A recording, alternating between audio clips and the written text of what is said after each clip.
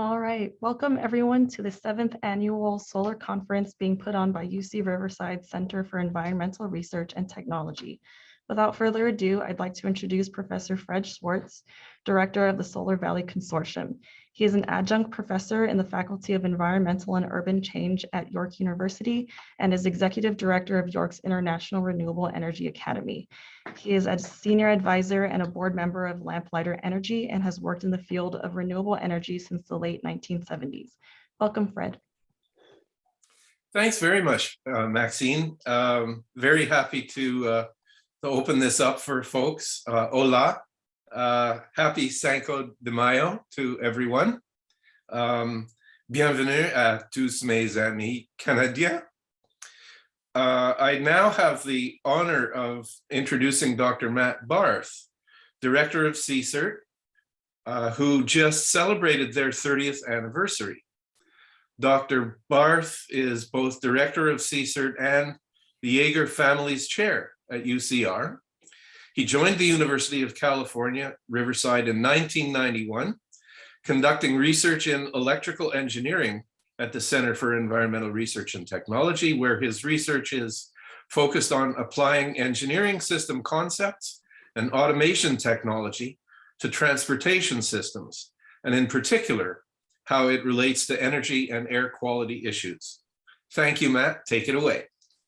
Great. Thank you very much, Fred. No, it's an honor to be here this morning and help kick off our Solar Valley conference.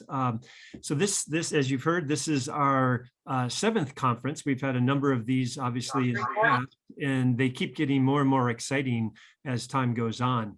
I wanted to say that, there's 2 entities as part of the College of Engineering Center for Environmental Research and Technology that are involved with this conference.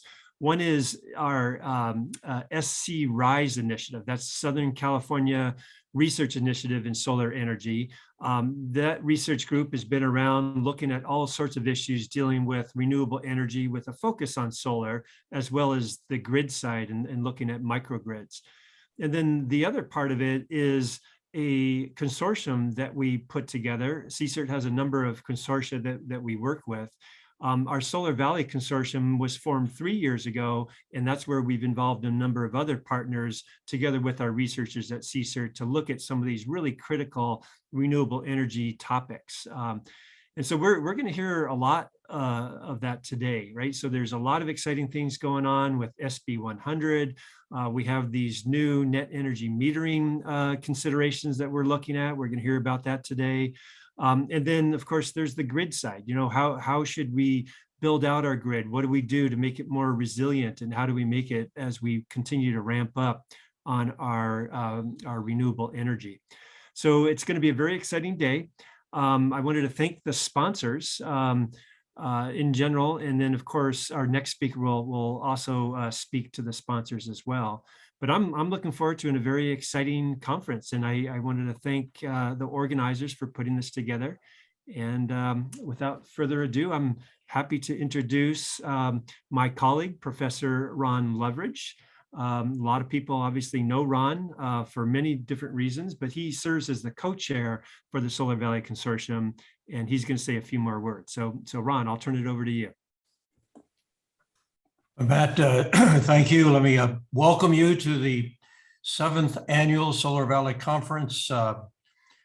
Along with Alfredo Martinez-Morales, I co-chair the Solar Valley Consortium. We thank you for joining us this morning. In politics, the litmus test of politics is voting with your feet, and you have done so. I want to thank and acknowledge the conference sponsors as well as members of the Solar Valley Consortium. They include Southern California Edison, Riverside Public Utilities, Sunrun, California Resources Board, Intersect Power, EDF Renewables, Riverside County, San Bernardino County, Western Riverside Councils of Governments, Grid Alternatives, and Inland Economic Growth Opportunities. And I particularly want to call out and recognize the important sponsorships today from SCE and RPU. The conference is designed to be an important and timely update and appraisal of solar energy and storage in inland Southern California. And here's the context of the conference. Riverside and San Bernardino counties can become the most attractive regions for solar in the United States. There are unique advantages here that argue for policies and a local tax structure to advance the cause of solar energy and capitalize on its already considerable local investment. As the region continues to grow and California moves toward renewable resource goals, there's an opportunity to balance development with good environmental policy and population increases with plentiful, reliable energy. The means to accomplish those objectives lies with the expansion of solar power and receptivity to the challenges of siting and financing, transmitting, interconnecting, and operating solar installations. The potential economic and social benefits present compelling reasons for Riverside and San Bernardino counties to become Solar Valley. What is the purpose of the consortium? It's to boost and foster the deployment of solar power and storage throughout inland Southern California, and to build a clean energy economy based on sustainable local resources. The consortium invites your attention and participation. I encourage you to look for future events and newsletters, and policy papers, and research studies hosted, prepared, and sponsored by the Solar Valley Consortium. Thank you very much, Dr. Loveridge. That was a great intro. Thank you for your guidance and continued commitment to clean energy and to this region, inland Southern California. I now have the pleasure of introducing our keynote address, which is from Vice Chair of the California Energy Commission, Siva Gunda. Vice Chair was appointed as a commissioner in February 2021 and was elevated to Vice Chair in September 2021. He is the lead commissioner for energy assessments and previously served as manager of the Demand Analysis Office and as deputy director of the Energy Assessments Division. Please welcome Vice Chair Gunda. Take it away. Thank you so much, Dr. Schwartz, for that kind introduction. I just want to say good morning to everybody. Thank you for being a part of this conversation today. And thank you so much for the opportunity to be here and share some thoughts as we go into these amazing panels that I saw the lineup today. Have some colleagues that I work with on some important topics, starting with, net metering, the conversations around that, the behind the meter solar at large, and all sorts of topics. So congratulations to the organizers for putting such an amazing event, and I look forward to passively listening to the conversations all through the day. Also want to commend the leadership at UC Riverside and the counties of Riverside and San Bernardino that are going to continue to play a major role in the state's clean energy transition, and look forward to both engaging on a personal level, but also in my professional role at the Energy Commission to continue these conversations on how best the state could support the counties as they continue to farm the sun. I recently heard it from somebody in the county, just kind of thinking about, how do we farm the sun and really be a part of this, major push. Before I go into my kind of planned remarks, just want to give a shout out to Dr. Schwartz, Dr. Barth, and Dr. Loveridge for, thank you for your continued leadership in all the work we're doing collectively here. I want to also note that California had a major clean energy milestone on April 30th, and I know a number of you might be following that. We served nearly 100% of our load with clean resources on April 30th. That's, nearly 2/3 of it was coming from solar, and the rest was coming from wind, geothermal, and other clean energy resources.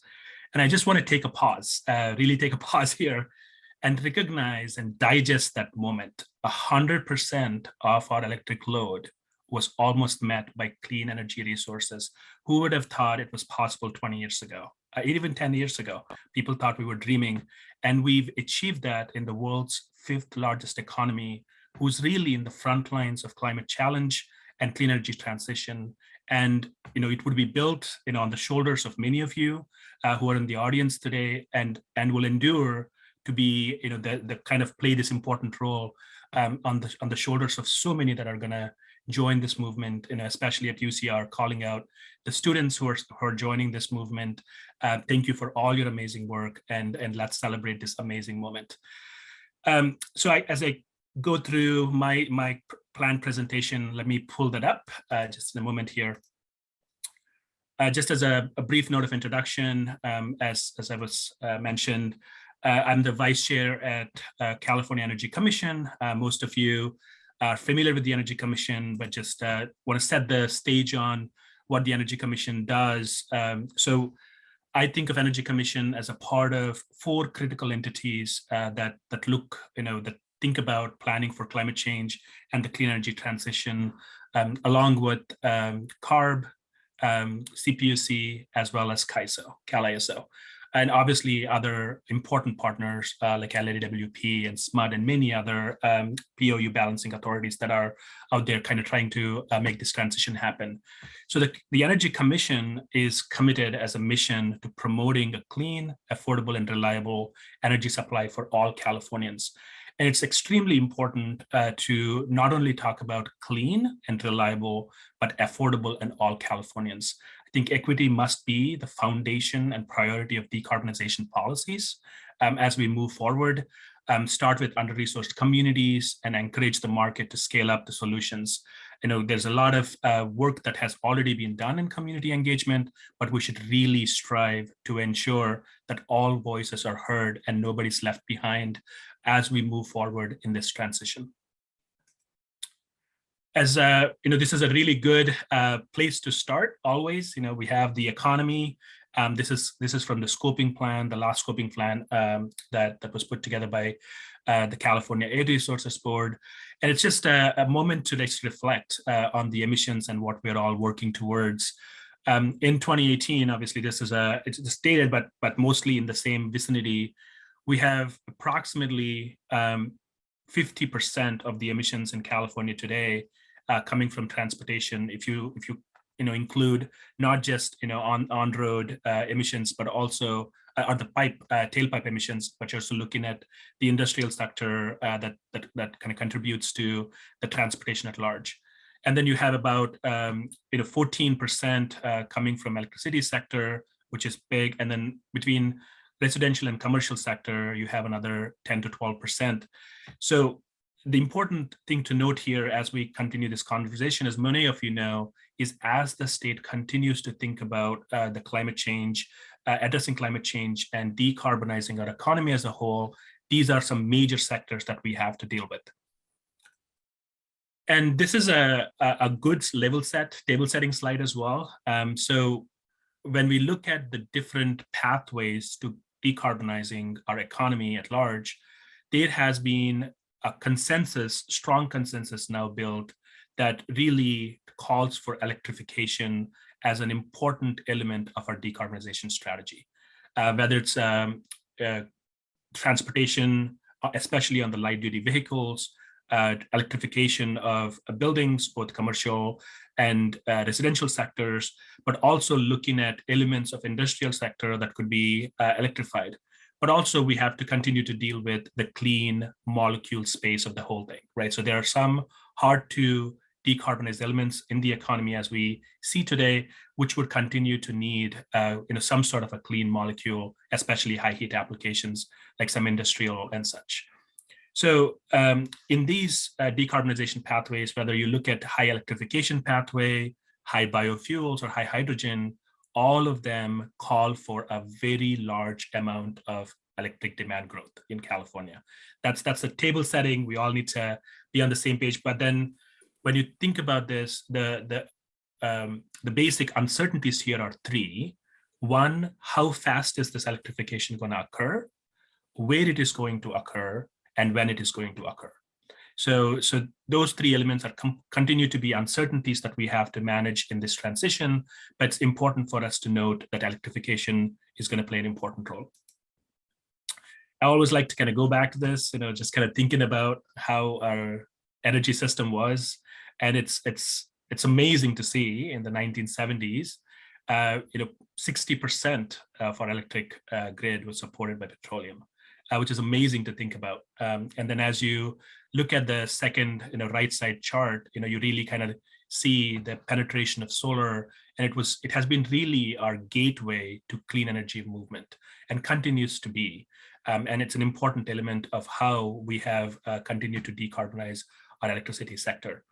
And I think it's important to also note just some high level context, right? So whether we went through 1973 oil crisis, the 1992 UN framework on climate change, or the latest IPCC assessment, there are some key elements that we've all noted over the last 30, 40 years that are important to us as we think about energy: affordability, economic growth, energy independence and security, equity, climate change, quality of life, reliability and resiliency, safety and sustainability. None of them have really changed over the last 30, 40 years. We've always talked at them. We just talk about them slightly in different colors and lenses. So then I'm going to just pivot to the importance of the SB 100 bill. So I know as we kind of talk through this, we kind of first level set that climate change is here, and California is really at the front lines. We have seen all sorts of things happen over the last 2-3 years, especially both from fires, drought, extreme heat, and we really there is no denying in California. And it's really great that there is a broad consensus that climate change is here and we have to deal with that. And there has been incredible amount of support from the administration, the legislature, in really articulating the importance of addressing this, and then really putting in legislation, both in terms of budgets as well as direction and goals to really help California move forward. So SB 100 is one of them, right? It's a landmark legislation that was passed in 2018, aiming to three things. One, it sets a goal, 2045 goal, of powering all retail electricity sold in California and state agencies to be met by renewable and zero carbon resources. It's a 2045, it's a huge, bold goal. We are already on path to that pretty well. If you look at the averages of how much zero carbon we have, it's about 60%. It kind of goes up and down depending on the years of hydro, but there is a real hope that we can achieve this. This is achievable. And the stat that we talked about, nearly 100% of our system being met with clean energy resources, just last month, is an incredible milestone and a celebration as we move forward. And it's important to have that hope that we're gonna meet this. The second is that it updates the RPS standard to 60% by 2030. And finally, it required the agencies, the CEC, CPUC, and CARB, to use programs under existing laws to achieve SB 100. So we have the direction, whether it be our data collection authorities, whether it be our funding authorities or policy and planning authority, we really have an opportunity to move advance SB 100. Benefits are very clear. It improves public health, advances energy equity, and restores and creates clean energy jobs. And all three are extremely important, but I want to continue to stress the importance of equity and clean energy transition. I kind of try to be as vulnerable and honest in these conversations, which is, we have built the economy of California on fossil, the economy at large has grown because of all the different kinds of energy we've used. Now we are at a point that we know that we cannot continue to rely on fossil, and that is detrimental to the environment. And it's an existential threat to our children coming after that. So it's important to address that, but it's also important to ensure the workforce, the labor that have worked in the energy industry, to have a clean path for transition into the clean energy jobs. It's a responsibility of all of us to ensure that happens. And so there's a joint agency report that was developed for assessing the viability of this. And I want to just go into a couple of high-level themes here. So one, we've done a lot of public outreach, not as much as we would like to, but we tried to. We have a very short time period to assess it. So what we were able to do in 2021 report is to first assess some high level, whether it's feasible or not, and then lay out all the recommendations on what else needs to be done to ensure that the SB 100 goals could really be realized. And I also want to note a couple other points here, which is when we studied the very first report, we haven't had the time to do a thorough reliability analysis, and also did not really have an opportunity to assess the optimal level of bulk grid and distribution side, the community scale. So that's something we're going to continue to improve up on for the next report, but really thinking about how do we optimize both sides of the equation, bulk and distribution, but also how do we think about reliability and expansion of some of these resources.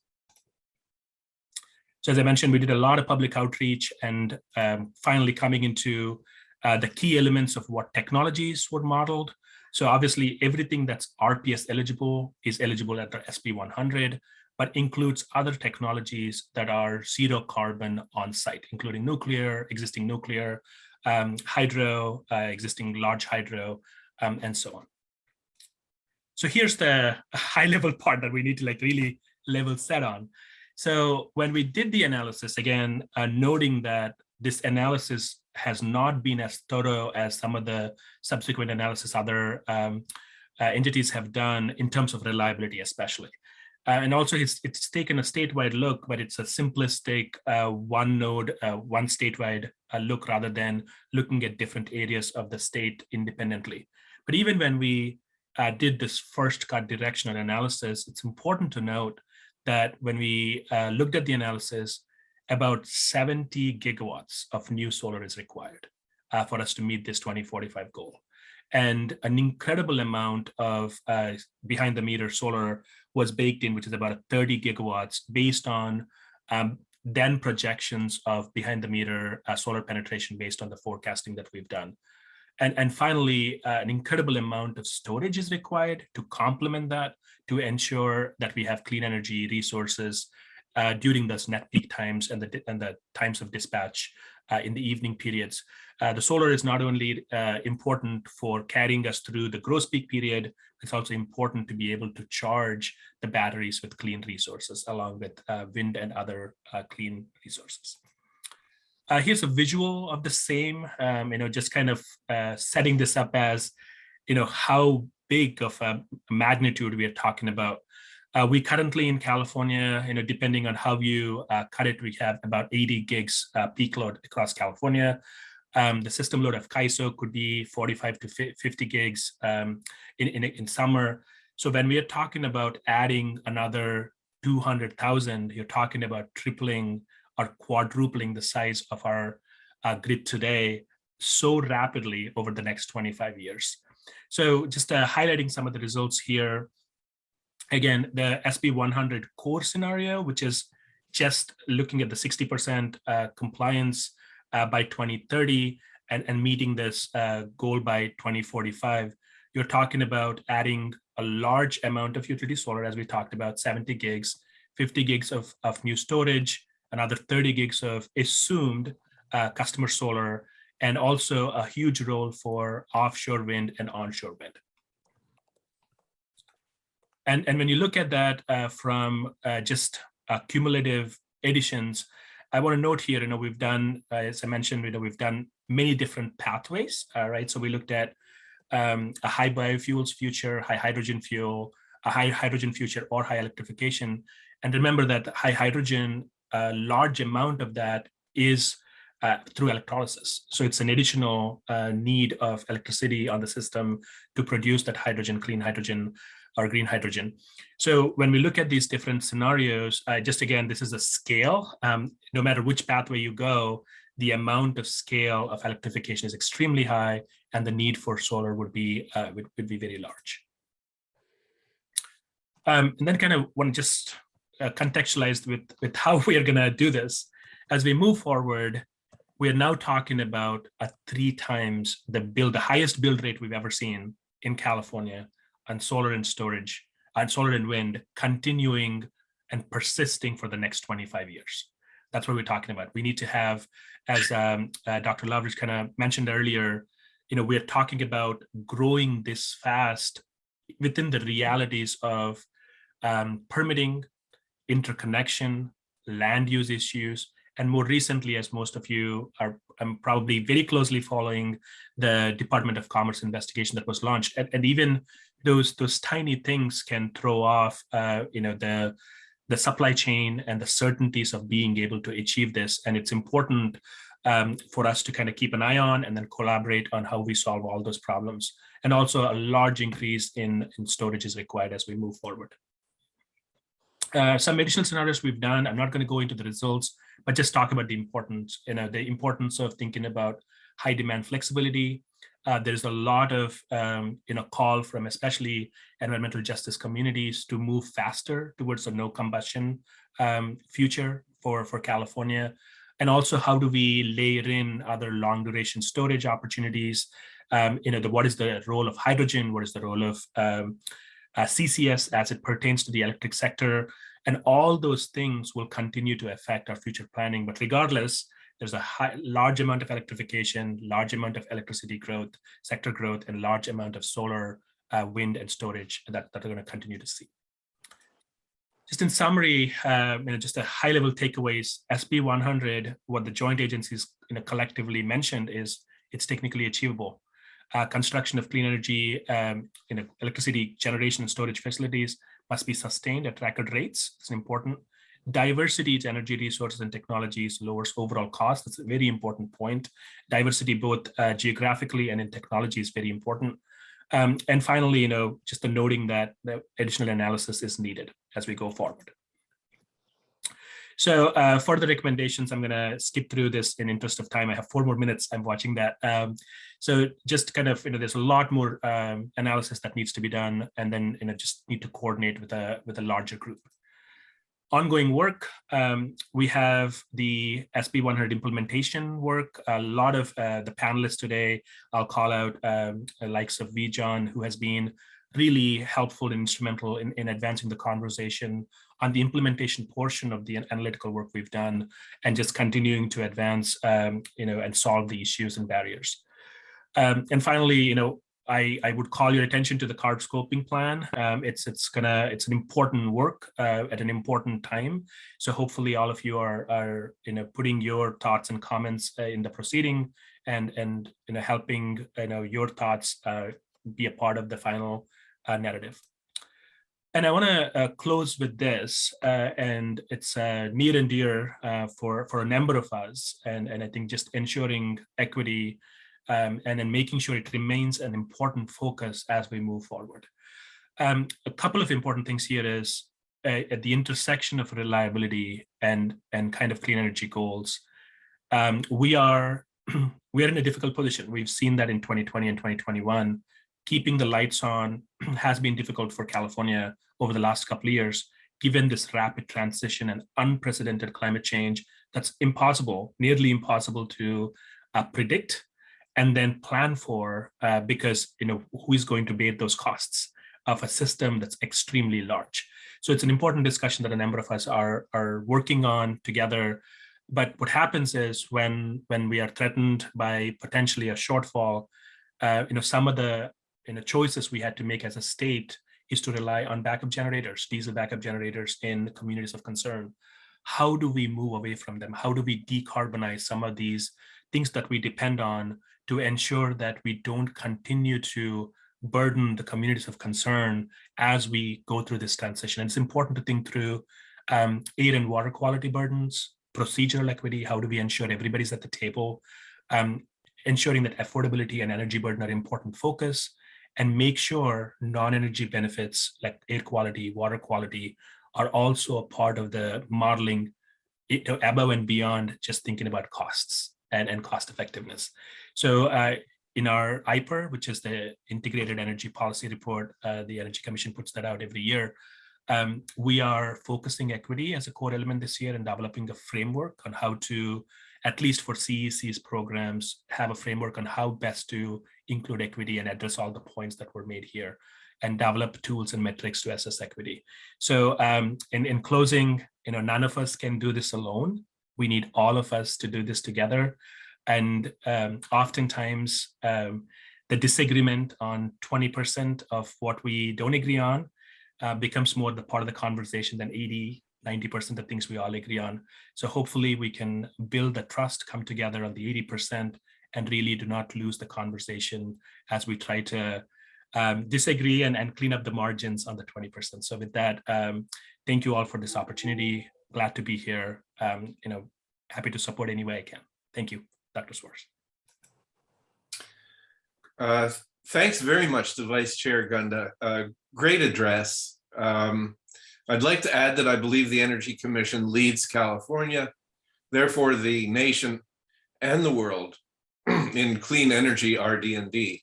It's an amazing organization, lots of history there. Two things that you mentioned really struck me. One is that you mentioned the potential role of younger folks.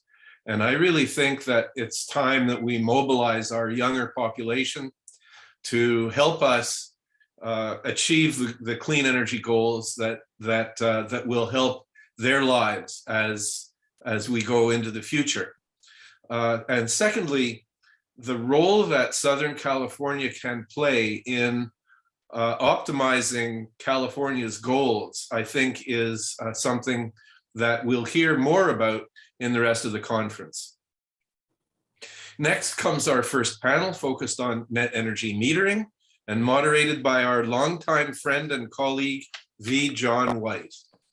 John is the co-founder of the Center for Energy Efficiency and Renewable Technologies. He is the legislative director of the Clean Power Campaign. Over his lengthy career, he has been involved in developing legislation and innovative regulatory programs focused on air quality, renewable energy resources, and the mitigation of global warming. John, take it away. Thank you, Fred.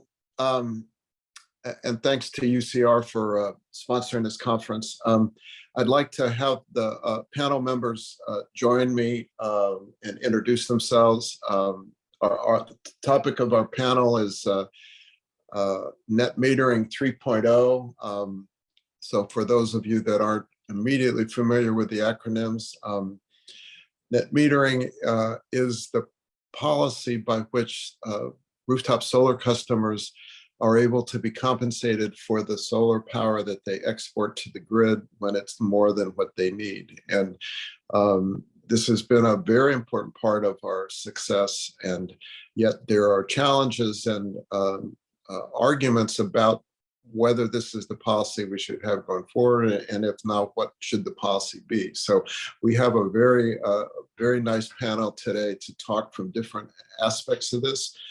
First is my longtime friend and colleague, Bernadette del Chiaro, who has a distinguished career of advocacy, both in the nonprofit NGO world, as well as on behalf of the California Solar Energy and Storage Alliance. Probably more than anyone currently working in this space has more to do with the success of the rooftop solar industry in California and the success of cost reductions coming to this sector. So thank you for being with us, Bernadette. And then Rick Umoff is with SEIA, the Solar Energy Industry Association, which is the National Trade Association working on solar, but Rick is very active in California, both with respect to large scale solar as well as rooftops. So thank you for being with us, Rick. And then Jaime Alonso from Grid Alternatives is working in the nonprofit sector, deploying solar in disadvantaged communities and creating opportunities for what we might say is solar for all. So those are our panels, and I really, we're going to try to be informal this morning. I think Rick has some slides maybe, but so Rick, since you got the slides, let's let you start.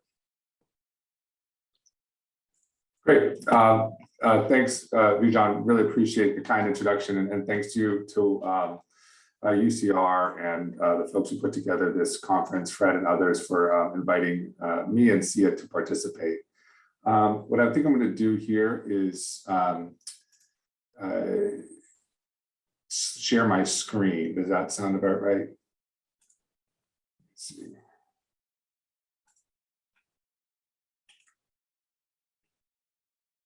Just a moment.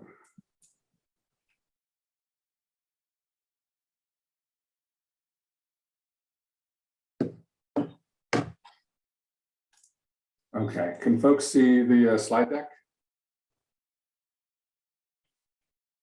I can't. Not yet.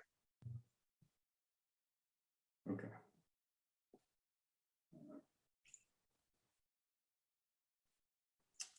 And how about now? There we Yes. go. Great. All right. I'm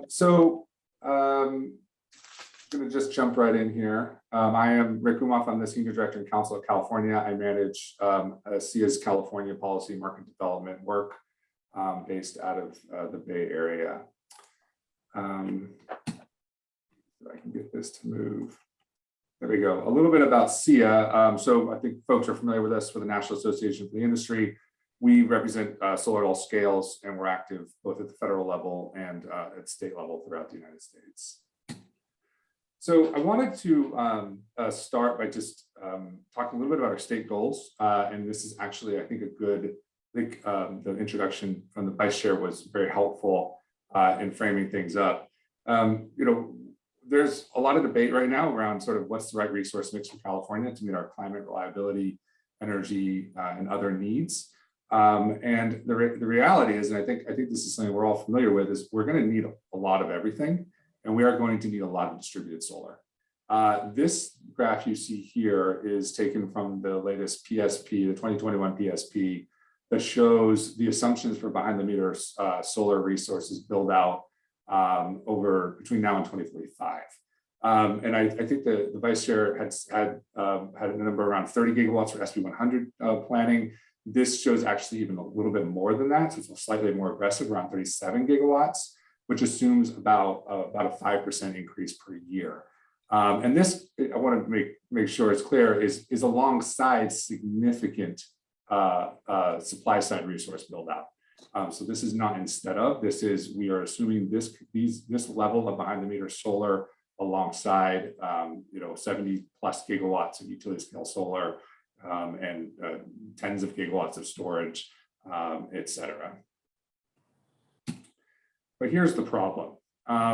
In California right now, we're faced with a NEM proposal that takes us in the other direction.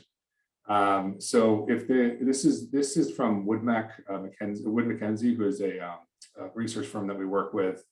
And what they did is they looked at what the forecast for distributed solar would have been with a NEM decision that changed NEM, but not in such a draconian fashion as what is in the proposed decision.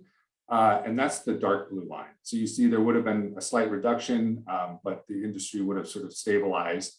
If the PUC were to adopt the pending proposed decision, we would see the market essentially cut in half by 2024.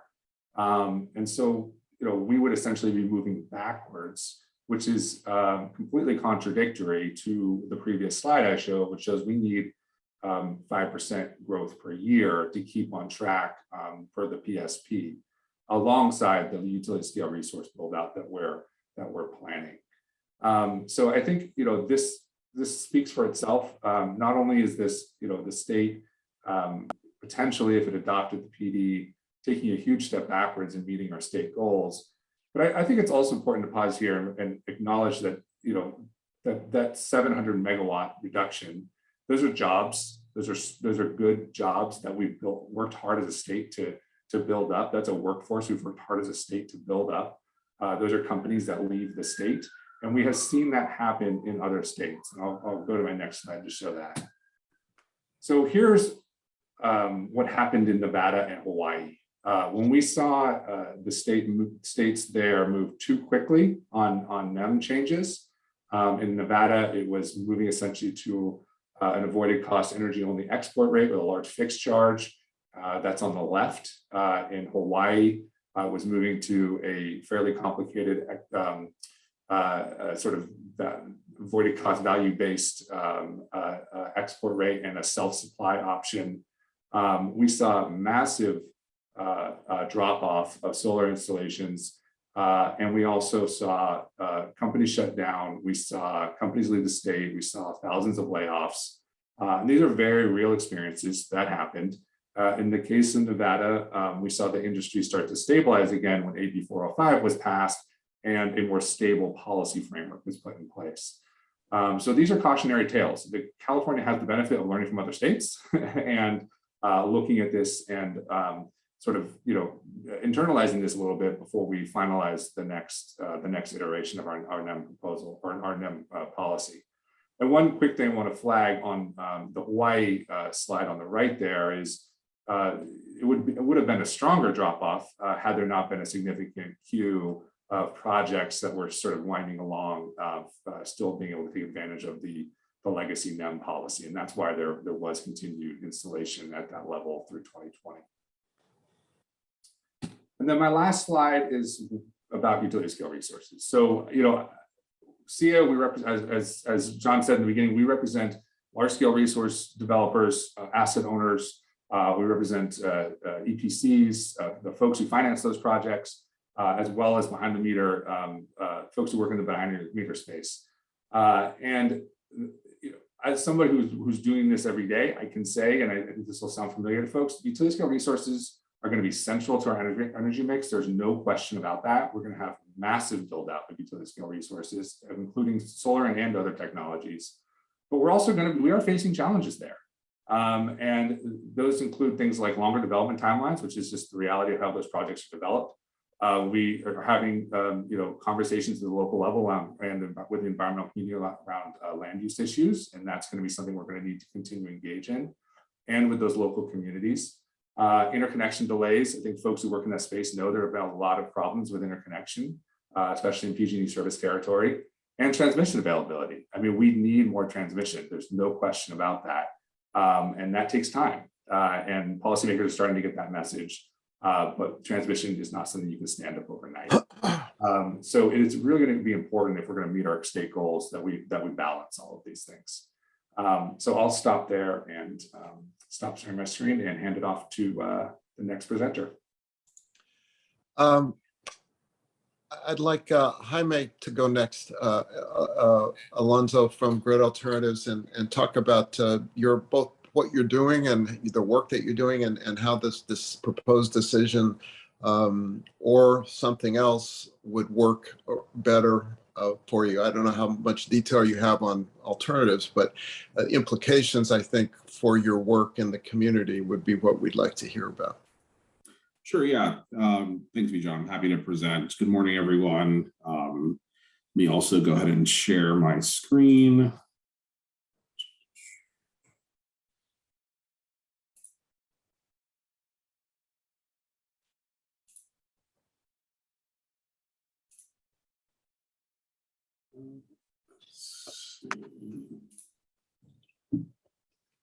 Are you all able to see my screen? Yes. Okay. Great. Well, thanks for that introduction, John. I just want to say a little bit about myself. I'm the current executive director for Grid Alternatives Inland Empire Region. For us, the Inland Empire Region consists of all of Riverside, San Bernardino, and Inyo counties, and includes large portions of some of the ancestral lands of Quillas, Chemehueve, Serrano, Tongva, Kawase, Paiute, and Shoshone tribes people. I actually grew up in the area, grew up in the Eastern Coachella Valley, was raised, at the time, was unincorporated community of Riverside County, just north of the Salton Sea. Those of you who are familiar with this region know that people flock to it during the cooler months and leave during the hot summer months when temperatures can get up to like 120 degrees. But that wasn't really a choice for my family. They were farm workers. So they spent a lot of time out in the fields, and then we cooled ourselves at night, usually with a swamp cooler. I came back about 3 years ago to manage Grid Alternatives Inland Empire office after living on the East Coast. I practiced law for some time. So really happy to be back and having been back in the last 3 years to work in a community that I'm very familiar with in a particular area that I'm passionate about. So thank you again for inviting me. So my hope for today is for each of you to leave with an understanding of Grid's work in the region, and in particular, the NEM 3.0 process and how it can better address the needs, preferences, and values of environmental justice communities. I'm going to be doing that through 6 slides, a very short presentation, I hope. First, I'm just talk about a little bit about grid. So it'll be one slide. I'm going to frame the NEM3 discussion and talk about some of the regional impacts of the proposed decision. And then just finish with some takeaways around prioritizing environmental justice communities, a reflection, and then just sharing some grid point of context around this issue. So just really quickly about grid, we were established in 2001. Our IE office was actually established in 2011 under the leadership of Bambi Tran, who's now serving as the Vice President of Regions. Today, GRID's a leading voice in low-income solar policy and the nation's largest nonprofit renewable energy installer. We serve families throughout the country, mostly in California, but also in Colorado and the Mid-Atlantic. We have a growing international program, as well as a growing tribal program. Our mission is pretty simple.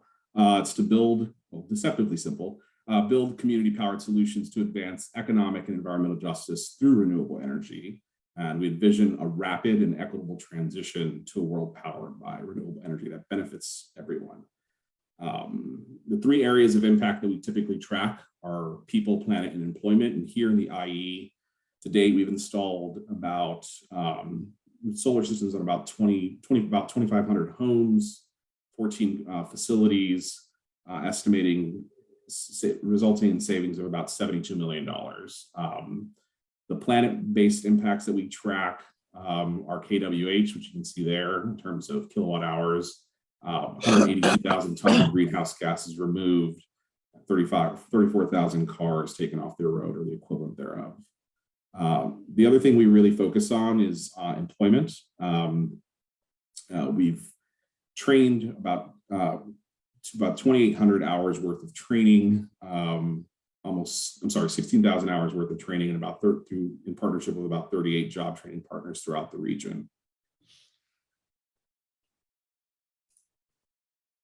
So, when thinking about policy, we like to think about how we frame the policy discussion. And there are three areas that we think are important to frame this discussion around. Those are equity, whether it's responsive, and the appropriateness of a particular policy. So with respect to equity, when evaluating policy, there are basically two questions that we think should be asked: is who benefits and who bears the burden? While incentives that play a key role in driving early residential adoption in our state, those incentives have by and large flowed to higher income households. And that's basically contributed to a legacy of inequitable adoption. Here at Grid IE, we serve households that fall at or below 80% of the area median income. And it's really those households who are at a risk of being shut out by NEM 3.0. Another question that should be asked asked of policymakers by the public is whether the proposal satisfies the needs, preferences, and values of a particular community. At Grid, we know from our work that environmental justice communities care about three things: savings, jobs, and safety. And finally, policymakers in the climate and energy space really should be prepared to articulate how a proposal will accomplish the desired outcomes of California's renewable energy goals, and whether it helps or hinders the ability for all household groups to participate in these goals. So equity. As published, the proposed decision for NEM 3.0 would essentially exclude an estimated 2 million households who are at or beneath 80% AMI, but are not would not be eligible for CARE or FARA.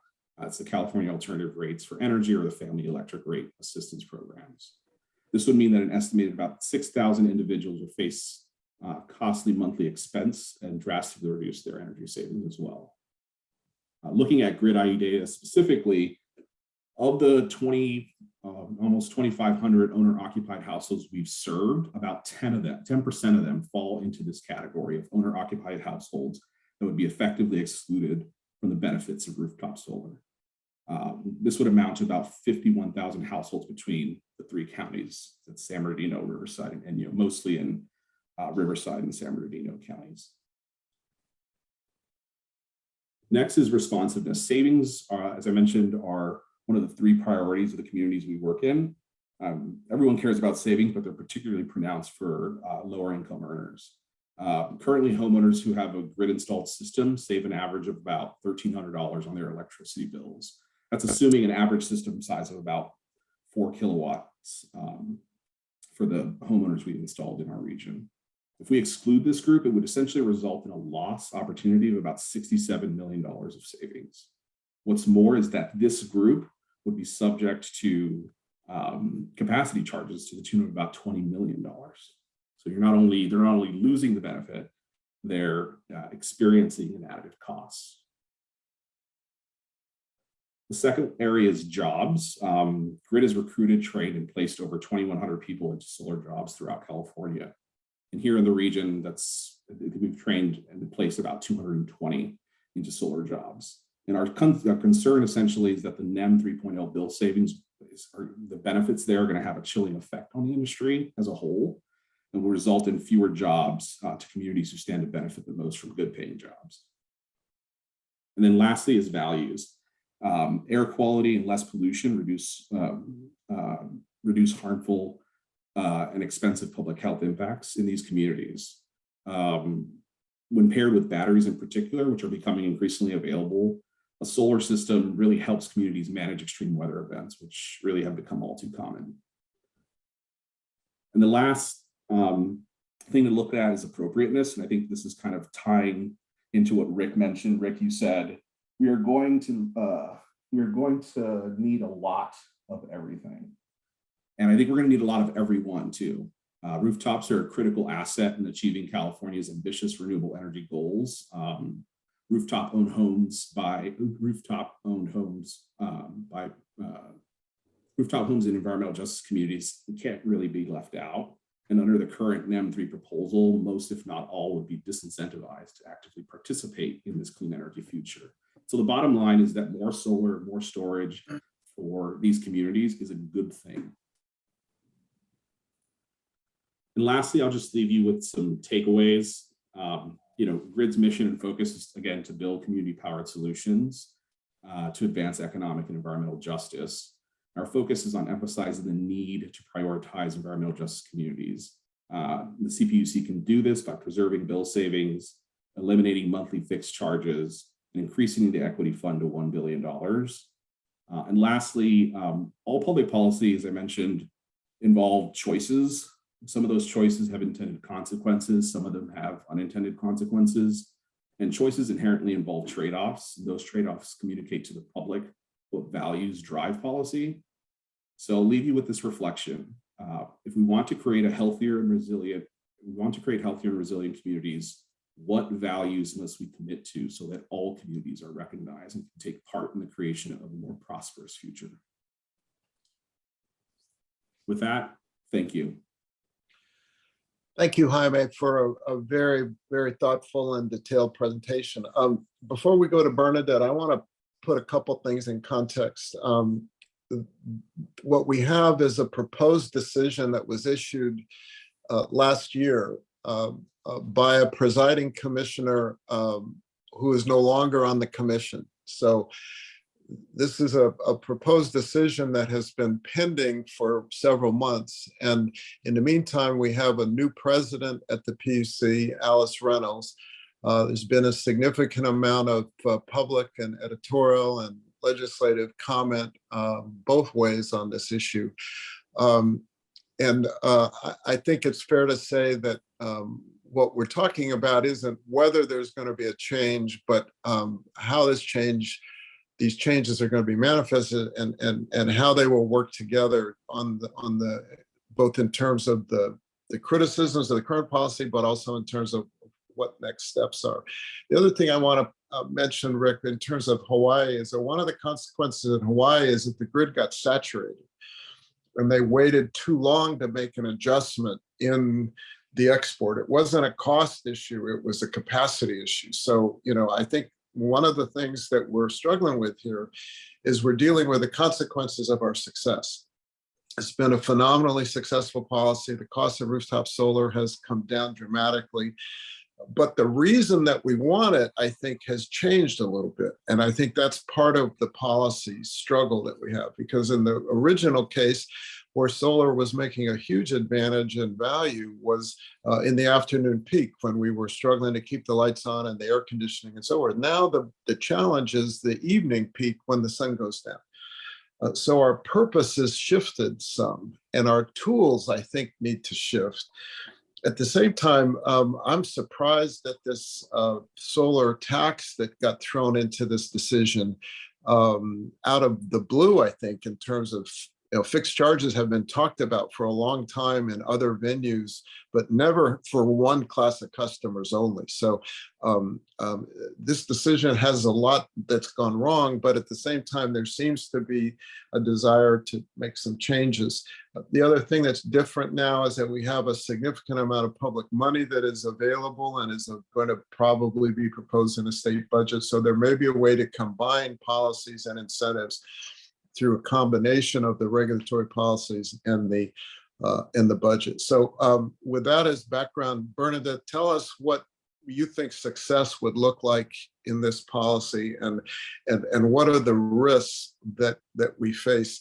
Because I think before I finish, one thing that Siva Gunda said that's very important is the recognition of the problems with reliability and the need to protect disadvantaged communities from natural gas pollution, and the role of rooftop solar in providing that alternative to the gas plants is I think a key part of the future. So anyway, Bernadette. Great. Thank you, John. Thank you for your introduction earlier. Jaime, Rick, excellent presentations. Always good to be on a panel with you both. And thanks to UCR for pulling us together. Bernadette Del Chiaro, I'm the Executive Director of the California Solar and Storage Association. CALSSA, we represent over 700 business members focused on the distributed side of the California solar and storage market. Everything from industrial and agricultural projects that can be quite large, all the way down to small individual residential rooftop systems. And we're proud to have Grid Alternatives as a member of ours. So I will attempt to answer those questions, John, and fly through a couple of slides first along the way. So I think, John, many of us have been at this for a very long time. I think it's interesting to step back sometimes and look at the evolution of the messaging that have been sort of levied against solar over the many years, at least that I have been advocating for solar energy, pro-solar policies.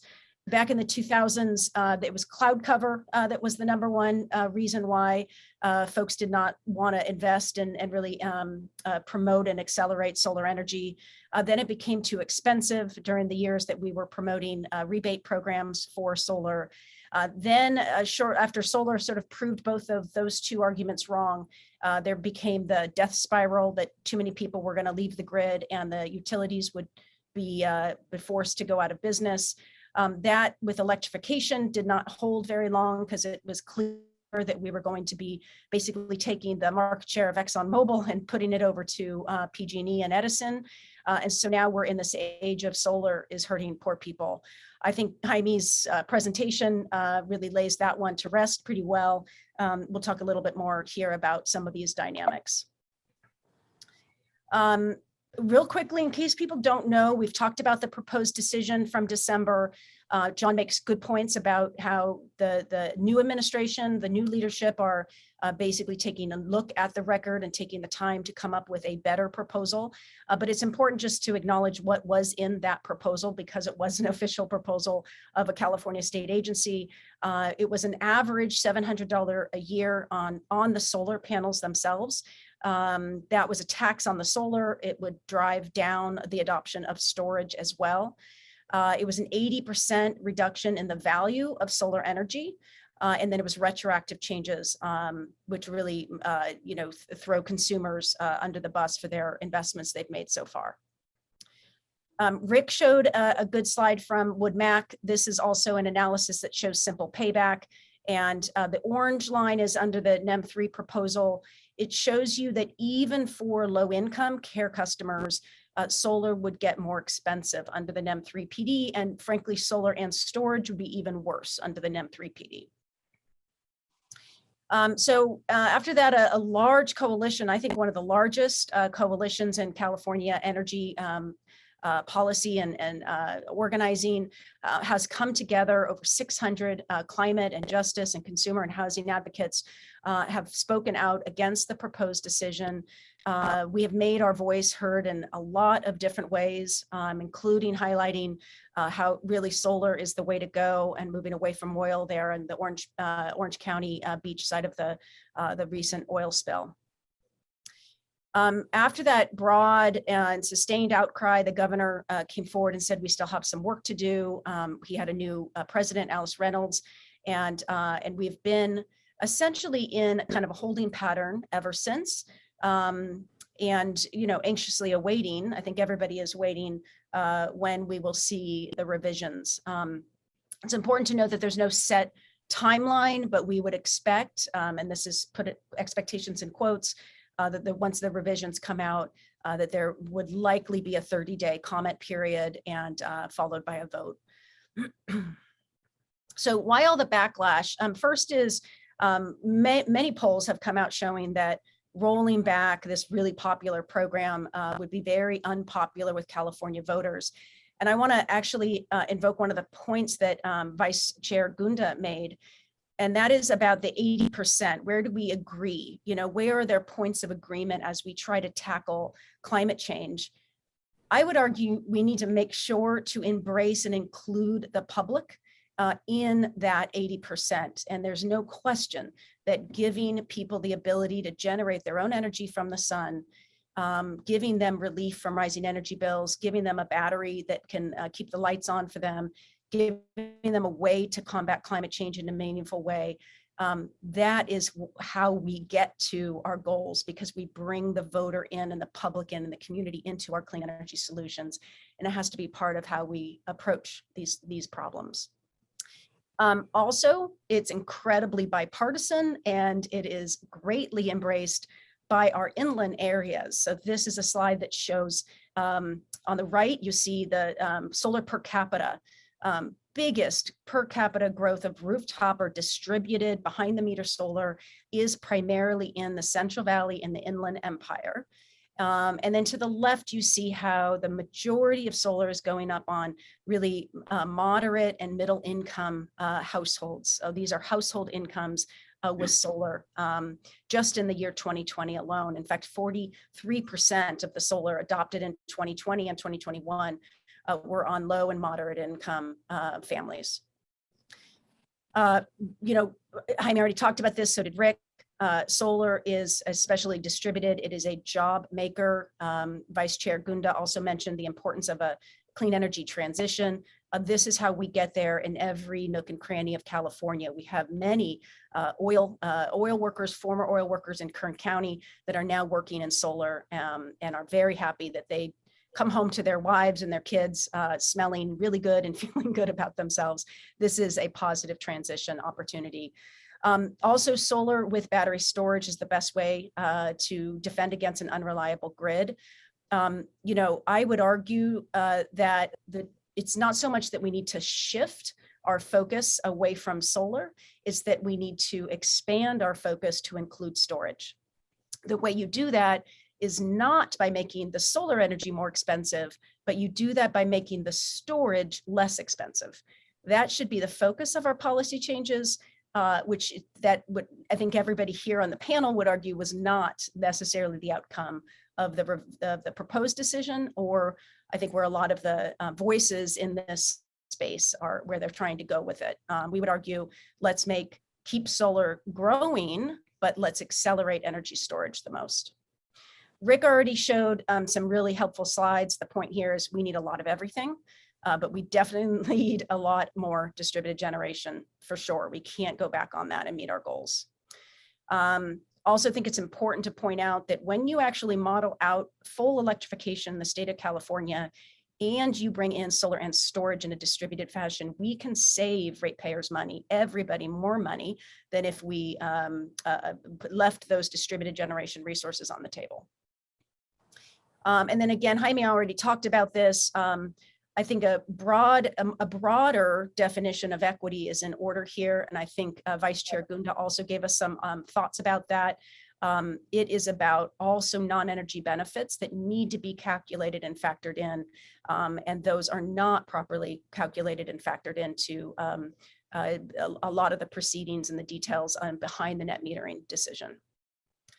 Some quick 6 points that we want to leave you with of how we're going to be evaluating the revised proposal. Plain and simple, no solar tax. We should not be taxing solar energy at a time when the state of California is trying to mute the impact of inflation and rising oil costs, and we're talking about tax credits for consumers that drive. We really should not be taxing solar at the same time that we're providing tax credits for gasoline. Second is we need to focus on the middle and the working class. I think, again, Jaime's slides help make this point, but that is the core of our market. And if you make solar more expensive for average everyday people, you are going to hurt those people and you're going to hurt the market. Third is we need a glide path for storage. We need to accelerate it. And we need to look at all the different ways. Net metering, a strong net metering policy is absolutely one of the most powerful ways we can grow storage. There are other things we need to do that we're frankly not doing as a state right now when it comes to distributed storage. And then we need to expand equity by making rooftop solar and storage more accessible, not less. We need to accelerate the pace for getting to 100% renewable energy. And we need to not impede California's 30 by 30 conservation goals. I'm going to leave with last 2 slides here. Just a reminder, I think a lot of people don't quite realize the importance of the distributed generation market in California. It is almost half of the entire solar market in California. I think a lot of people think it's like, just window dressing or something, and that the main electrons come from utility scale solar farms. They're both important, they're both critical, and both markets are quite powerful and an important part of how California is going to get to its goals. And they're also really important in the very, very near term. So the slide on the right shows projected utility scale developments and those already built over the next 3 years by 2024, plus projected DG. This assumes no major changes that really gut the market, like what Rick's slide projected if the NEM3 proposal was adopted. But you'll see the point here again is just to show how important these distributed generation resources are for both keeping the lights on, because we need more electrons on the California grid, and for building out energy storage as well. So with that, I'll hand it back to you, John, and thank you again for having us. Thank you, Bernadette. Well, we've covered the solar side of the question. I think one of the issues that we haven't talked about is the affordability impacts of solar on non-participating customers, not necessarily poor people, as well as this issue of the different value that solar creates at different moments. It seems to me that the most important part, it isn't just a matter of adding storage and making solar cheap. It's a matter of solar being deployed to provide the greatest value.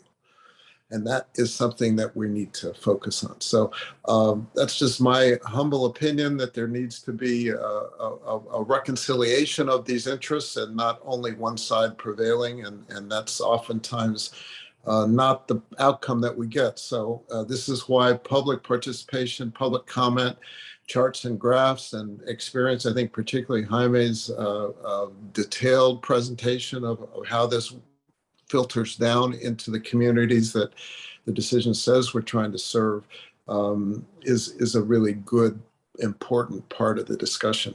I know we're running short on time, but Fred, do we have time for questions? I know people are going to post them in the chat. Yes, we have roughly 15 minutes for questions amongst panelists and the audience. Okay, do we have anything in the chat, or do we want to have any cross? Could I comment quickly on it while we're collecting questions, make a comment in response to your comments just now? Yes. So I first of all, I really appreciate the additional color you're adding to the conversation. It's very helpful. And I think I want to be clear that the solar industry doesn't disagree that we need to continue to sort of evolve how we use the resource. And that's not just on the distributed side. I mean, that's on the utility scale side too. The resource needs to continue to be, valuable to the state, right? And as the grid's needs change, as our climate needs change in terms of when the emissions are happening, it's important that we put in policies in place that sort of ensure either customers are incentivized or the load serving entities are incentivized to use the resource in a way that's most beneficial to all ratepayers. And that's why we put forward, for example, in our proposal, and this is something that the PUC did pick up on, the use of electrification rates that are more variable and sends price signals to customers to adopt storage and operate their systems in ways that are most beneficial to the grid. The key though here is really is evolution. This needs to be an evolution.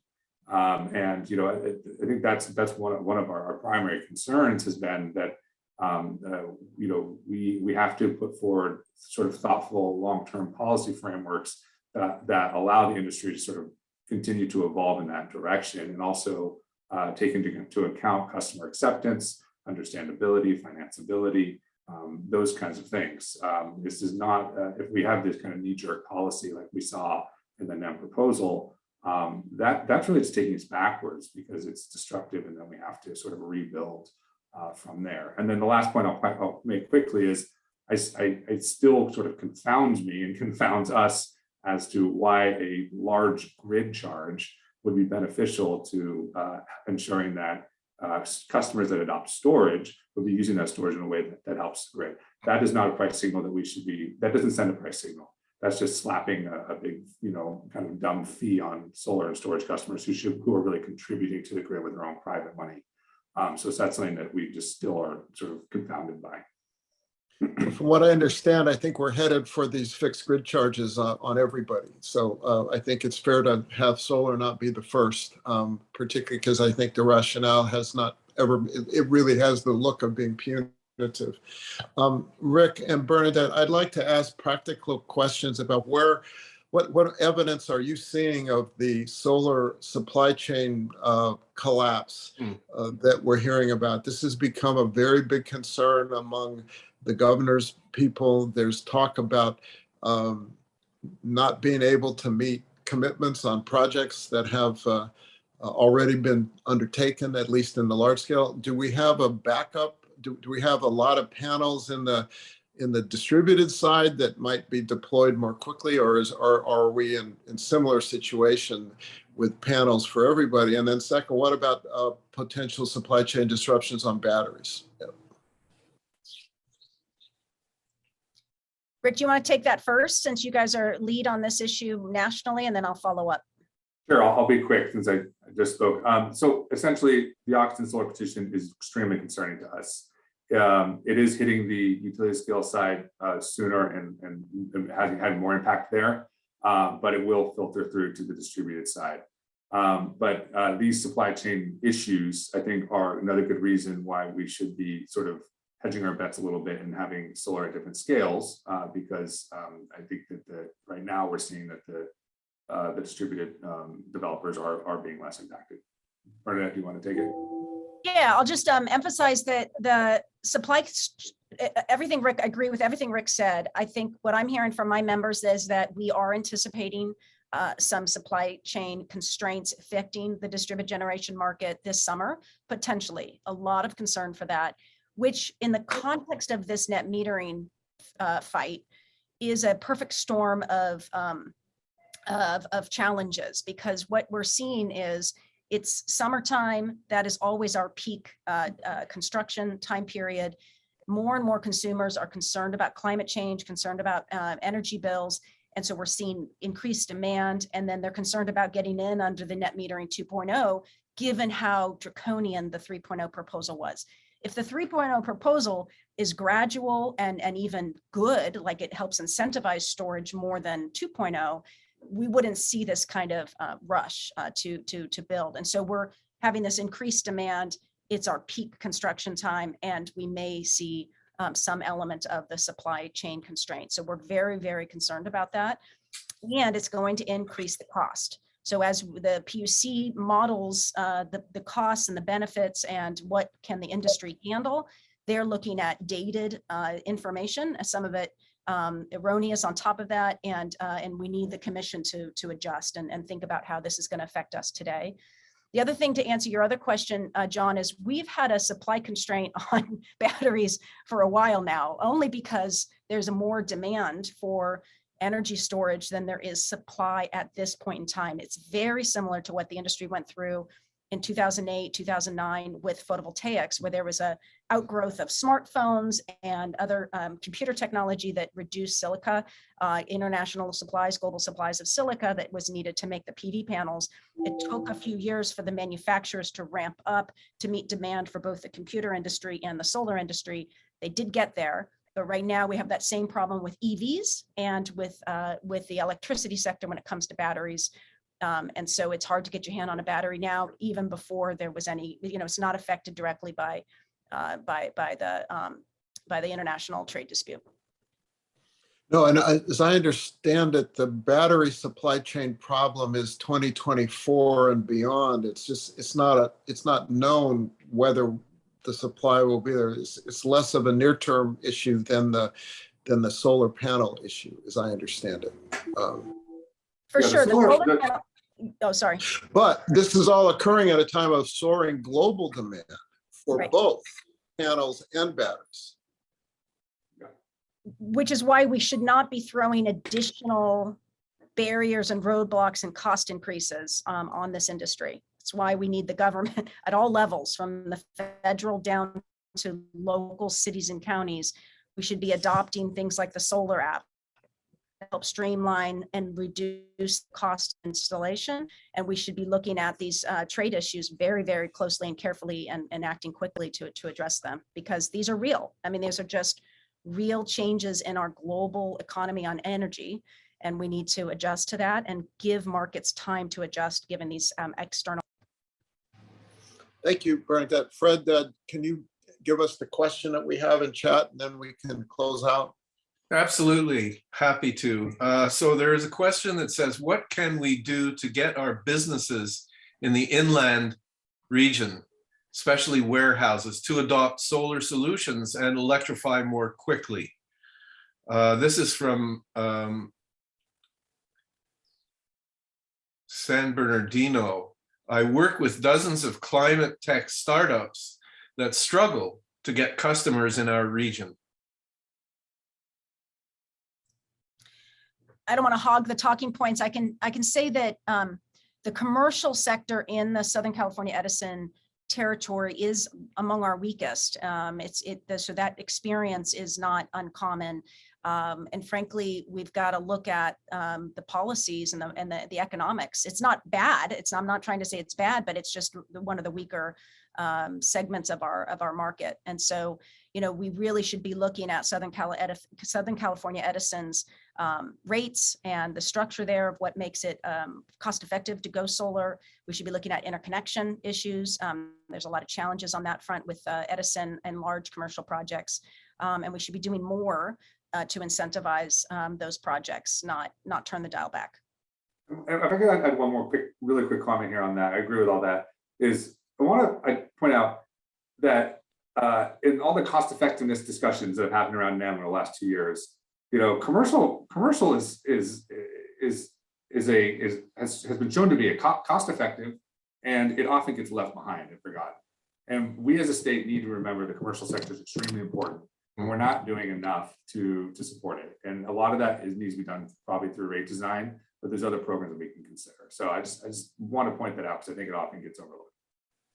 Yeah, and I would emphasize Bernadette's point about the delays on interconnection. This is not just for distributed solar. It's across the board. There's a backlog on interconnection, a backlog on upgrades, and we need Edison to work with its partners and get to work. I know there's supply chain issues with labor and so forth, but we've got to be able to execute. We're now at a stage where renewables and solar and wind storage are cheaper than the alternatives. So the more we buy, the sooner we buy, the lower the costs for the whole system. So that's a very different circumstance. from what we are used to. And I think the regulators are still used to thinking about solar and renewables are too expensive. We got to not buy too much too soon and be sure we don't spend too much money. But in fact, we're now at a stage where the faster we can deploy, the faster we can help lower costs. So that's a very different and encouraging sign, but it means it takes a premium on execution. I think Bernadette's exactly right. Local governments got to not take too long on processing permits. People got to help. First responders got to find out about batteries. I mean, there's a lot of good, important work to do, but we need to have a sense of urgency because we're running out of time on a number of fronts. So with that, I think we'll close the panel. I try to stay within time. A very, very quality group of presenters, and I hope everybody in the audience enjoyed getting caught up to date on this important policy issue. So I thank you for your attention, and thanks to Fred and UCR for having us. Thank you. Really tremendous panel, very thoughtful, well presented. Thanks to John for moderating. This is a very interesting and important topic, and I think that a lot of the ideas that have come out here may be very helpful. So we're now moving to panel 2, whose task it is to imagine what the grid should look like in 2035 in order to meet California's clean energy goals. Our panel 2 moderator is Dr. Alfredo Martinez-Morales. He's the managing director of the Southern California Research Initiative for Solar Energy, called SCRISE, is research professor at the Bournes College of Engineering Center for Environmental Research and Technology. And along with Dr. Loveridge, he co-chairs our Solar Valley Consortium. Welcome, Alfredo. Thank you, Fred. Good morning to everyone. Very excited to be part of this second panel. This morning we have 3 great panelists with us. Let me start by saying that as a research faculty at UC Riverside's College of Engineering, I have the opportunity to be involved in applied research that looks at some of the new technologies that will help us to reach our goals for 2035, 2045, 2050, and beyond. So I'm particularly excited about this panel. And this morning we have 3 great panelists. We have Terang Kim from Southern California Edison, Ed Smeloff from recently retired from Boat Solar, and we also have Suzanne Leta with SunPower. We're going to get started with Terang Kim. Terang is currently principal manager in strategic planning at Edison International. Before his current role, he was senior project manager in strategic planning at Southern California Edison, working on a variety of projects related to clean energy, distributed generation, and utility strategy. Thank you, Terang, for being with us this morning. Go ahead and take it away when you're ready. Thanks so much, Alfredo. Can you hear me well? Yes, we can hear you well. Thank you. All right. I will start sharing my Okay, Terang, I am having a little bit of trouble hearing you. I don't know if that's the case for everybody else. Presentation I mean, see that also on your screen, just make sure it's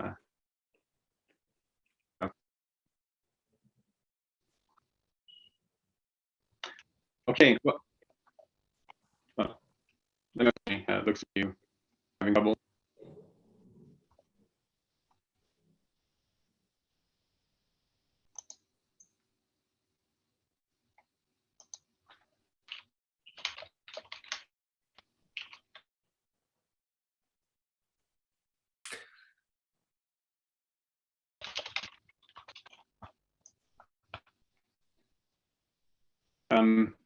Could you hear me? Yes. Yes, we can hear you. Thank you. Yeah, sorry about that. It looks like the video is taking up bandwidth while I share screen. So maybe now it works. Yes. It's, Okay, I got a thumbs up. Thanks. Yeah, and I'll go on camera after I share screen. I think that's the issue. Really happy to be here, invited. Thank you for the opportunity to talk about the future of the grid to enable the clean energy future that California is strongly pushing, and really looking forward to a good discussion today. So let me talk about the vision that we've laid out for Reimagine the Grid. And this is a product of a couple of years of work we've had in visioning what the future needs to look like for decarbonization challenges that we face in California. Before I get into the actual vision of that grid, let me, as preamble, start by talking about our vision of Pathway 2045, which is our roadmap to a clean energy future in California to achieve the carbon neutrality and full decarbonization goals that the state has set for 2045. So to get to that, we have to be fully have a fully decarbonized electric system. So 100% of all the retail electricity in California needs to be carbon free. To achieve that, there's a lot of levers to pull. One very important one, which is because of the really outsized role that the transportation sector plays in the economy in terms of greenhouse gas emissions, is electrifying transportation. So we need to get to, per our analysis, to about 75% of vehicles electrified by 2045. Similarly, for the buildings that we all live and work in, our view is that we need to push that all the way to 70% of buildings electrified in terms of space and water heating to be fueled by cleaner power. There will be definitely a lot of areas where it's going to be hard to electrify. So definitely we'll have to rely on low carbon fuels such as hydrogen to play a really important role too. And then even with all that, we will have to find ways, both natural and engineered, to sink the remaining carbon to achieve that full decarbonization. So it'll take a village, it'll take collaboration, but importantly, it'll take an electric system that plays the backbone role to enable the cleaning of all the other sectors of the economy. Just a quick check to see if you can still hear me, because I see frozen. Okay, great. Thanks, Fred. Okay, so let me give you a little bit of a sense of what it will look like in the future to have, this, again, 2045, to have this portfolio of power resources that will achieve the goal of full decarbonization. So you see here a couple of charts comparing 2020 with that end goal of 2045. And per our analysis, 2045, from the starting point today, we'll see an increase of 60% in total demand load, and then 40% in the peak load. Those are really big numbers and a big challenge given how we operate the grid today. But it is what needs to happen. So in terms of the size of the resources that we're expecting, just to give you some dimensionality here, we're expecting at the utility scale, large scale level, 80 gigawatts statewide of wind and solar, and then 30 gigawatts of large scale storage. Again, this is state level. And then on the distributed side, also really important role to play and a large amount of resources to the tune of 30 gigawatts of solar and 10 gigawatts of storage, again, statewide. So we're talking really big numbers here. And as you see in the bottom charts, you see that very diverse resource mix that will look a lot more variable than it looks today. And we will have to make sure we're leveraging all the different resources and technologies to achieve that.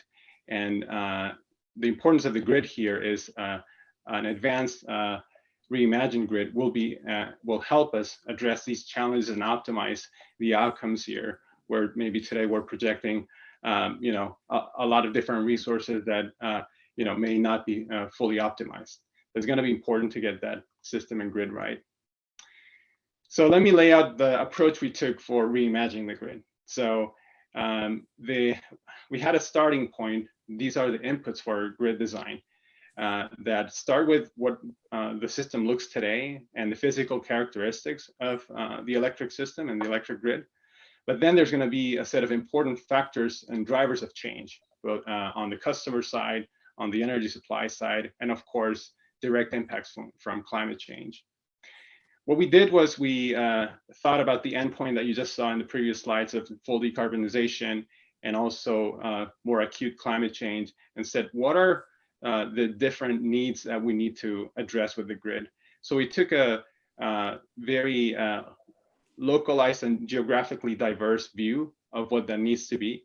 The needs won't be uniform, so we have to really capture what are some of the local attributes and characteristics that will define different type of grid objectives in different regions across the system. And also in terms of the capabilities, we defined the need to take a holistic view of what these grid capabilities need to be. Again, it's not going to be a uniform, old grid. It's going to have to be a very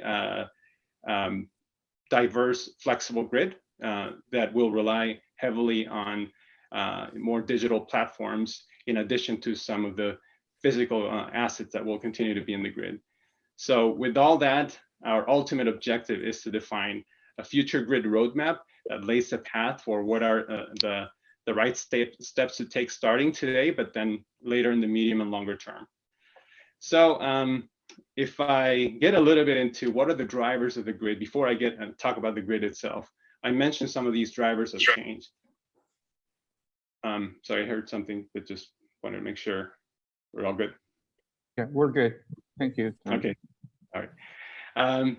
So yeah, starting with supply, energy supply. When we think of 2045 and the path to get there, obviously today we have already a high level of renewables, but we will have basically a 100% renewables future at the endpoint. So we're talking about a lot of intermittent power that today a lot of it is generated away from where the energy is consumed.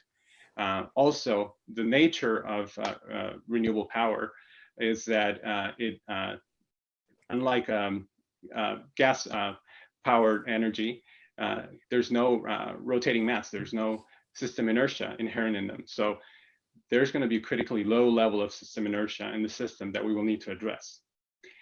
On the customer side, a lot of drivers here that will present new challenges and objectives to solve for. So a really large scale of adoption of ZERs in the distribution level, significant changes in how we have pockets of low density and across the system, for different reasons. Of course, EV charging and EV adoption being big one of them, but also other more demographic type changes like urbanization. We will also have a lot of power electronics devices, both on the customer side and on the grid side, that will create new type of challenges that we'll need to address in terms of power quality and fluctuation. So that is another aspect that's important. And maybe to wrap it all up, if you imagine the future and all the electrification that I laid out before in terms of transportation and building, just an increased reliance on electricity in everybody's lives and in the economy, and kind of stressing the importance of making sure that power is always available and that folks can rely on it. And finally, on the climate side, definitely expecting really growing and accelerating impacts of climate change, temperature, extreme weather, wildfire. These are all, a bundle of impacts that will definitely affect our grid assets and grid infrastructure, as well as changes in that directly affect customers. Their needs, their demand of power with higher temperatures, their expectations of electric service continuity. So all these are a multitude of factors that really present a whole new and richer set of objectives for the grid to solve. That's very different from your, old grid that worked well for the past century. So let me talk a little bit about our specific view of this reimagined grid. So we believe that there will be a need for a foundational set of capabilities that the grid needs to play. And we are on our way there, but this is going to have to fully materialize in order to have a grid that can manage all these different objectives. So as you see in this graph here, we like to call it our grid layer cake. So you have multiple layers in the grid in order for it to operate and make sure that we can get fully optimal operation of the grid and really unlock all the value of all the resources connected to it, both large scale and distributed. So without going into a lot of detail, we're talking here about, data and analytical systems, bringing more intelligence into the grid. Grid control systems, there's going to be a need to control, orders of magnitude more, endpoints in the grid in order to operate it. Cybersecurity will be at the center of it, really important layering as we amplify the exposure surface for potential cyber attacks and how the grid will become a lot more digital. Really, really important. The communication networks also playing a huge role. If you think about, again, the order of magnitude increase in different devices and resources connected to the grid, the ability to have the enough speed, low latency, and bandwidth to be able to mobilize all these resources and optimize them, on real time. That takes a lot of communication capabilities. And then sensing and edge computing. I think we're envisioning a grid that really needs to operate in a decentralized manner, not just centralized. So a lot of technology that is at the edge, that is closer to the distributed resources in order to solve local problems, in addition to more integrated system problems. And then, of course, we'll have our physical layer, because the grid in itself will have its physical assets that will connect it all together. And there is a starting point with today's grid, but we will have to layer on new type of technologies and next generation devices that will solve much more complex problems that our normal equipment today solves. So that's the view of the integrated grid that where we need to evolve, which will be heavy on new technology that is being developed, but that needs to get accelerated in order for us to, tackle some of the challenges that we see, coming up and that are accelerating. And there's always a lead time to this and a path to get there. So we really have to get started today.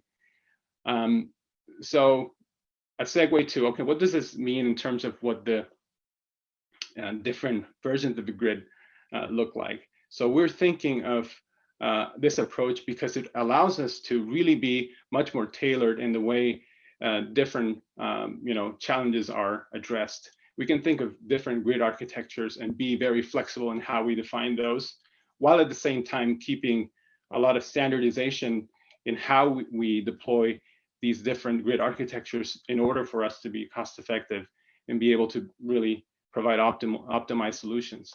So let me give you a glimpse of what we mean by grid architectures. And this is something that we still have to work on together with everybody on better defining. But let's think of different type of communities. Let's think of a community that's maybe more urban or more concentrated. Of course, we will have a lot of distributed energy resources in a region like that.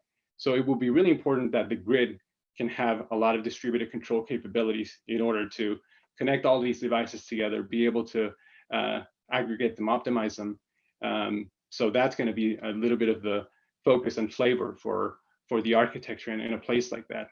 Now, if we think on a more rural or mountain type setting, somewhere more remote, definitely the challenges of resiliency and power availability will be important. A lot more exposure to climate change impacts. So an architecture that has the ability to self-isolate the grid and operate in a mode such as microgrids or mini grids will be something pretty appropriate for a place like this. If we think of a more industrial or transportation heavy type region, we can think of the natural concentrated demand of electricity that will be there for larger vehicles or larger transportation modes that will require, again, high density and high demand power.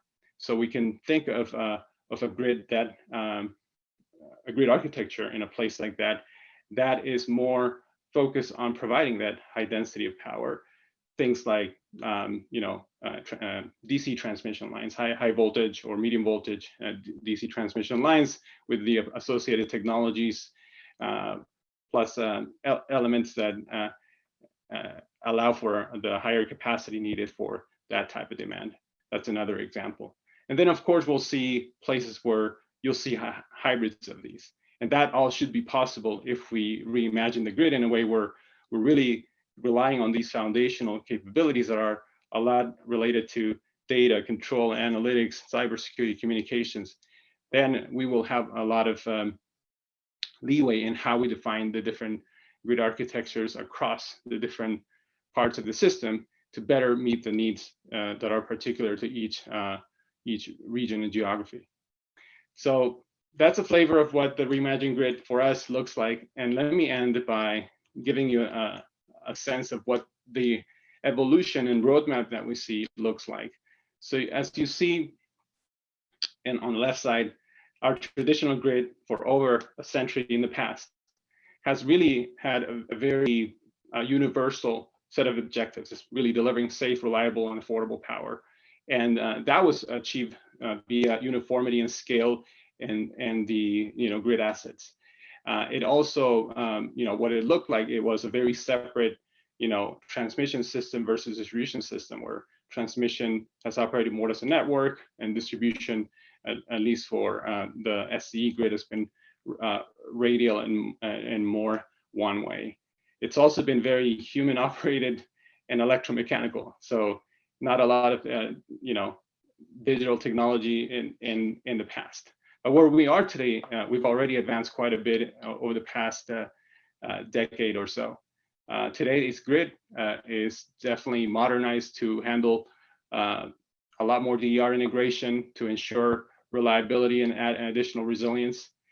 So the technologies themselves have really evolved and allowed us to provide better solutions in the grid.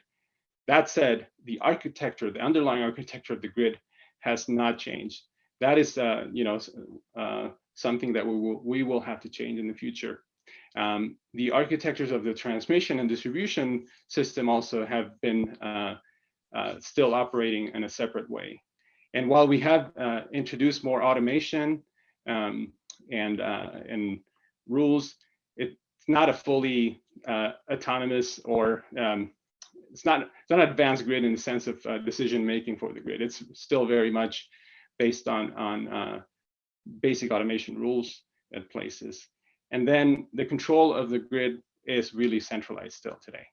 So if we envision the grid of the future to achieve this vision of full decarbonization and achieve the objectives of very diverse set of customers and regions, you see a pretty long laundry list on the right side of what the grid ultimately needs to look like. And I'm repeating a little bit of what I said before, but just to recap it, the architectures will need to be very diverse and heterogeneous. It won't be just one flavor of the grid.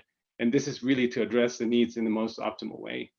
We will have to achieve more integration between the transmission and distribution systems. The grid itself will have to bring a lot more autonomy and flexible operation. It's definitely going to operate much more of as a software heavy type grid rather than hardware heavy. I already mentioned it will have to be more decentralized to better solve the challenges at the edge of the grid. And I already mentioned cybersecurity, how important it will be to make advancements to really protect the grid for much bigger risks that will come in the future. Ultimately, what I want to say is this grid will be heavy on what we call ITOT technologies, information technology and operational technologies, all bundled together as a common platform, sort of like a common operating system, like you have in your computer, a common operating system for the grid to connect all its resources. And yeah, I think we will have to rely on new next generation technologies, some emerging, some yet to come. But the set of foundational capabilities in the grid that we will have in place will allow us to really continue to adopt and make best use of these new technologies.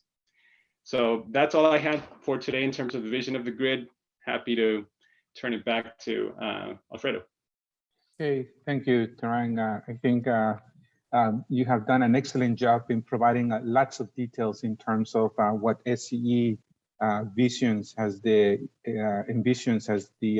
grid of the future. I would like to introduce next Ed Smeloff. He's a longtime friend to the Solar Valley Consortium, and we're very happy that he's joining us this morning. Ed recently retired from Both Solar, where he was director of grid integration. He worked to transform the electric power system to be cleaner, smarter, and more resilient by integrating solar power and other clean energy resources at all scales, from rooftop to utility. He is currently consulting with the California Large Scale Solar Association, with the Grid Lab, a nonprofit energy policy think tank, on the integrated resource planning and resource adequacy proceedings at the CPUC. Ed, very good to see you. Please take it away. Thank you, Alfredo. Can you hear me well? Am I coming through? Yes, Yep. You're coming through fine. Thank you. And I put my presentation up on the screen. People see that? Yes, we can see that. You're able to see that. Well, excellent. So Alfredo, thank you for the introduction. It's great to be with the team at UC Riverside. Hopefully next year we'll have an opportunity to be there in person and to have all of the kind of networking opportunities that occur from bringing together students and experts and people from the community to discuss these really important issues about getting to a clean energy grid. So a really excellent presentation by Southern California Edison. I'm going to pivot a little bit and talk about reliability and resource adequacy. Been working on the resource adequacy proceeding at the Public Utilities Commission now for several months, and working in a coalition with Southern California Edison and others. And we heard from Commissioner Gunda that we've nearly hit 100% renewables for a few minutes or part of an hour. And I think that does show that we do have the operational capability to run a grid with extremely high amounts of variable output energy.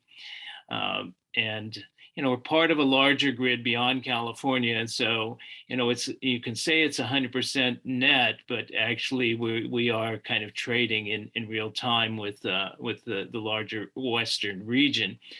What I'm interested in talking about today is a little bit more on the planning side rather than the operational side. I think there's going to be some real challenges that we're facing in the next several years to really rapidly advance the amount of renewables and battery storage, sometimes called limited use resources, onto the grid. But it's important that we get the resource adequacy questions right, so that we can add these reliability and keep the lights on as we rapidly increase the amount of renewables. I think that where we heard about SB 100 is terrific. It was really a landmark piece of legislation, but I believe we can do better than that. We can get to very close to 100% by 2035, and there's a lot of research being done on that, and a lot of projections about what the capabilities of the system are. We have the resources available now. They're in the interconnection queue. We should be able to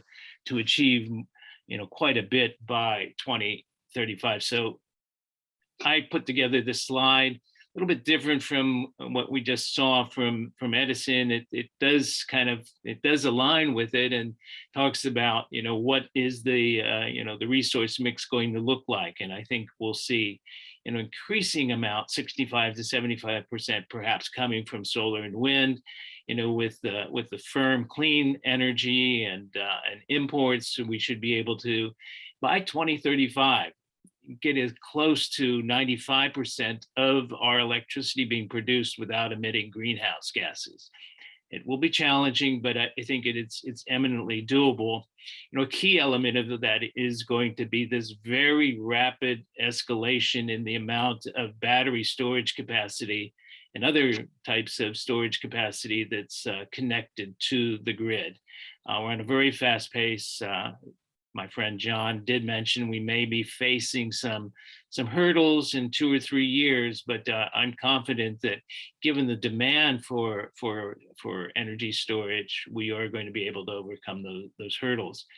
As we heard from Edison, you know, a part of the future is going to be much more electrification, much more load, different load shapes in the future with all the electric vehicles and electrification of heating and industrial processes as well. So we will have some new load shapes.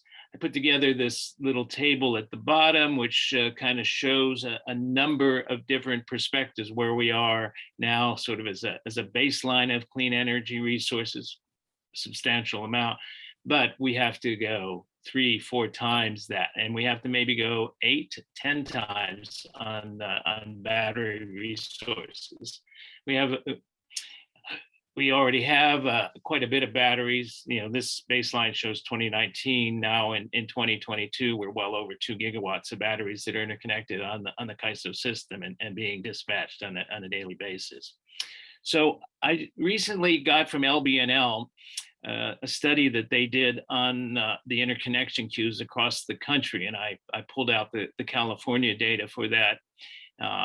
You know, the interconnection goes sort of on an annual process. There's an open season or open windows in which developers can apply to have their projects interconnected. And we're now in sort of what we call cluster 13, which is sort of the 13th iteration of interconnection. And you can see that there's more than enough. And then we have cluster 14, which is, you know, now even larger. But through cluster 13, you can see that there's a lot of capacity that wants to connect to the grid. I think what's most noteworthy is the amount of battery storage. We have 66 gigawatts of battery storage projects that are in the interconnection process being studied currently. And then what is really kind of new, and it's taken off in the last 2 or 3 years, is we're seeing hybrid projects where there's a combination of technologies, primarily solar and storage, but you know, other technologies as well, some wind and storage, and which can take advantage of the existing transmission system, use it with a higher load factor, making the assets more valuable and helping spread the costs over, you know, a broader set of power production. And I'm showing that we have, you know, 254 projects of hybrid solar battery and with over 70 gigawatts of nameplate capacity for the solar component of that. So it's pretty exciting to see what we're doing. I agree with what John White said. You know, interconnection reform and speeding up the interconnection process is really going to be important for California and for the rest of the country, so that we get these resources online and producing for the population. So keeping the lights on is going to be a challenge, and it does require that we need to rethink the whole issue of reliability. And we heard from our friend at Southern California Edison that things have, you know, been pretty consistent for a long period of time. Well, that's changing fast with the switchover from using dispatchable gas generation to using battery storage to keep the lights on in many of the hours of the day. So we're moving away from thinking about a single peak point that would occur in California typically in a hot summer afternoon, and looking at sort of a all hours requirement, because the load profiles are changing quickly. You know, peak is still going to be driven a lot by high temperatures and air conditioning load, but it'll also be increasingly driven by charging of batteries and charging of electric vehicles. And we're going to see an increased amount of electricity consumed in the winter months as we have more electric space heating. So we're moving away from a pretty concentrated way of planning where we had just a few years ago 3 large regulated electric utilities and a handful of municipal utilities that did a lot of the planning for reliability and, and even a lot of the procurement for the resources that were needed to assure that the lights stayed on and we had a reasonable reserve margin to keep the lights on. So that's all changing now with a lot of new load serving entities. Community choice aggregation has taken off and been a success in California. So you have a lot of more kind of local grassroots planning on electricity supplies and on managing demand. But it creates an additional level of complication because now we have people planning, for their own individual local area. And then, of course, we have some real changes. The gas, as we heard earlier, gas is retiring. We're seeing, with the situation in Ukraine and Russia, that prices for natural gas have never been higher on a consistent basis. They're over $8 a million BTUs today. So there's a lot of challenges for operating the gas plants. And I think it's reasonable to expect that we're going to see a large portion of the fleet retire. We're already seeing a large amount of coal plants in the Western United States retiring. So one of the challenges as we think about keeping the lights in is we need to now think about chronological requirements, thinking across all the hours of the day and thinking about it, on a month by month basis. So, we're going to have to focus on what happens after the sun sets, because we have a lot of solar. We can meet our gross peak with the solar that's on the grid right now. But after the sun sets, and if we're going to be phasing out natural gas, those are going to be the hours that will be challenging in the next decade, say from 7 p.m. to 10 p.m. or 6 p.m. to even 11 p.m. As I mentioned, we're going to have much more planning by local load serving entities, and they not only need to plan for their load, but they need to assure that they have under contract resources that are necessary to charge the batteries that are part of their portfolio.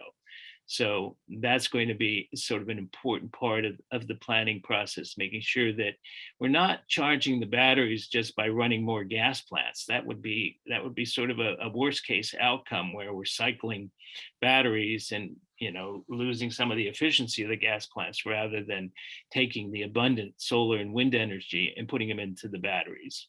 As I mentioned, we're going to see changes in load profiles, and as we've seen over the past couple years, it's becoming harder to predict. It's becoming more extreme. We're seeing events that we thought were only occur once every 35 years or so occurring now, once every 2, 3, 5 years. So there's a lot of kind of planning that needs to occur that takes account and has a better understanding of what the evolution of weather is going to be as we face climate change.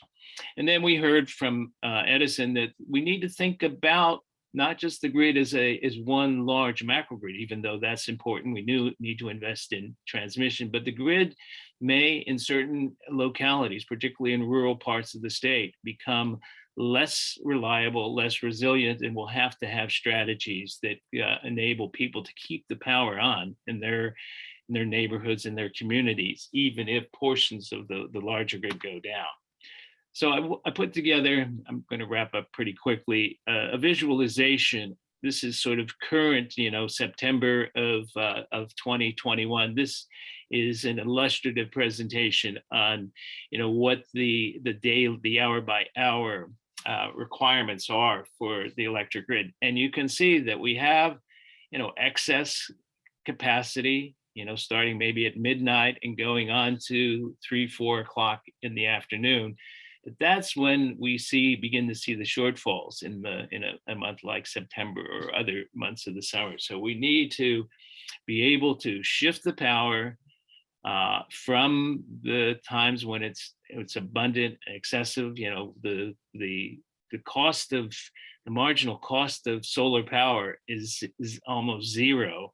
And so, it's an abundant, low-cost resource that we, need to move to a period of time when there's scarcity and when the cost of power is much higher, which is in the evening hours. So part of this resource adequacy proceeding is to think, how do we come up with a system of accounting for what all these load serving entities are obtaining, and make sure that it balances in each local area. And that's going to be important for the equity issues and the retirement of gas plants that impact disadvantaged communities, and as well as being reliable on a statewide basis. So I'm going to end this with a little bit of a perspective. What does this all mean for inland Southern California and for the vision of the Solar Valley that the UC Riverside team is putting together? And so I've taken the hybrid projects that are in the queue right now and have allocated them out to sort of the high counties across our region. And you can see that there's a number of areas that really have a lot of potential for solar and hybrid solar. But part of it is Riverside and San Bernardino counties. There's 29 hybrid projects, in Riverside and 17 in San Bernardino. We have a pretty good transmission system in California, but it needs to be upgraded pretty quickly. And I think the CAISO has recognized that, and others, that if we're going to bring these large quantities of electricity to places where people live, we're going to have to build some additional transmission. Most of it probably will be on existing corridors and improvements in the capacity of the transmission system. But to unlock that capability for the Inland Empire, we're going to be needing to think about what we're doing over the next decade in terms of transmission expansion. So let me leave it there and turn it back over to you, Alfredo, and hopefully we have enough time at the end to take questions. Yes, thank you, Ed. Next, I would like to introduce Suzanne Leta with SunPower. Suzanne has 17 years of experience in renewable energy. She is an industry leader in solar power. At SunPower, she directs the market policy and strategy team, policy and strategy, one of the oldest and most highly regarded solar companies in the US. In 2021, she was elected to the executive committee of the Solar Energy Industries Association Board of Directors, where she contributed to SEIA's solar vision for the Biden administration. Suzanne, it's very good to have you this morning. Please give us your remarks. Thank you. That's such a generous introduction. It's been an honor to be a part of the solar and now battery storage industry for as long as I have, and to see it grow. I'll share my screen in just a moment. I think it would be good just to make sure, I'll give a quick backstory on what SunPower is so that folks are familiar with the company. And then I'm just going to go deep into wonkdom. And the point of what I'm going to speak to is just the role of consumer solar and battery storage in the future that Terang and Ed both so eloquently spoke to, because it really is a core part of what that future looks like. So SunPower has an American residential solar and battery storage technology and services provider. We're one of the most longstanding in the country. I think we've been in business for 37 years. We serve over 425,000 residential customers across the United States. Currently, we do business in about 70% of places in the United States, growing quickly to, I think, about 87% by the end of the year, and over time, 100. We really focus on providing customers bill savings, and then in particular for historically marginalized communities, wealth building and resiliency with our technology. That's what we're all about. And we're really focused on ensuring that customers have access to that technology, because that's really key in order to again, meet people's needs and make our grid clean. So the distributed future is a key part of that future. So that's a little bit about SunPower. I'm going to share my screen now and talk about the nerd stuff. So hopefully you guys can see this. Let me just get to slideshow mode. How's that? Great. Okay. So I'm just going to highlight a few studies that are really relevant with respect to the importance of the growth of rooftop solar and battery storage in California, and how it's so important for all of the state agencies, the CARB, CPUC, and CEC, to be recognizing that importance as we move forward. And actually, before I get into this, I just want to say one thing about how distributed solar and battery storage relates to building and transportation electrification. Let me just speak to transportation electrification for a moment. Most people don't know that when a customer buys an EV, when anybody buys an EV, 80% of that time, they are charging that electric vehicle at home. 80% of the time. And what that results in is that on average, when someone has an EV, their home electricity load, so how much they're consuming electricity at their house, goes up by 40%. That's just with one EV, right? And a lot of people have more than one EV, so that doubles. So we need to do that, right? From a climate perspective, we need all of that transportation electrification, but we need to be doing it in a way that ensures, number one, that those cars are powered by clean energy, and number two, that people that are investing in an EV are doing so in the most cost-effective way possible. And because their home electricity bills go up so much when they have an EV, there's a real direct benefit of those customers having rooftop solar, because it actually saves them, it makes that EV more cost-effective because rooftop solar saves money on their electricity bills. So that's the direct tie with respect to transportation electrification. And then in terms of building electrification, it's equally related, right? So we're a leader in the new homes solar and battery storage market. We work with 17 out of the top 20 single and multifamily home builders in California. Many of those same builders are now asking us to serve them and their home owners and renters across the country. And one thing we've noticed is that when customers have solar on their homes, they start to think a lot more about how their load is managed. And generally speaking, there tends to be that their electricity usage goes up because they tend to think, oh, now I'm going to get an electric stove, or I'm going to electrify everything. And that's great. We want to see that electrification. But again, we want to make sure that that is done in a way that also allows customers to save on their electricity bills while they electrify. So a couple high level comments. Now I'm really going to get into the nerd stuff. So just a couple reports that I wanted to highlight, and then I want to leave time for some questions. So I'm going to highlight 4 reports that are related to the California market and the role of distributed energy resources. The first is the CEC report. And I apologize if some of this data was presented earlier. I'm coming from another conference. So again, if some of this was presented earlier, just forgive me. But one is that consumer solar is a really critical part of achieving 100% renewables by 2045. And actually the CEC's own modeling has a higher number of gigawatts of consumer solar than even the report that Terang showed, which showed 30 gigawatts. This report actually has 39 gigawatts of consumer solar assumed. And just so you know, there's not that many other states that have made that level of commitment. And California is on pace right now to reach about 10.65 gigawatts of that.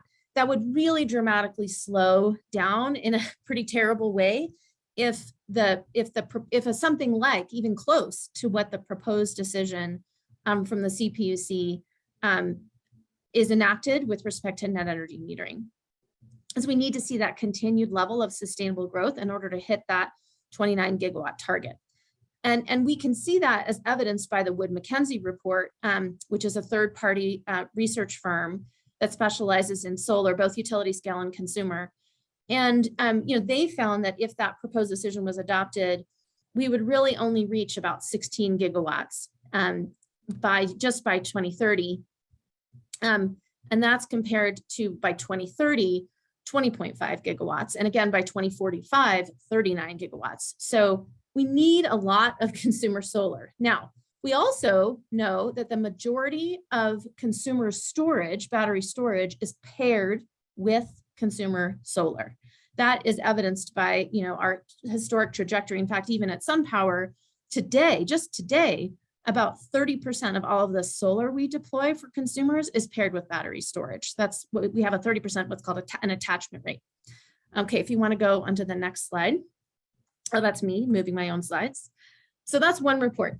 Here's another report, which is a new report. It's a draft report. So just keep in mind that this is a draft that was presented to CARB that looks at what do we need for California to have a net zero energy future, and similar results. So I'm looking at some of my notes here, but these results show 35 gigawatts of new consumer solar by 2035. So even faster pace of growth than the CEC report.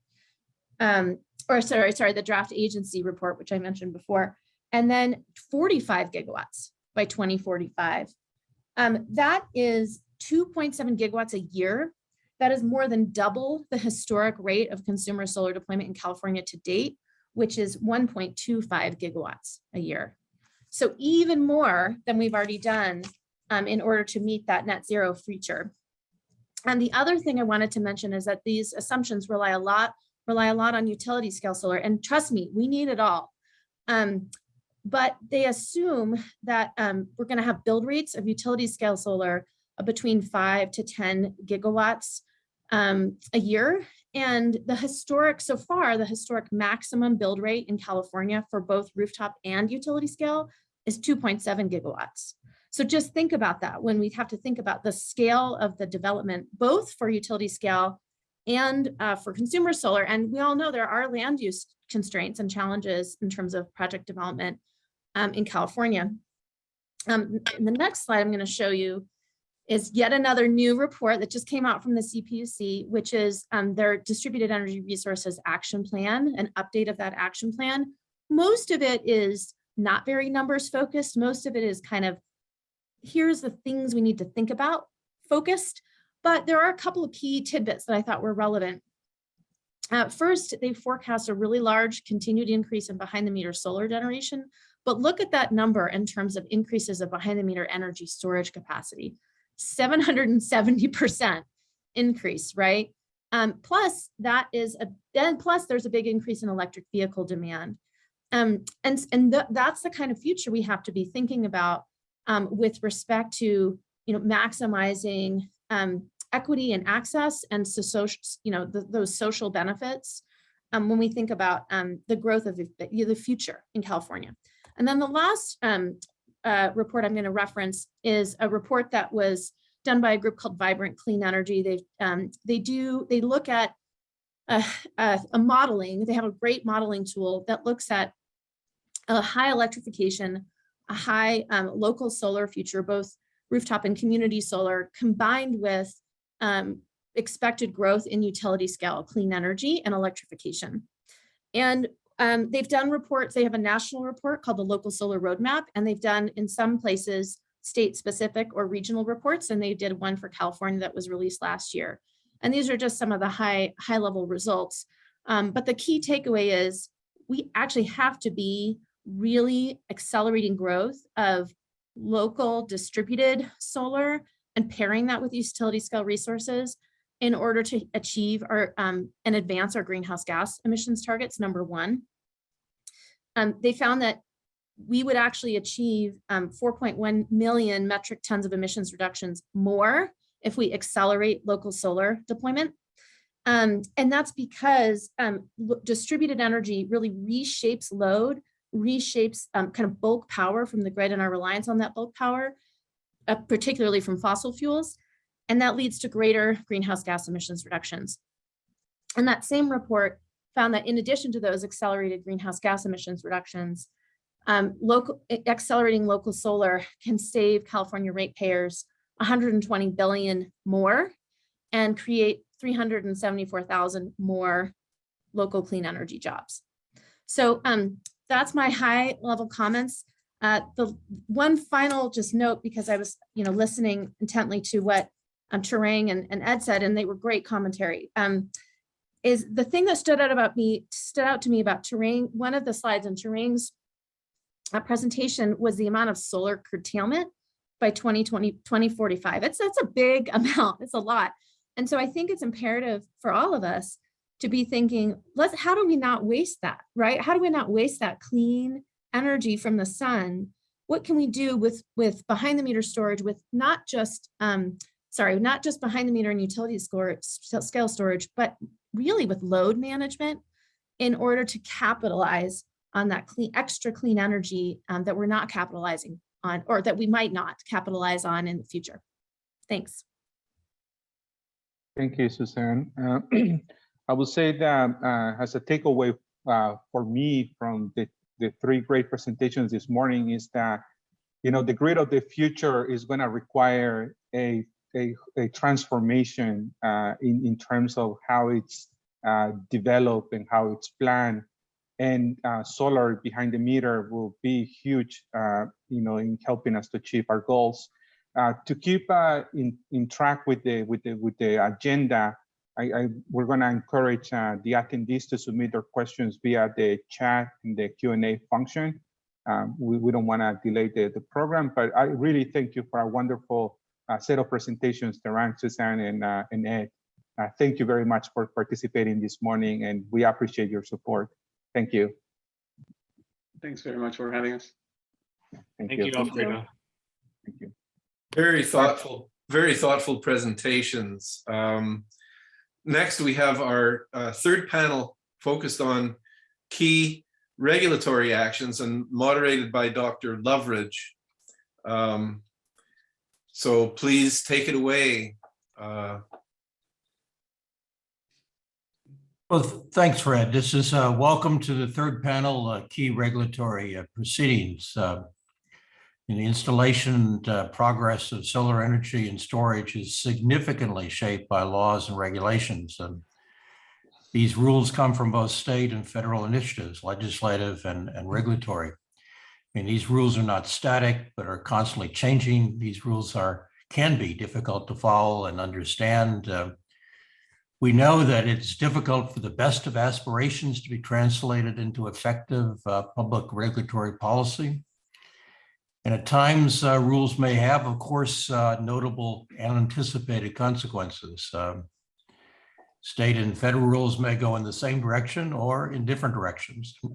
Perhaps most importantly, these initiatives may offer possibilities of funding and investment in our region and respond to what I think one of the themes today, this sense of urgency and more than simply small incremental changes. But I think the question that we have before the three panelists is what is happening in terms of the big picture regulatory future of solar energy and power for California and especially inland Southern California.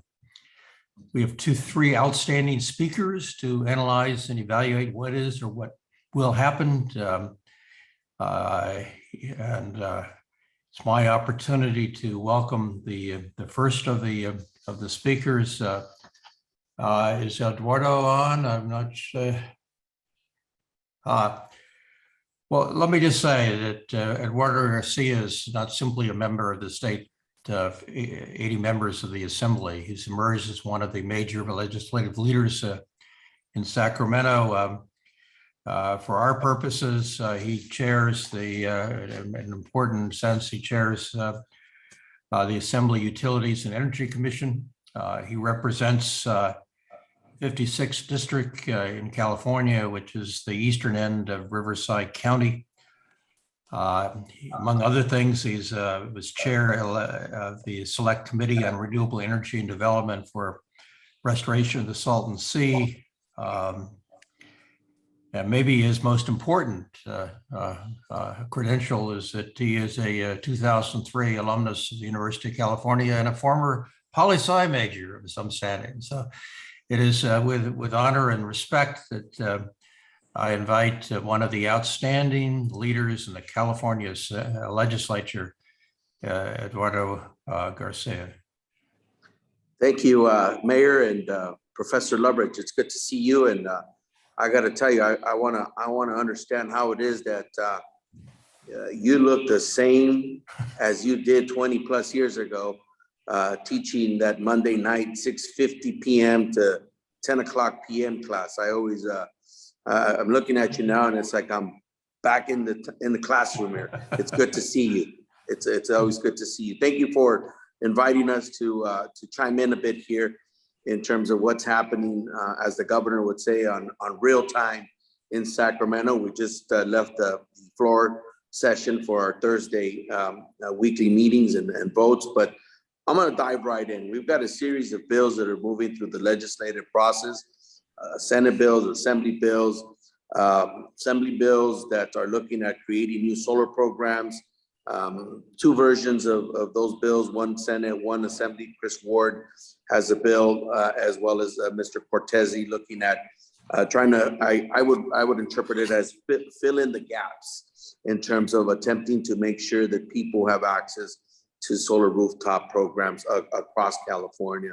You have a bill that's being authored by Senator Scott Wiener, looking at automating the adoption for particularly cities and counties as it relates to the permitting process for solar energy systems. And I know that there's some questions and concerns that might come up in the conversation today. We've got a Senator Hertzberg bill moving through the process that's looking at restructuring how we assess properties where large solar scale projects are currently being proposed moving forward. As we know, there's an expiration date coming very soon for the tax exemptions that exist on properties. And I know that there's cities and counties that have reached out to us about wanting to see a different structure of assessments for purposes of collecting some of the revenues that normally would come to them under different circumstances. We know, and you just had a robust discussion on the NEM 3.0, right? And our hope is that the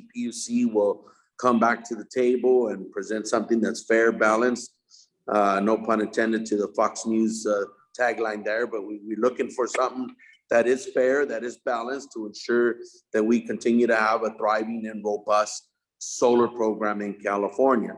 And so those are some of the areas that we see moving along the legislative process. As you mentioned at the tail end of your introduction, something that I'm extremely interested in talking about the overall grid reliability issues is the issue of integrating additional baseload energy. There is a call for 1,000 megawatts of firm renewables to be put online. And for us, that's a signal for a number of different technologies. Front and center of that is the baseload energy development of geothermal that in Salton Sea now will potentially produce some significantly important products, the lithium particularly, to be able to supply our end goal of electrification in our transportation system, and a lot of exciting things going on there as we speak. But I'll stop there, and I look forward to this conversation. I know we have several other panelists that will be talking, and look forward to being able to answer any questions, take any comments or concerns that people may have about what's happening in the California State Legislature. But thank you again for the invitation. Well, thank you, Eduardo. Let me introduce Todd Foley. Todd Foley was for a decade ACORE's Senior Vice President of Policy and Governmental Relations. He currently operates Eagle Energy Ventures, a global consultation process focused on the deployment of clean energy sources at scale. He has over 30 years of experience in federal and state legislation and policy, renewable energy market design, business development, and sales.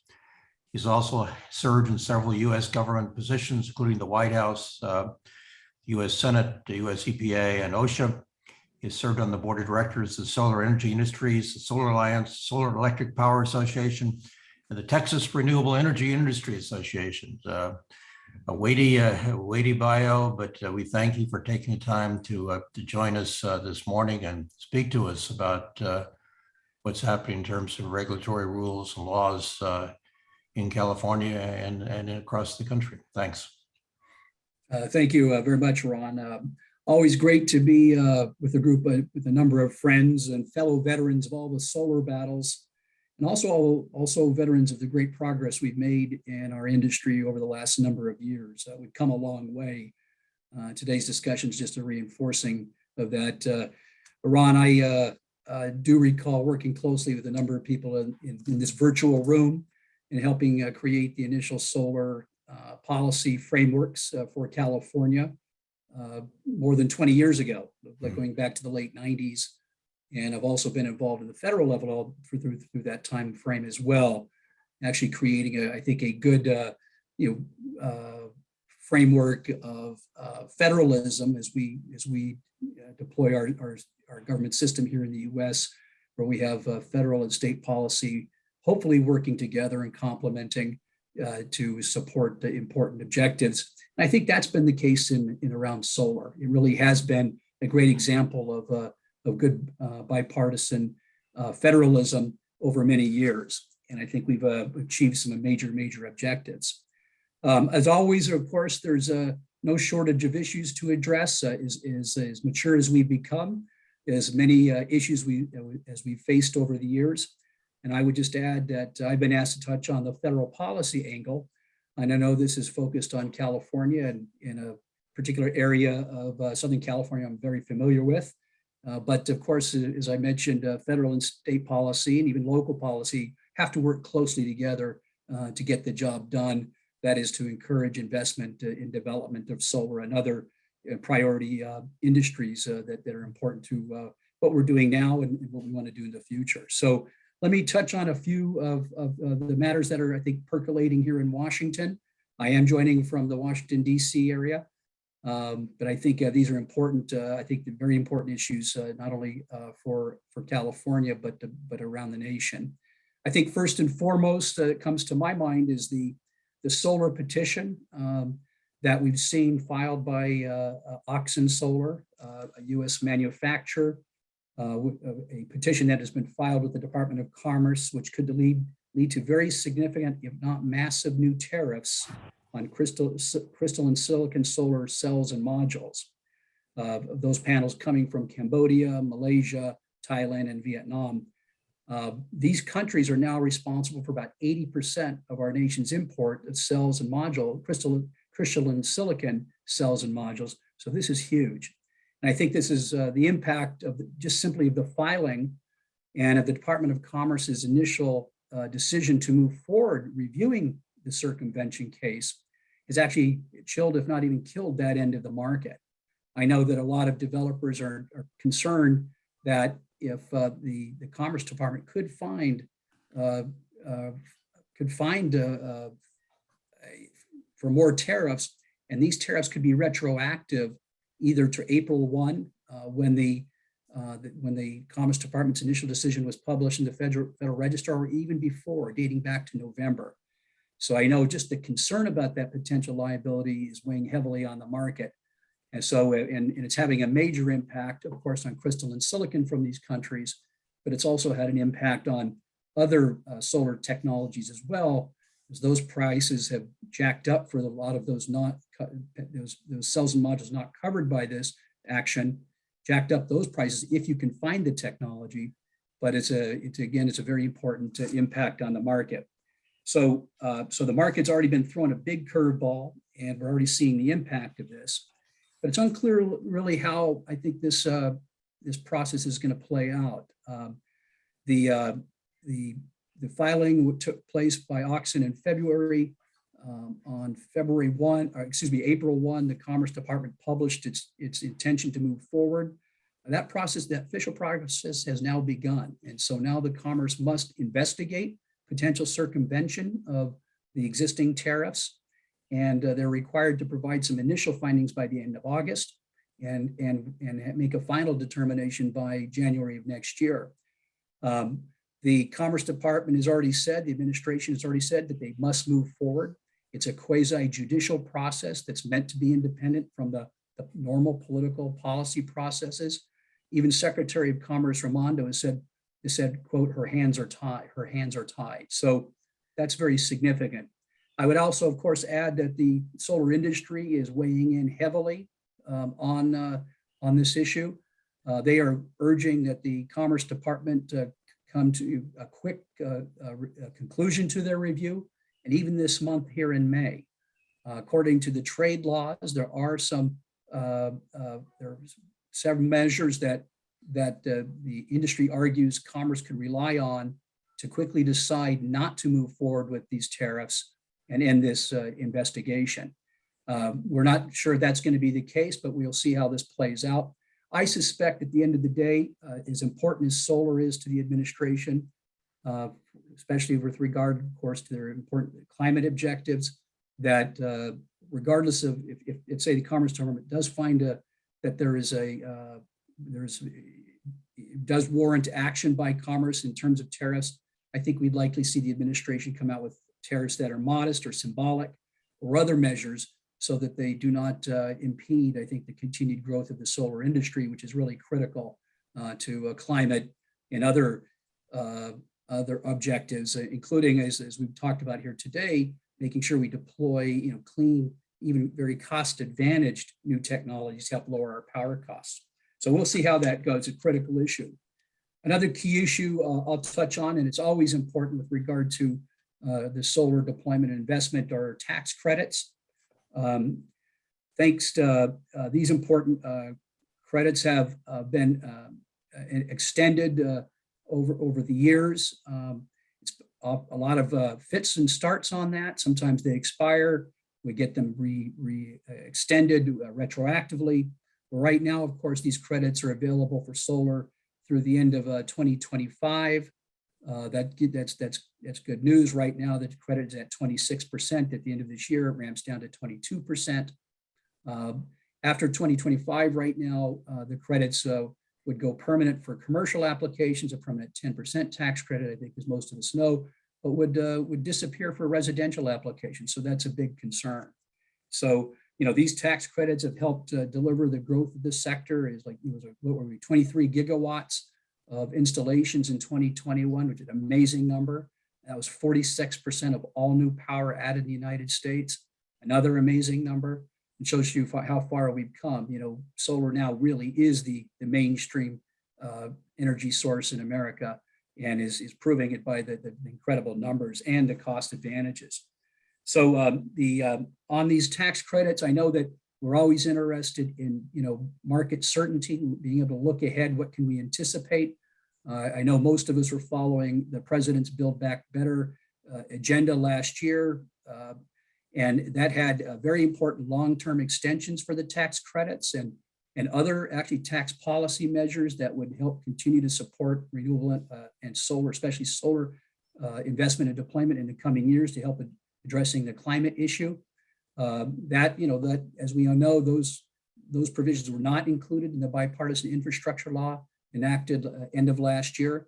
But we do have the existing credits, at least for the time being. I suspect, there's been a lot of talk about trying to get some of these credits that the president proposed and get extensions for longer term this year. That's really unlikely to happen because we are in a midterm election year. I don't think we're going to get agreement to move these tax credits forward. I think the November elections will have a very important impact on what takes place, because we all know if the Democrats retain the House or the Senate or both, I think we'll see the Build Back Better plan come back in some form to move forward. If the Republicans take one or both houses, we won't see Build Back Better, at least in the form we've seen it at all. But I do think that, we do see there has been strong bipartisan support for the credits over the years. That still exists. And I do think that, what will be the driver when Congress uptakes those credits will be a larger interest on tax policy. When we see these tax bills move forward, it really is a kind of coalition of interests coming together to work on a broad range of tax provisions and the renewable credits are an important part of that mix. So it's possible we see some action in 2024, depending on the elections that take place this fall. There are a number of other issues that are happening here in the federal level. On the agency side, the Bureau of Land Management at the Interior Department, the military continue to make very important progress in doing what they can to advance solar and renewable energy, federal lands, and in the case of the military, in uses on their bases, as well as in support of the war fighters, as they say. So that's continuing to move forward. We could touch upon that in a question period. And finally, I'll just touch on FERC, the Federal Energy Regulatory Commission. They also played a very important role. Just last month, the FERC proposed a notice to promote transmission investment and expansion. And this really is important. I think it is important in California, but across the country, it's critical to deploy more transmission so that we can tap into the vast renewable resources we have, California and elsewhere, and get those resources to the markets where people live. So there have been some very important barriers that have been blocking transmission and distribution. FERC has proposed a number of measures to help facilitate more transmission.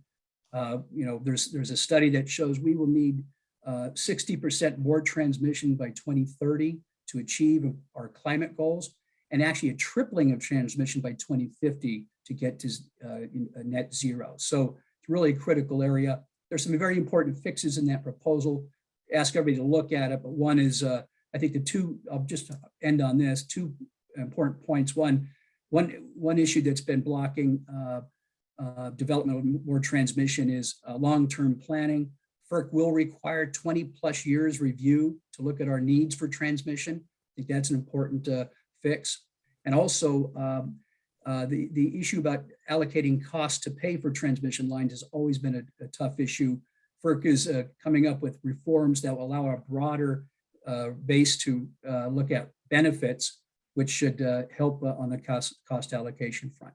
So those are a few of the top issues, I think, resonating here in Washington that impact what you guys are doing in California. California has really played the lead in the nation and actually the world on solar. A lot of us who go back to those early days of the California Solar Initiative, CSI, and the other programs, and we're seeing the benefits not only in California, but beyond for that California leadership. And I know have been very proud to have participated in helping get that going. Fred and I met when he was at the San Francisco PUC back in the late 90s, right, 2000 or so. And John White, Bernadette have played, lots of others played very critical roles, and Ed Smeloff in getting to where we're at now. But again, these issues continue in different form, but nonetheless, there's always challenges moving forward. So I'll stop there and look forward to any questions that we might have. Todd, well, thank you for your comments on where we are in tariffs and federal tax credits and major federal agencies and latest with FERC. For our third speaker, let me introduce Mark Specht. Mark Specht is the Western State Energy Manager, Senior Analyst for Climate and Energy Programs at the Union of Concerned Scientists. In this role, he leads research and advocacy efforts in California and other Western states to advance the transition to less polluting and less carbon intensive energy systems. Mark, welcome as our third speaker on this third panel. Thanks very much, Ron. And thank you for inviting me to speak today. So we just heard from Assembly Member Garcia about some of what's happening in the California legislature. We heard from Todd about some of what's happening at the federal level. And today I'm going to focus my remarks specifically on some major happenings at a couple regulatory agencies in California. So specifically, I'll be talking about the integrated resource planning process at the California Public Utilities Commission and the California Air Resources Board's scoping plan update. And both of these regulatory proceedings have pretty significant impacts on the outlook for solar and storage and other renewable technologies in California. So on the integrated resource planning process. Essentially, this is a planning process that happens at the California Public Utilities Commission, and it includes the investor-owned utilities, community choice aggregators, energy service providers, a really large number of the load-serving entities in California. And the goals of this IRP planning process are many: to reduce greenhouse gas emissions, meet renewable portfolio standard requirements, grid reliability requirements, ensuring affordability, reducing air pollution emissions at disadvantaged communities. The list goes on. And really, I think the integrated resource planning process historically has been split up into two parts: the planning process and the procurement process. So on the planning side, I think this is where a lot of the action happens. It's quite consequential in terms of determining how much renewables we're looking at adding to California's grid over the next decade plus. So this is where the PUC and all the load-serving entities are doing their grid modeling, doing their planning to figure out what they need to do to reduce greenhouse gas emissions, to meet electricity demand, especially as building and vehicle electrification pick up. And at the end of the day, this planning process really provides a lot of information about the scale of the renewable build out that we need to achieve all of the state's clean energy goals. Historically, this has happened where the PUC has done a bunch of their own modeling to come up with a quote unquote optimal system plan for California's grid. And following up on that, all the load serving entities in the state look at that optimal plan and then do their own individual planning to demonstrate how they're going to meet these state goals. And at the end of the day, the Public Utilities Commission kind of adds up all those plans to make sure that all of the individual plans of load serving entities together will meet the state's energy goals. And so planning is good, but at the end of the day, what you really need is procurement to meet your clean energy goals. And so the second part of the IRP, it to date has not been as focused on procurement, but it's increasingly going to be focused on procurement as time goes on. And one important thing to note about the integrated resource planning process is that one important thing we've seen coming out of some of the modeling in that process is that it's quite clear that California is actually going to have to go above and beyond the existing renewable portfolio standard requirements to achieve the level of greenhouse gas emissions that we need to meet state emissions reduction goals. And currently in the IRP process, there aren't any requirements specifically to ensure that utilities, CCAs, energy service providers are following through on their plans and getting resources online that will reduce greenhouse gas emissions. In the past, we've had some focus on reliability specific procurement, bringing resources online to address shortfalls from gas plants going offline, from Diablo Canyon shutting down in the next few years. And so coming up quite soon in the integrated resource planning process, we've seen signs that the Public Utilities Commission will implement what they're calling programmatic procurement requirements. And those requirements will be meant to ensure that California is meeting not just its reliability goals, but its clean energy, its renewable goals, and its greenhouse gas emissions reduction goals as well. And last piece on this is the Union of Concerned Scientists has actually sponsored a bill in the California legislature this year, Senate Bill 881 by Senator Min. And the purpose of that bill is really to clarify the California Public Utilities Commission's authority to ensure that California is following through on those greenhouse gas emissions reduction goals in the integrated resource planning process.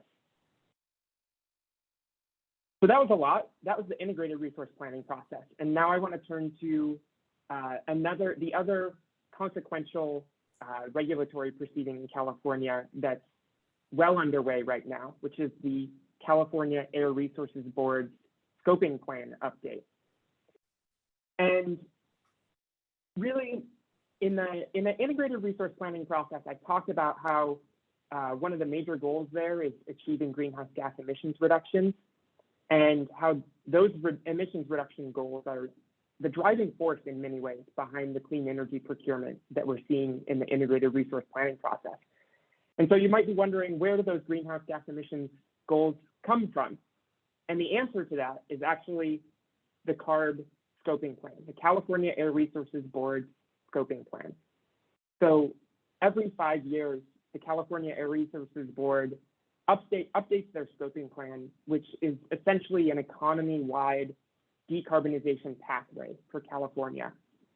And this year, the Air Resources Board is studying what it would take to achieve carbon neutrality by 2035 or 2045. They're looking at a few different scenarios there. And actually, just recently, Air Resources Board staff issued a recommendation to pursue a pathway that reaches carbon neutrality by 2045.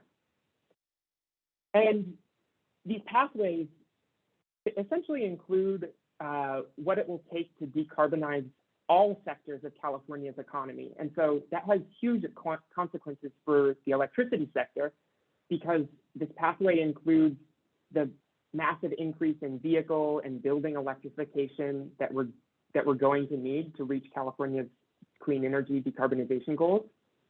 And as a result of that big increase in electricity demand, we also see a huge increase in the amount of renewables and energy storage, solar energy storage, that are required to meet these state goals. And so really connecting the California Air Resources Board scoping plan and the PUC's integrated resource planning process, it kind of all comes together because the Air Resources Board scoping plan isn't in itself binding. It's other regulations, other entities that ensure that the state is achieving those goals in the scoping plan. And for the electric sector in particular, the CARB scoping plan specifies a decarbonization range for the electricity sector. And then the Public Utilities Commission takes that information into their integrated resource planning process and chooses a greenhouse gas emissions reduction target within that range specified by CARB. And so really taken together, regulatory proceedings, the integrated resource planning process, and the Air Resources Board scoping plan, they're closely linked, and they're both have pretty major implications in terms of planning to meet California's goals for clean energy and greenhouse gas emissions reductions. And as a result, huge implications for the amount of solar, storage, and renewable energy procurement in general that we need to achieve those state goals. So I think I'll leave it there, and thanks again for having me. Looking forward to the Q&A. Thank you. We have time. At 11:35, we need to move to panel 4. Wanted to see if any of the panelists would have any comments. Eduardo, do you want to any comments you'd like to make? No, I appreciate Mark bringing up the conversation about the scoping plan, which is in front of us today, that will really be the roadmap to having California meet its emission reduction goals and its 100% renewable energy agenda. For us, as a ex-official board member of CARB, representing the Assembly, we get to elevate some of the questions that my colleagues have, concerns that they raise, and a lot of discussion in and around the issue of carbon capture technologies are taking place, whether or not we continue to on the path of utilizing our low carbon fuel standard, program to help achieve some of these goals as part of the deliberation and debate. And then again, the integration of other energy technologies as it relates to grid reliability. And I'll bring up the discussion about geothermal again, that there is a call out for 1,000 megawatts currently to bring about, greater grid reliability. The uniqueness about that in the region that I represent is that it's now being looked at as an extremely valuable source of energy, along with the co-benefits of producing through a recovery process, an environmentally safer process to recover lithium for purposes of moving into the supply chain conversation around the issue of electrification. And that agenda aligns with the national agenda as it relates to the domestic production of our entire supply chain for purposes of national defense and security, and of course, economic opportunities in this country to create good paying jobs. So appreciate the fact that the scoping plan conversation was brought up, because it's a really significant process that's underway right now here in California. Todd, any further comments? Yeah, even just to respond to the representative, is he's spot on about on the good to see California scoping, but also looking at key issues. And I would just add on like the issue about minerals, lithium, for example. Back here, of course, in Washington, the administration is, has a whole of government effort looking at repatriating a number of manufacturing and process operations here in the U.S., especially on critical minerals and materials. And a lot of those go to support our green energy industries, which, critical, these materials are critical for U.S. domestic role in developing new battery technologies and other kinds of technologies that are going to be critical for us to achieve our long-term climate objectives. And they very much complement, everything that's been done to date in the renewable energy space and solar. And of course, there's been a lot of discussion here today about the role of solar and hybrids with storage. And I think these things tie together very importantly. And I would just add, I am spending quite a bit of time in the storage realm with a new battery company, and these materials are critical. I would just note that there are solutions that don't involve some of the rare earths or expensive materials like we find elsewhere in the world, like nickel, manganese, and cobalt. But lithium really is probably important across the board. So what California can do on that front is not only going to help Californians, but it's going to help across the nation and help us, strengthen and repatriate a lot of industry and manufacturing. And I think that's a huge opportunity for our country going forward as we decarbonize. And these are challenges here, but we operate more cleanly than anybody else. So if we be able to engage in some of these processes here, I think we benefit on both ends of the jobs, the investment, the economic activity, but also clean energy and doing our part on the climate issue. So it's all very important. Again, it all ties together nicely. Important federal and state, local policy. Mark, any comments? And I want to go, we have one question in the chat I'd like to read and ask for a response to, but Mark, any further? Yeah, no further comments, but if I could, I'd actually like to ask a question to Todd, if that's okay. I was just going to ask, I know one concern that has been coming up more and more is some of the supply chain concerns and delayed projects in California, and starting to see some like reversals in even the pricing of renewable technologies that have been never-ending declines, but now are slowed down or maybe even picking back up. So I guess the question I had was whether you have any insight into how long we would expect these supply chain concerns to go on for. It's a great question, and really is important and timely. As I was talking about that petition that I think causes a problem in the market right now. Hopefully that will play out sooner than later, and it could be even very brief, but at least over the next number of months. So that will help on that front. But I do think that I think to kind of repatriate a lot of these manufacturing and production of technologies, that's going to take some time. And some people say it's going to take as many as 10 years to get all that done. We're talking about trying to incentivize, let's say battery cell and pack, battery production here in the U.S.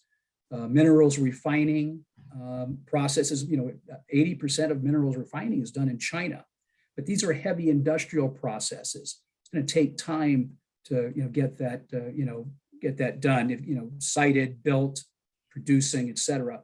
And on the, I think the same thing on the battery side. Now, there are some interesting developments going on here domestic, like I know on the battery side, there are a number of new technologies being worked on. So some of that may be sooner, much sooner than that, but it's going to be a mix. And I think to get at the scale we're talking about, it's going to take some time. But I do believe we have to get started. Again, if you just look at the issues with China, we're very reliant on China for a lot of these new technologies and minerals refining, but that's untenable. I think we have to, address that somewhat, protect our future. Even the threat of being cut off. There's threat of some hostilities. So these are really important issues. So I think we have to get about doing it. But there are a host of benefits that will come from that and challenges, because some of these processes I mentioned are heavy industrial. There's going to be some emissions issues on that. But nonetheless, I think in the net impact probably will be much better for us to do these things here than elsewhere in the world, where they're not as efficient or as clean on that front. There is one last point I kind of should have mentioned.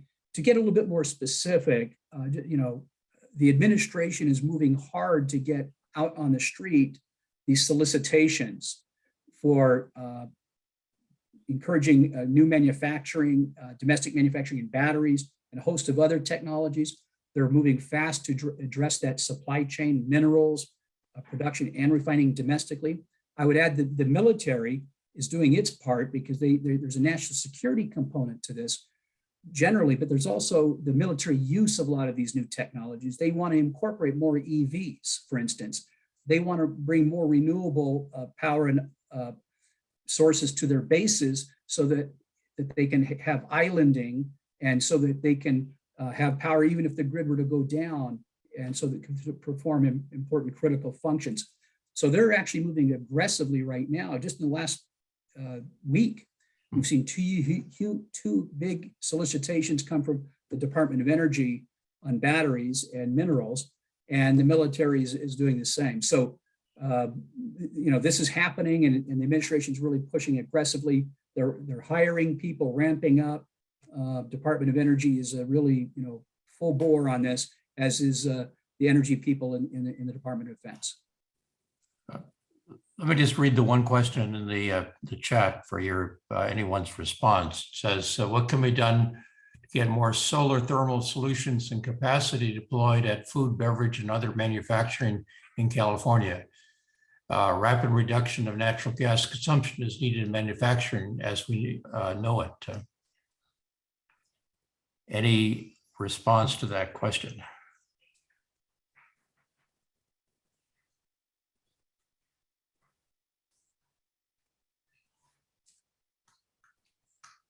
I could, venture, an attempt at this, but I would just note that there, from the policy standpoint, there are important incentives that are available for solar thermal. If we mean on-site solar thermal, but if there's even something more industrial, those incentives exist. So I think that for those entities that want to be to pursue a more sustainable agenda, they can, and the incentives are there. And I think California has led the way in so many of these areas all these years. And so there's not only incentives available, but I think a great awareness by consumers, businesses, that they can tap into these technologies. And of course, there's an industry, a very mature industry around these technologies to support deployment. So I know it's there if people want to pursue it. Well, maybe we can have just Eduardo end this conversation. But as you look at the legislative session now, the budget, and the kind of future and your deep involvement, whether it's SCAR or SALT, what kind of looking at the future, what do you see? Well, we see some large investments, being proposed by the governor. 36 billion was the number over the course of the next 2 or 3 years of investments into the climate agenda. along the way. You know, it's issues related to extreme heat, issues related to grid reliability. How do we accelerate to get to our 100% renewable goals in our emission reduction area? The administration is super excited about the opportunities with lithium in the Salton Sea region and the work that's being done by the Lithium Valley Commission, which is made up of stakeholders from tribal to environmental justice groups and governmental agencies from the bottom to the top. We'll be making recommendations, and we see an opportunity to continue to be front and center as it relates to leading in the nation and in the world when it comes to our ambitious goals. I'm excited because when you have some resources, you're able to be more impactful, intentional with the direction that we're going in. We've got some serious deliberation and debates going on with some of the bills that we've highlighted today that we look forward to seeing a good outcome that will again lead to those ambitious goals and objectives. But for us, chairing the Energy, Utilities and Energy Committee, we're going to focus heavily on the issue of affordability, reliability, and much of that conversation will center around the issue of building out transmission to be able to achieve our goals. We can't do any of this if we don't have the adequate infrastructure to be able to move this clean power to where it's needed. So with that, thank you so much again, Professor Mayor Loveridge, for the invitation to UC Riverside for putting this on together. And it was a distinguished pleasure being with these two great panelists today. Thank you. And thanks very much to the panelists of panel 3, an important discussion that we're not really talking about things at the margins. We're talking about really just fundamental and transformative changes for energy, our economy. And my own judgment is that the outcomes of climate change, California has a significant role in moving those forward. And again, wish you well, Eduardo, as you take legislative leadership. Thanks very much. And Fred, we now move to panel 4. Thank you very much, Ron. Really excellent panel on regulatory issues. So we now turn to a focus on the state of solar in the counties. And what I'd like to do is bring on first Chris Warrick, who is supervising planner at the County of San Bernardino for solar power and has over 30 years of experience as a planner and project manager in local government and private consulting. Chris has extensive entitlement and CEQA experience on large-scale utility solar projects throughout the desert regions of San Bernardino County. Please take it away, Chris. Good morning. Good morning. Can you hear me, Fred? Yep. Thank you. Yeah, good morning. My name is Chris Warrick. I'm a planner with the County of San Bernardino. I'm stepping in this morning for Supervisor Cook. He wasn't able to make it, so here I am. I'm going to do the best I can to kind of take you through the mostly solar projects in the county and what we've been doing over the last 10 years, looking primarily at our entitlement, environmental review, construction permitting process, decommissioning, and then some of the obstacles we're seeing on the government side to solar development. So first of all, the county, County of San Bernardino's largest county in the United States. It's comprised of about 20,000 square miles. However, the County of San Bernardino only has land use authority over about 3,000 square miles of the entire county, which is about 2 million acres. The rest is comprised of the 24 cities and towns, government land, BLM land, Forest Service land, some state land. So the portion that the county has control over or land use authority over is about 15%. Still, it's there's a lot of opportunity in 3,000 square miles for solar development, especially when most of that is in the desert.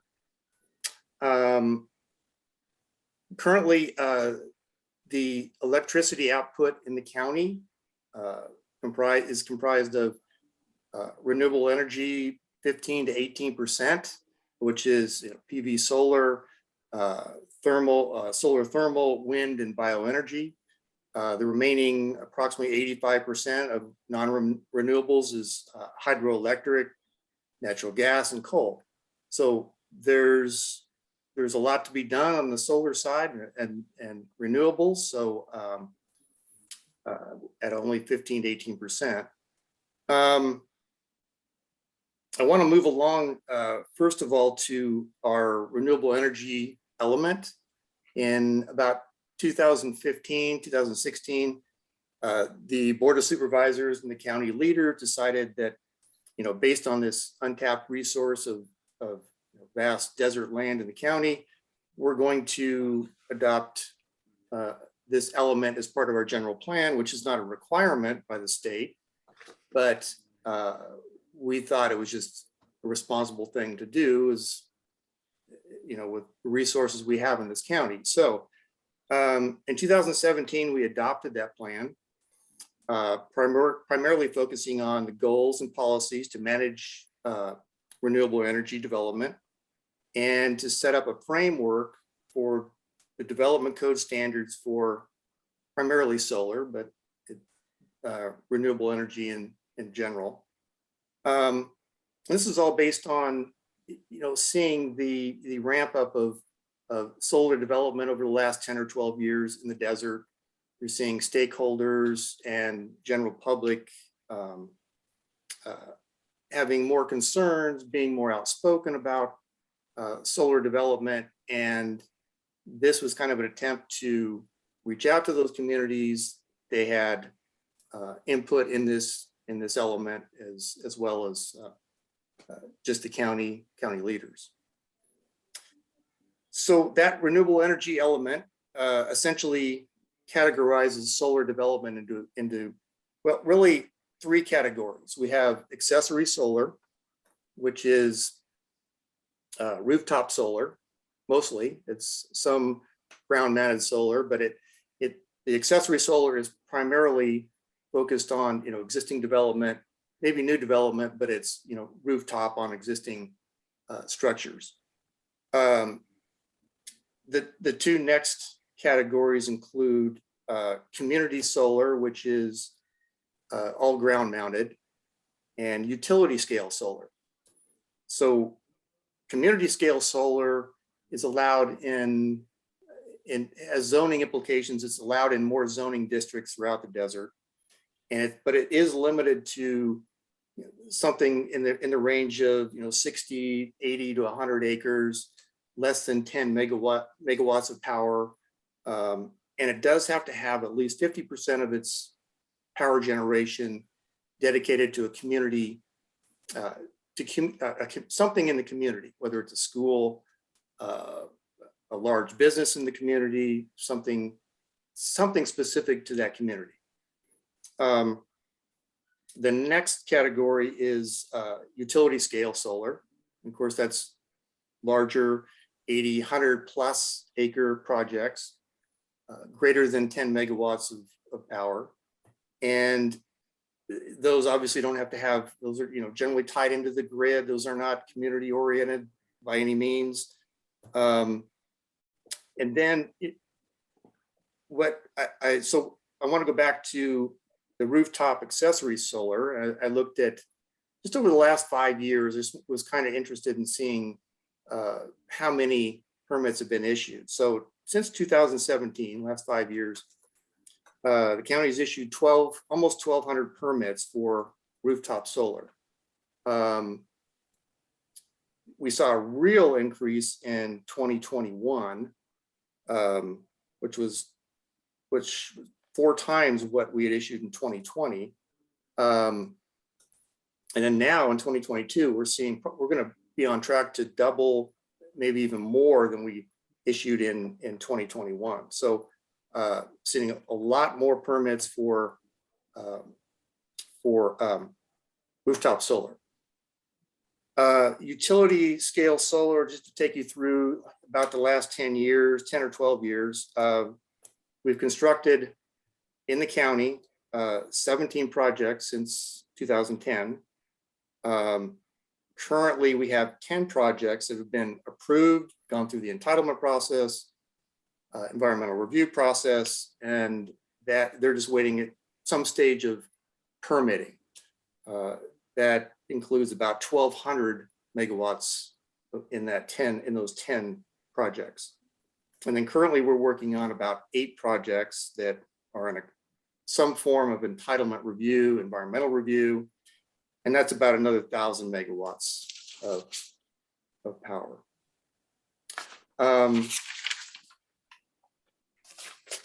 Briefly, our entitlement and environmental review process in the county requires a conditional use permit.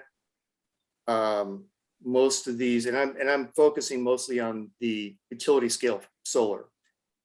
Most of these projects take about a year, mostly because the environmental review process is time consuming.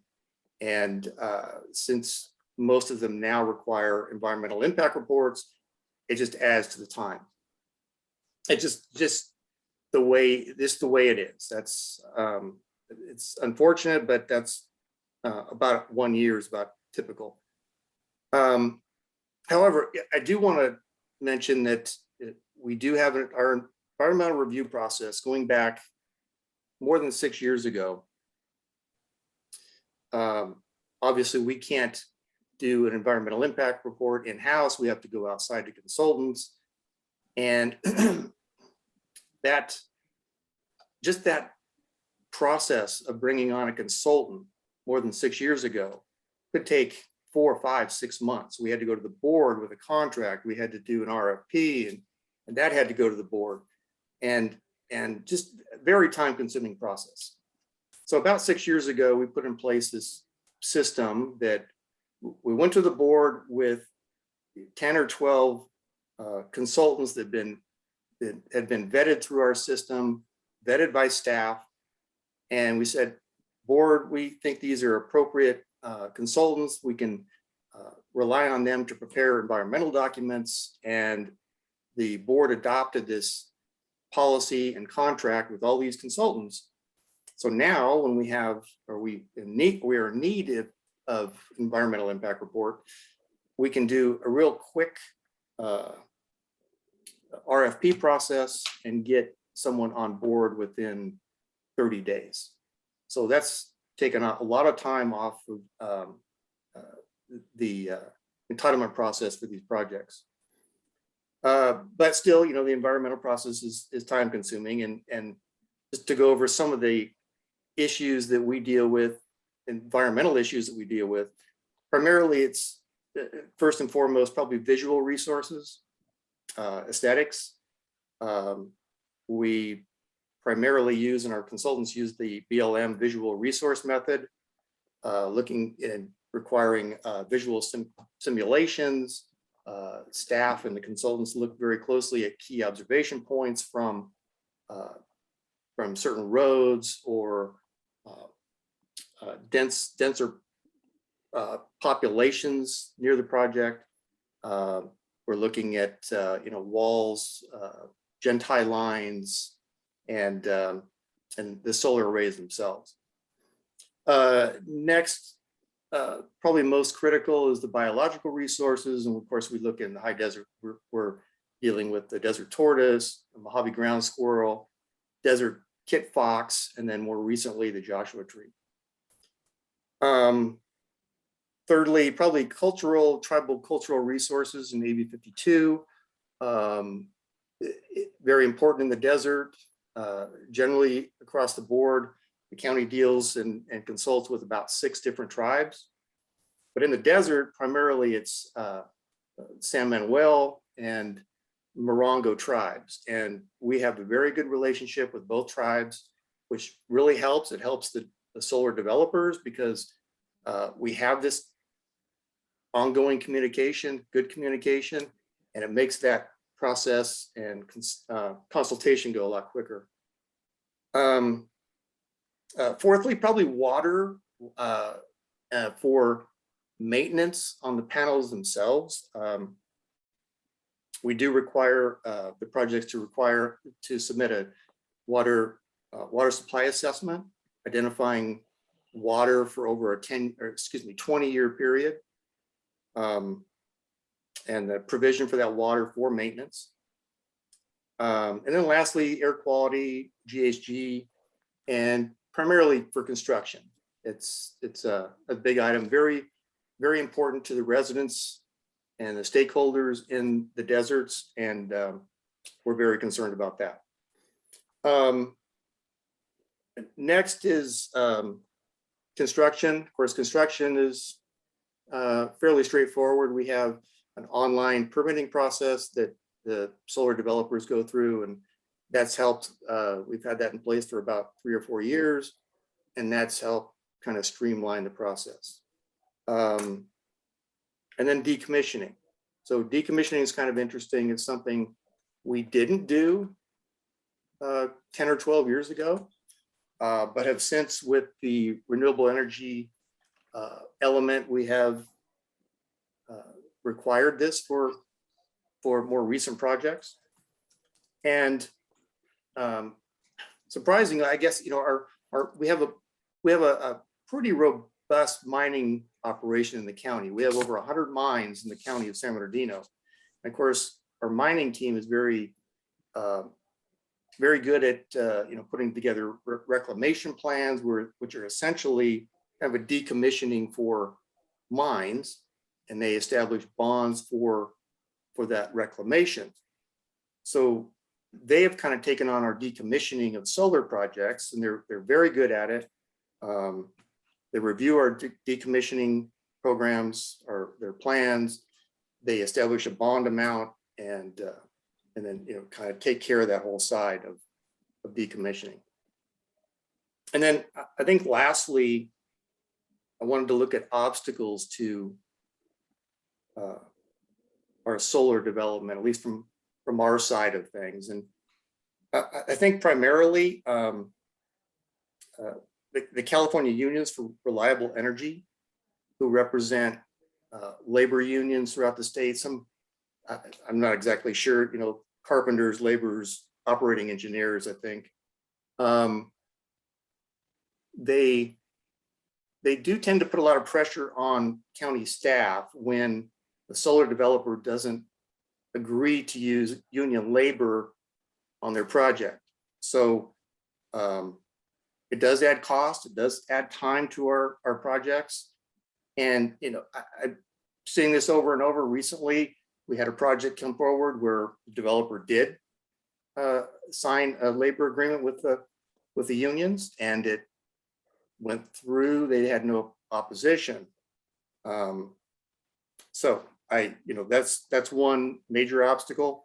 To a lesser extent, the environmental groups, I mean, they're primarily focused on biological resources. It doesn't seem to be, we address that in our environmental impact reports, so it doesn't seem to be a real concern. And then lastly, stakeholders and general public, and they have their concerns, mostly air quality and things like that. But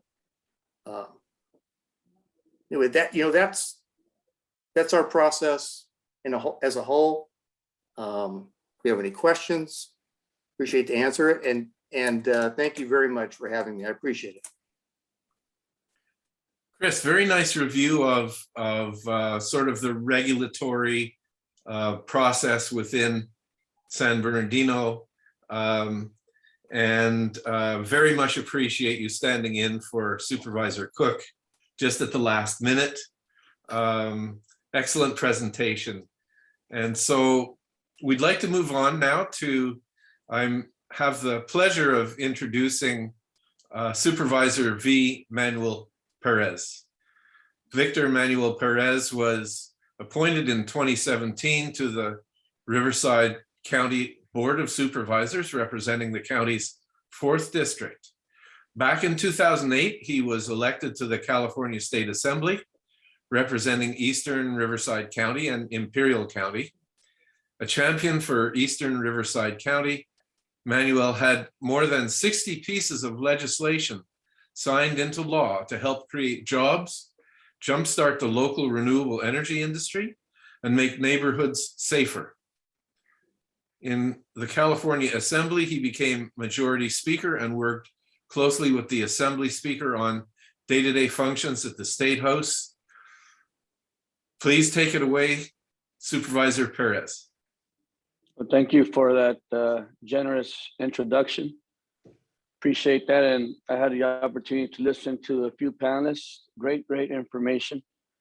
I definitely appreciate the updates and look forward to obviously working with all of you. And it's also great to see my former professor, Mr. Ron Loveridge, who I took many political science courses with. And at the same time, see my good friend Eduardo Garcia, my longtime friend from kids growing up, and as well V. John White, who I consider one of my mentors in the renewable energy industry. And so I'll talk a little bit about rooftop solar in a bit, and as well large scale, utility scale. But before I do that, I think it's important that we talk a little bit about the why and how we even got here. I think it's amazing that, President Jimmy Carter, back in 1979, from the White House, had a vision for solar energy development, in which he had mentioned that in the year 2000, he was talking about a solar water heater that he stood in front of, in which he said is being dedicated on that day, will still be supplying cheap, efficient energy. A generation from now, this solar heater can either be a curiosity, a museum piece, an example of a road not taken, or it can be just a small part of one of the greatest and most exciting adventures ever undertaken by the American people. And we all know what happened.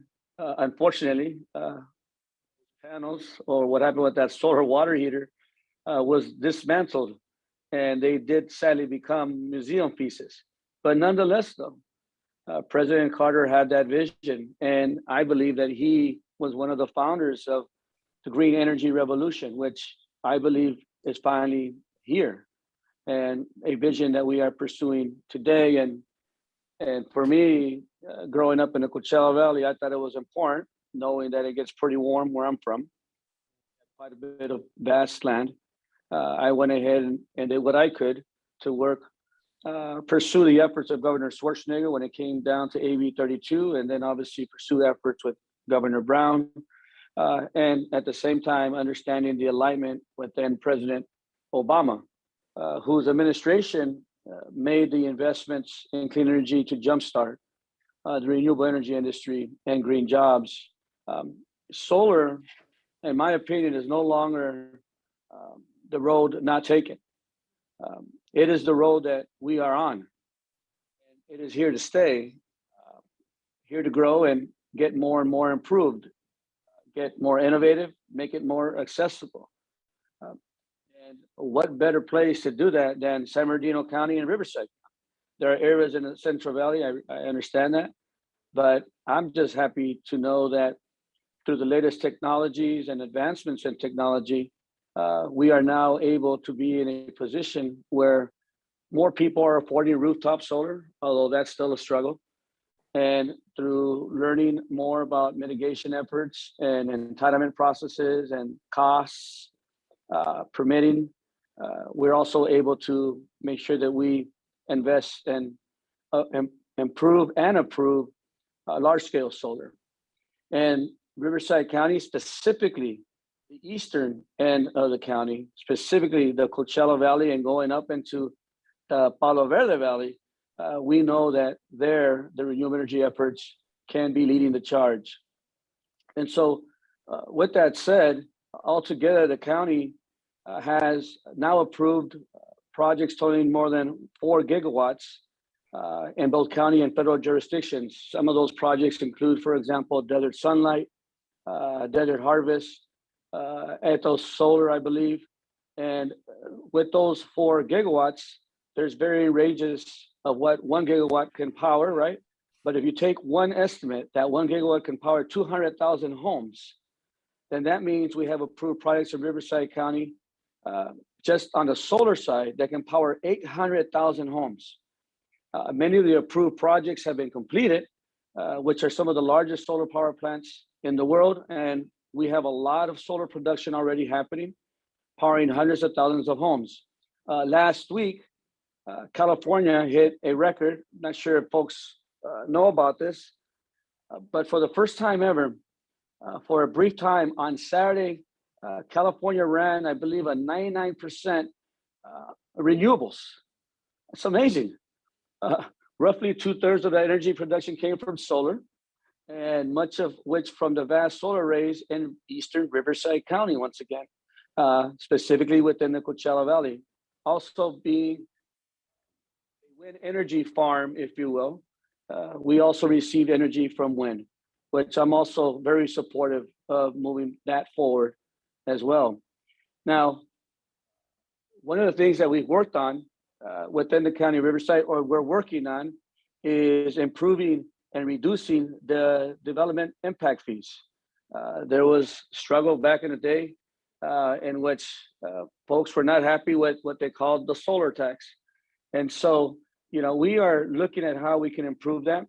We are currently working on a development impact fee nexus study that will help us reduce those impact fees and move towards more of a community benefit type of fund that can help with, for example, either transportation issues or fire departments, the places that are near these solar farms. And so I'm very happy to say that that is moving forward. And there are already examples in which that's already worked, like, for example, the Ethos project, where at least 80% of that solar tax has been reduced. And so I think that's going to be very helpful with other projects as well, moving forward. There are a number of policies under discussion that show that we have to navigate the transition to renewable energy, but balancing the interests and taking care of many priorities. I'm a proponent of solar, as you all know already, and I'm also wanting to build out wind. But as my colleague and friend, Eduardo, Assembly Member Eduardo Garcia, we also support geothermal, pump storage, to eventually make sure that we get to the 100% renewable energy decarbonized grid. We will advance these things as much as possible in the Coachella Valley and Riverside County as a whole. And just very quickly, I want to just touch base on what's going on here with rooftop solar. And a congratulations to the city of Riverside. There was a report, not sure if you had a chance to take a look at that, of the top 20 cities in the US for solar energy use. It ranks cities in terms of total installed solar photovoltaic capacity and also in solar per capita as of 2021. Per capita is a key metric here because it's an average per person and not based on the total size of a large city like LA. Of the top 20 cities in the United States, though, the city of Riverside ranked 11th in solar per capita. You all should be proud. That's just the city alone. And that's obviously very impressive. I think LA was number 1. And in the Coachella Valley, there has been recent reporting on how residential rooftop solar is actually doing. This was prompted by a discussion about potential changes contemplated statewide by utility regulators to the net energy metering policy, in which you all know has been a bit controversial.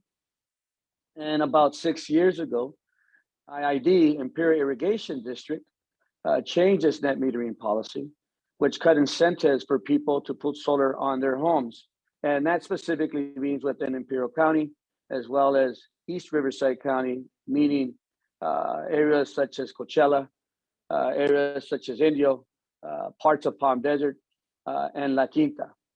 Now, the reporting shows that residential rooftop solar declined sharply in Imperial Irrigation District's service area, while new solar installations have continued at a brisk pace. Southern California Edison service area. And we also have Southern California Edison in Riverside County, specifically in the northern part or the western part of Riverside County. There may be more factors involved with all this, but such as the income of residents who live on the western side of the valleys, that's in Edison, versus the eastern side of the valley that's covered by IID. Only 4.2% of IID's customers have solar versus nearly 15% of Edison's Coachella Valley customers. So obviously there's some work to be done there. And I'm looking forward to hearing from others as to what potentially can happen with net energy, with the metering, because that is a major concern, especially when we're talking about the eastern end of the Coachella Valley. And I'll stop there. Supervisor, you've been a supporter of solar for decades, and we just tremendously appreciate that support. Thank you for doing what you're doing. Well, thank you, Fred. Absolutely.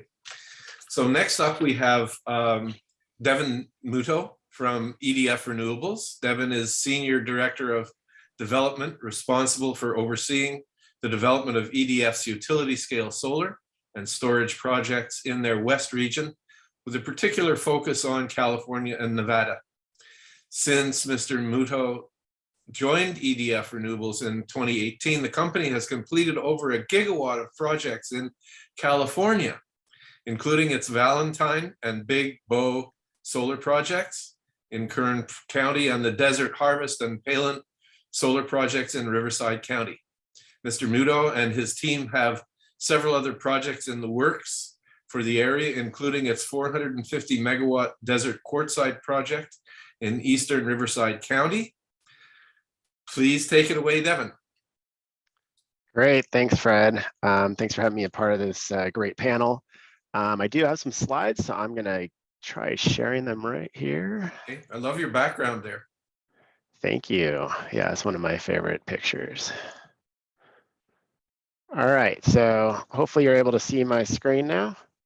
And I know we're getting a little bit short on time, so I'll try not to be too long-winded on some of these. I did want to just introduce EDF to those who are not familiar with us. We are an international company, part of the EDF group, but here in North America, the EDF Renewables company is just focused on North America. We're made up of 3 components: grid scale power, which is what group I'm in.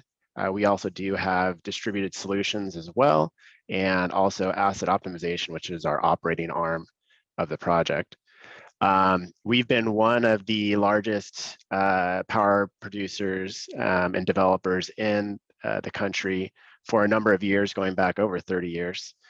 So we've got a significant amount of experience under our belt. We've worked with a number of off-takers, and we continue to operate over 13 gigawatts of projects as well. So we don't just develop, we also operate. In the West, actually our roots go back to the West. We originated here in North America as an operating company that was doing maintenance on wind farms, actually in the Palm Springs and Tehachapi area. Our headquarters are in San Diego, which is actually where I'm located. And it's really nice to have Riverside County as a neighbor, where it has a lot of potential for development, and we have established a very significant presence because of that. You think you already heard about a number of our projects here, but already built. We have Desert Harvest and Palin. We're currently working on getting Desert Quartzsite in the ground, and then we've got a number of other projects on the way. And we're also looking at San Bernardino County as well. Want to make sure we're spreading the love a little bit there, and in the Piscaluga area, as well as Kramer and Victor, we've got several development projects underway. All right, so I was asked to talk a bit about the state of solar in the counties. From a developer's perspective, though, you can't just focus in on the county level. There's so many different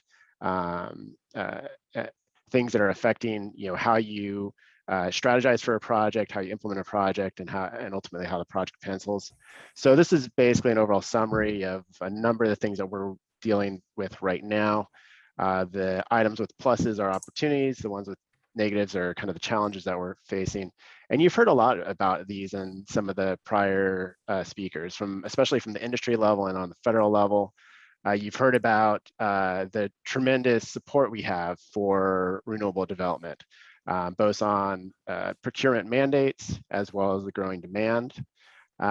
There's also, as an industry, we're seeing a lot of advances in technology, both on panel efficiency, but also on battery technology as well. And so we're really seeing it grow and seeing a lot of opportunities there. But it's not without a number of challenges, which have been discussed about supply chain, inflation, difficulty in obtaining materials. And these are all industry-wide and things that we're having to deal with on a daily basis. Similarly, on the federal level, while we do have generally an administration that's supportive of renewable energy, it's kind of surprising that we're still seeing a number of challenges with this administration.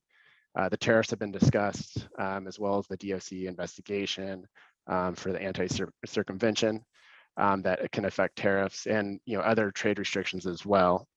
Also, I think one of the prior speakers spoke about the investment tax credit, which is going to be sunsetting in 2025. So that has an impact to our industry and the uncertainty as to whether or not that's going to be continued.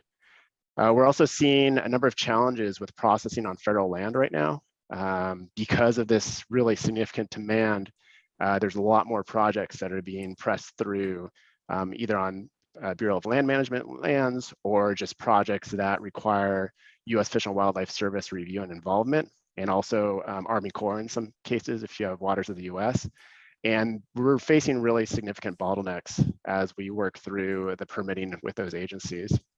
And then also we've got a change in regulations. There were some rollbacks of regulations that were put in place as part of the Trump administration. Recently, some of those have been reinstated by the current administration, and this change in regulations is difficult for us when we're midstream on a project and having to adjust the documentations and our projects to account for them.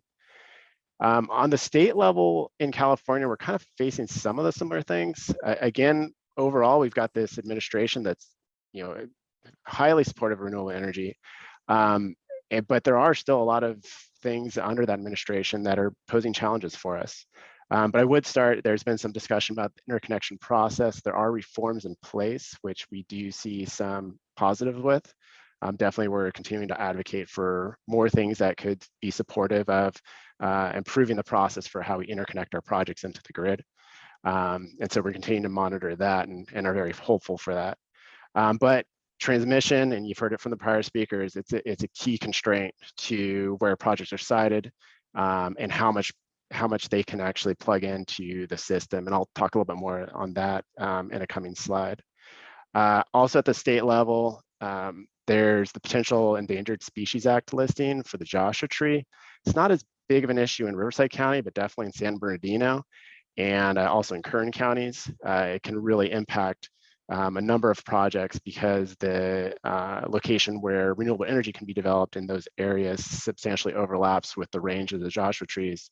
And that if they are listed, that can be very problematic for the processing and depending on the amount of mitigation that's required to the economics of a project.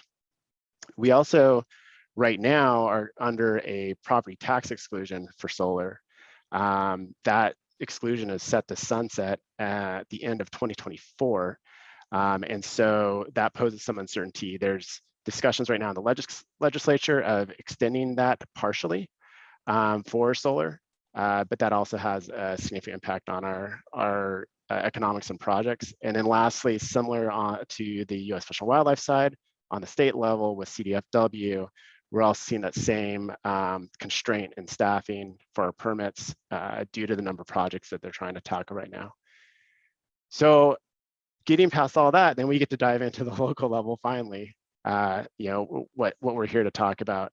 The great thing is that we've got a really good working relationship with a number of jurisdictions in California, and for us, Riverside County is one of them. As I mentioned, we haven't done as much work in San Bernardino, so I can't speak as much to them, but we do have a number of jurisdictions that have done a lot to support the processing and implementation of renewable energy.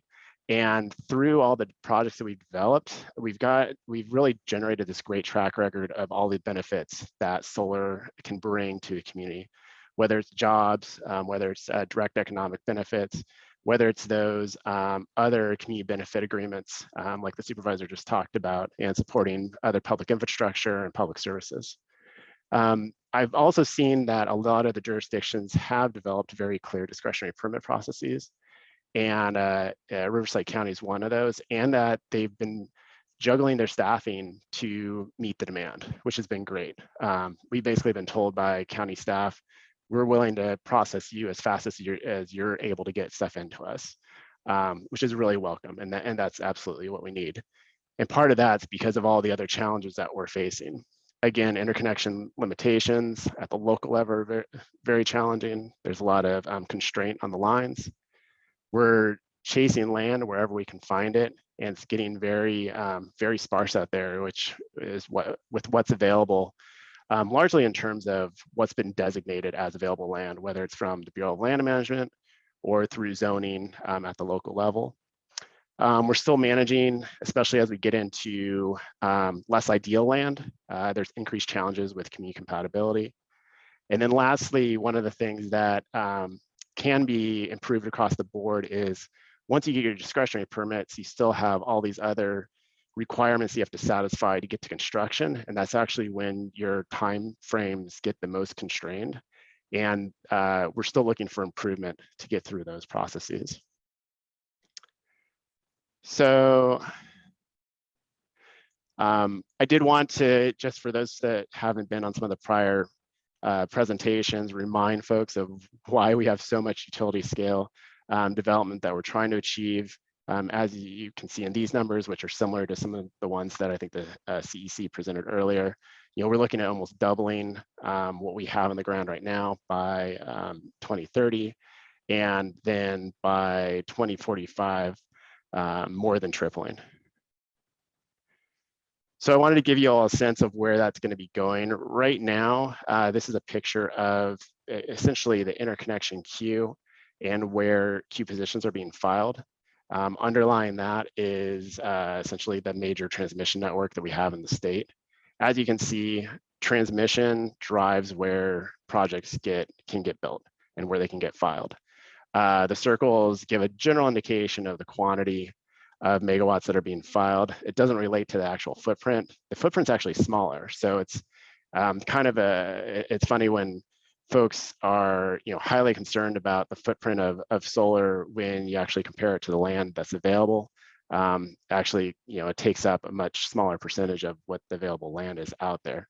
But you can see in here, and I think you can probably see my cursor, essentially San Bernardino is this area right here. And so it's got all these lines that extend up into Nevada. The major interconnection points in San Bernardino are mainly Kramer Junction, or Kramer right here. And I think Mira Loma, I want to say, is down here. And then Riverside County, this is the I-10 corridor. That's where the majority of the development is that you're seeing in Riverside. We've got the Colorado River substation, Red Bluff, and then the Deaver substation are the main interconnection points within that county. I'm not going to spend a whole lot of time on this slide. This is a scenario that someone prepared that I don't actually think it's super accurate, but it gives at least some idea of how projects might get built going out into the future. This takes the current queue and assumes 50% attrition, and then just plots the projects on their online dates that are currently requested. The problem right now is most of those online dates are getting pushed out into the future. So most of these megawatts are going to get pushed out, and then it only assumes current filings. So we're going to have additional filings going on in the future, which are going to get added on top of those. But basically the takeaway here is that right now, based on the current interconnection queue, Riverside and Kern counties remain the leaders, and they have been the leaders, and they remain the leaders in solar development. And then there's a second tier of counties, which includes San Bernardino and the Central Valley communities. And then lastly, I wanted to mention, one of the biggest issues we're seeing right now, especially in Riverside, which is the significant constraint of transmission. Basically, what we're seeing is that the area between Devers and Red Bluff, which is over here, that once we start the build out to around 2026, which is essentially projects that we're working on right now, that there's going to be significant constraint on that line that is going to result in substantial curtailment of any future projects that get developed. So essentially any projects that we're working on beyond that have that severe impediment that it's facing. We really need to get new transmission. Both we need to get something built between Red Bluff and Devers, or some other type of transmission improvement beyond there to improve it. We do have state plans that show the need for additional circuits going from the Colorado River sub to the west, and also down along the southern border from North Gila into Imperial Valley. As you can see, there's essentially an entire circuit here that goes into Arizona, back into Southern California. And the more that we can improve that circuit, the better. And one of the other latest plans that came out did identify a new connection going from Albert Hill to Sycamore that would help establish that connection even better and allow for increased connections and capacity in the area. So definitely there is the need for this. And unfortunately, all these planning documents that have come up are just that. They're just planning documents. We still don't have any firm commitments to any of these improvements that are really significantly needed to support the additional development in this area. And so my key takeaways, despite there being very strong demand and what it should be an extremely friendly political environment, we still are facing very significant headwinds and extreme challenges right now. We really appreciate all the local support that we are getting. It's extremely valuable for us to achieve success with our projects, and we need to continue to get that. We do need more advocacy and action on these transmission constraints, like I just mentioned. And available land is becoming a very significant constraint, and the more that we can free up land by rezoning them or other policies and processes to make that available is key. And that, I think, wraps up my stuff. Thanks, Fred.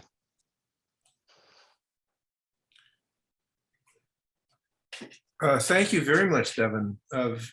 Very interesting presentation, a great review of what EDF has been doing. I'm extremely impressed and wish you all of the success that you can have in the counties and Kern County and elsewhere. What you folks are doing is really critical for us to be able to deal with the climate change challenges and economic challenges and social challenges that we have. So many kudos for doing what you're doing. I now have the pleasure of moving along and introducing Marissa Mitchell from Intersect Power. Marissa leads land use planning, community engagement, and environmental policy for Intersect. She has worked on renewables since 2006, with a focus on minimizing environmental impacts and maximizing environmental enhancements. I love that. Marissa has a wealth of experience with development from site selection right through construction. She's also conversant with environmental laws and policies and maintains close relations with key regulators. Please take it away, Marissa. Thank you so much, Fred, and thanks for inviting me to speak at this conference. I'm really appreciative of the folks who have convened this today. And can folks see my screen? I know I'm short on time here, so just want to breeze quickly through this. So I wanted to focus, Devin and I actually coordinated a little bit. He was going to focus on the high level, and I was going to focus a little bit more on some of the local level in Riverside and San Bernardino counties specifically. And so just really quickly, Intersect Power is a utility scale solar developer. We develop, own, and operate large-scale facilities, particularly in California and Texas, but also across the Western United States. Okay. There we go. Okay, so I wanted to say first that we have a lot to be proud of. These are just the most brand new solar installations that have happened in Riverside County. And this is my gold star here for Supervisor Perez, because all of these are in District 4. So definitely gold star for you, buddy. This is a huge amount of solar that is either just been constructed and energized, is in construction now, or fully permitted on the verge of going into the construction phase. And these are just the ones that I'm keenly aware of. There might be a handful of others. So this is great. And I will say that my company, I think same with Devin, we've done a lot of work in this region. We've developed clearly and built a lot of projects in Riverside County.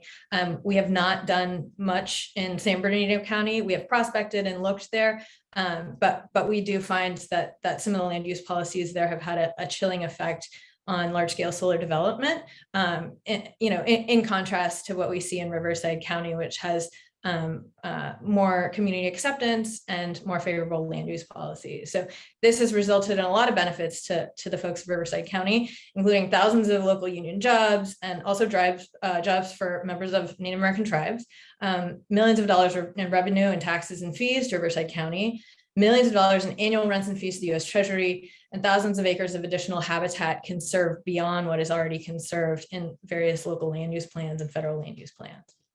So this is all great news. I do want to highlight just one slide I give when I give my sort of solar utility scale solar development 101. There are a lot of constraints that we have to contend with, and finding a really good utility scale solar site is truly finding a needle in a haystack. There are lots of constraints that you might think of, like biological resources, community acceptance, land prices, that are sort of fairly obvious on the surface of things, but then there are things that you might not understand too much about because they're not visible. There are, grasslands that have protected species and wetland areas all over the place throughout the state of California. Major hydrologic constraints in a lot of areas, particularly in Southern California. Geotechnical constraints, the severed mineral interests beneath the land, sometimes are major barriers to constraints. There are often public projects that are in the works that have been segregated from development. So there are a lot of things to contend with. And obviously, as Devin mentioned earlier, transmission constraints is a huge issue. I wanted to talk a little bit about the land requirements to meet our current renewable energy mandates in the state of California, and talk a little bit about both public and private land opportunities. The Desert Renewable Energy Conservation Plan was a federal land use plan that designated, it was 388,000 acres of public lands for renewable energy development. But unfortunately, that was designated through more of a conservation lens than a development lens. And about 80% of that is unusable, unfortunately, because there are overlapping conservation designations, major geophysical impediments like geotechnical constraints, hydrologic constraints, and lack of transmission in most of the areas that were designated as lowest conflict. So those areas aren't really workable. So we've got about 20% of that to work with. But private lands also are increasingly difficult to site solar projects on. A lot of local zoning restrictions have been problematic. There is increasing community objection, conflicts with other land uses, and lack of transmission capacity on some of these lands. So we're going to need about another 500,000 acres for our solar build out in California for utility scale to meet those mandates. That's only about 0.05% of the land surface in the state, but these lands must have access to transmission, the way Devin was describing before. Along these transmission lines are future planned transmission lines. They also need to gain approval of government authorities and local communities, and then not get tied up in litigation for many, many years. This is an example of a constraint in the Desert Renewable Energy Conservation Plan area, shown in pink. And you can just see, I'm not going to go into what all of these layers are on my map, but hydrologic constraints, habitat constraints,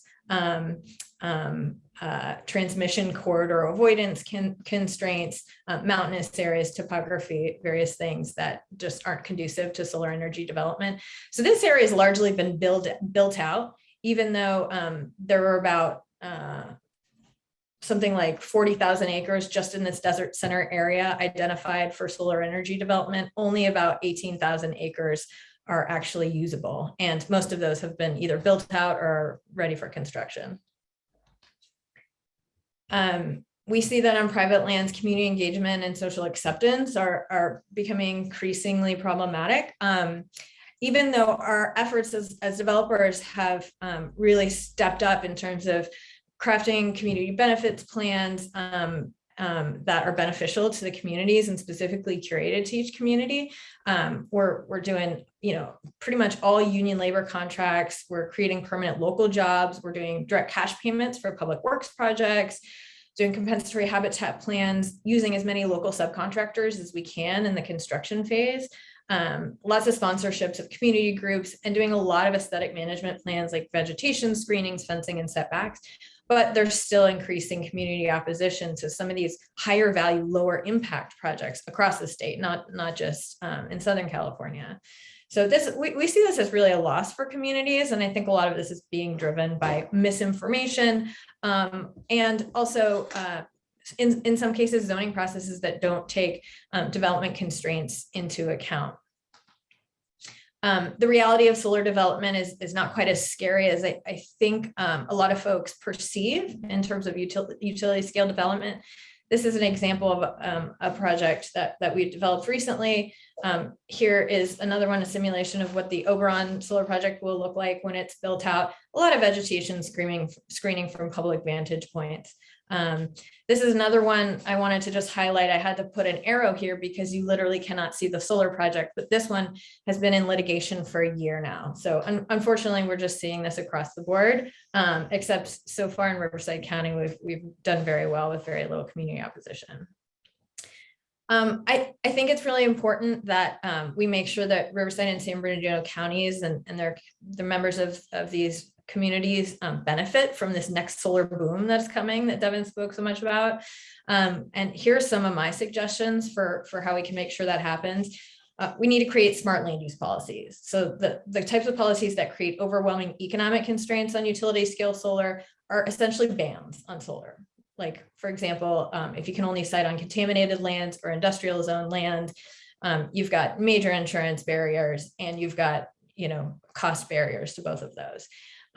We need to be have a seat at the table so we can explain what our constraints are and how we can create affordable wholesale renewable energy for communities.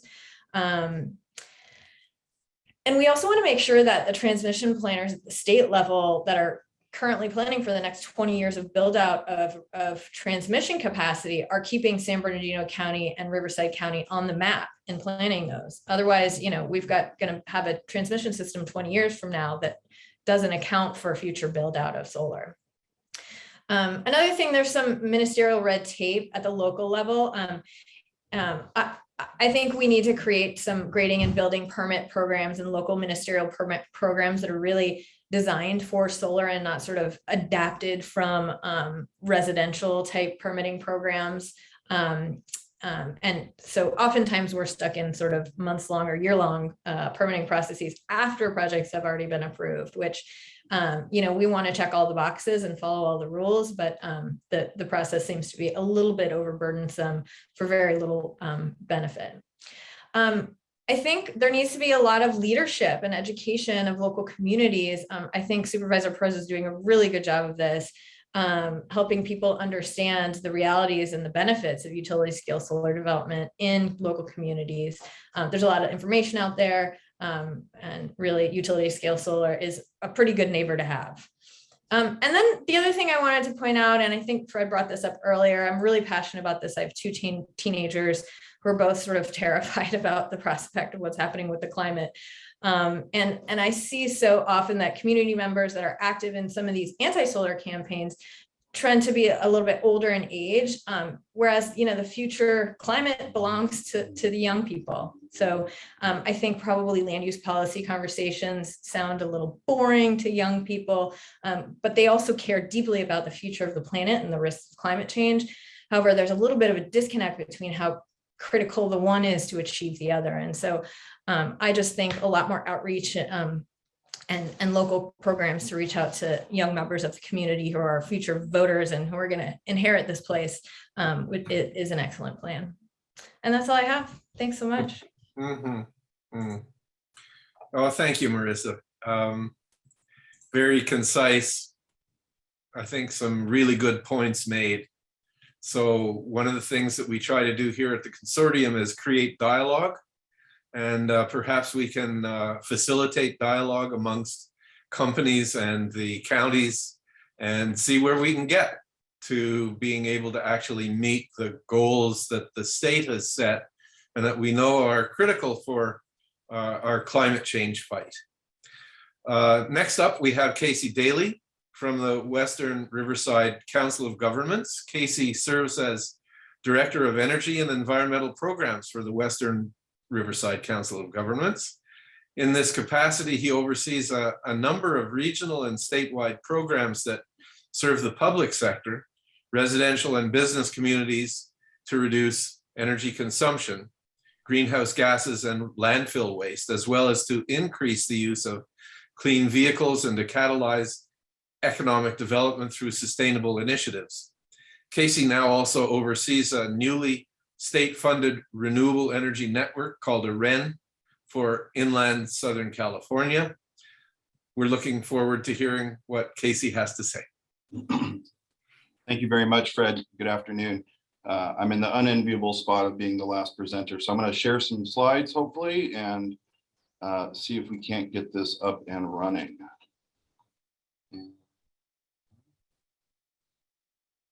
Okay, sorry.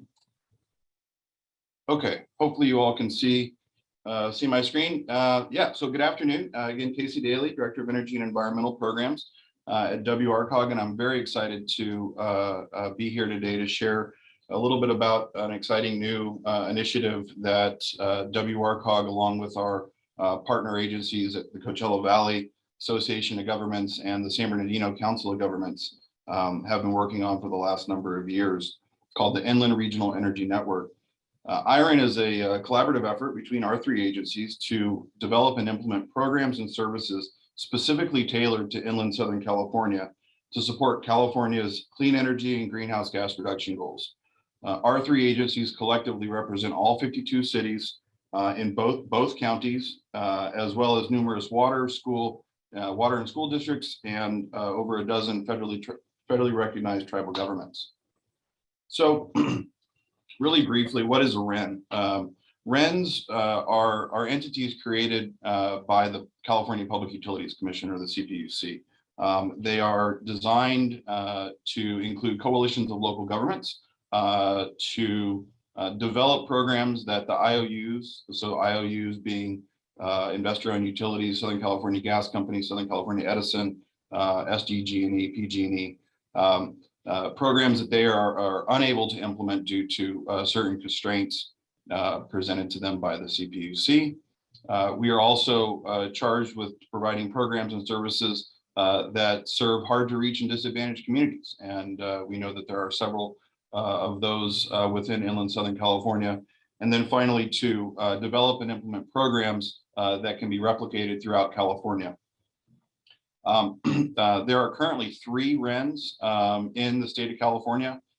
Bay REN, which represents the Bay Area, 9 counties up in the Bay. You have SoCal REN, which is administered by Los Angeles County, and it includes all of Los Angeles, Orange, Ventura, and lots of Southern California area. And then you have what's called the 3C REN, which is the 3rd REN administered by Ventura County. That includes Ventura, Santa Barbara, and San Luis Obispo County. So IREN is the 4th REN in the state of California. We were approved by the PUC in November through 2027 for approximately $65 million. And so I'm going to share a little bit about what we're going to do. As I mentioned, RENs are required to fill hard to reach areas. And so some of the programs that we're going to be offering, and I'll get to this in just a second, but include programs and services to support our member agencies, which is the cities and the counties and the public agencies within the 2 counties, to help support projects that reduce their energy consumption. We will be providing trainings to local building communities for updates to California's Title 24 building code. And then we're also planning to develop pathways for workforce development programs to help grow and expand the clean energy workforce. Excuse me. So IREN's mission is to actively participate in the California clean energy initiatives and build a stronger clean energy economy and community. We intend to do this by connecting residents, businesses, and local governments to the wide range of energy efficiency resources to increase energy savings throughout inland Southern California. We are focused initially in three sectors: public sector, workforce education and training, and codes and standards. Within the public sector, one of our main objectives here is to really build capacity. One of the interesting things to note, if you look at the cities within Riverside and San Bernardino County, you don't necessarily have sustainability managers or energy managers. It's not a primary job function for a lot of folks. I will note that our friends in Palm Springs would disagree with me, and so I have to acknowledge that I know Palm Springs has a sustainability manager, but by and large, there are not a lot of full-time staff working or embedded within a city or county that are specifically dedicated to energy and sustainability. Within the workforce education and training space, we really want to work with and support our local community colleges, universities, ROP programs to help them expand existing job training and certification programs that are specifically geared towards energy reductions. And then finally, the codes and standards aspect here is to, as Title 24 gets updated every 3 years, to provide trainings, not only to local building departments, but also to the broader building community on ways that they can achieve energy code compliance with the ever rising requirements of the state, which we fully support. So I've already talked a little bit about this, but to kind of dig a little deeper, we are the 3 sectors we're focused on again. So with the public sector, we are looking to do a number of things. First of all, we're looking to provide technical assistance, design support services to our member agencies to help them with projects that are designed to reduce energy consumption across the board. And so these services would include things like energy audits, helping to help to design the projects themselves, ensuring that rebate opportunities from the gas company or Southern California Edison are utilized, and certainly even larger rebate programs. For me, I get excited about solar and storage. So there are a number of rebates that the PUC and the CEC are also offering. We're also looking to develop what we're calling our building upgrade concierge, which is essentially will be an online platform that will allow individuals to enter in a handful of fields on the type of project that they are looking to do. And then we would have all of the existing programs and opportunities for rebates organized and cataloged. So it would track and pull out the programs related to the specific project. We're also looking for, as I mentioned, in the workforce education and training side, to work with local providers, local schools, to help them enhance and expand their existing job training programs. We've got a very large footprint to touch, and so connecting with local schools, school districts, as well as the existing community college network, which is great. There are a lot of great people that are working in that space. And then finally, codes and standards, which I touched on a little bit here. Finally, we are a public agency. Our members are the cities and the counties, and so we really, wanted to develop something that was beneficial to our member agencies. And so you can see here some of the services that we anticipate making available to to any of the cities within Riverside and San Bernardino County that are interested. There is no charge. The funding for IREN comes from all of us. Ratepayers pay into a public goods charge that goes up to the PUC, and then they use those dollars to help program administrators, which is what IREN is, to implement programs. So energy modeling services, benchmarking, Title 24 trainings. I mentioned the technical services. As part of our ongoing effort to build capacity as well, we are looking to replicate a successful program that WRCOG has implemented several years ago, which is our fellowship program.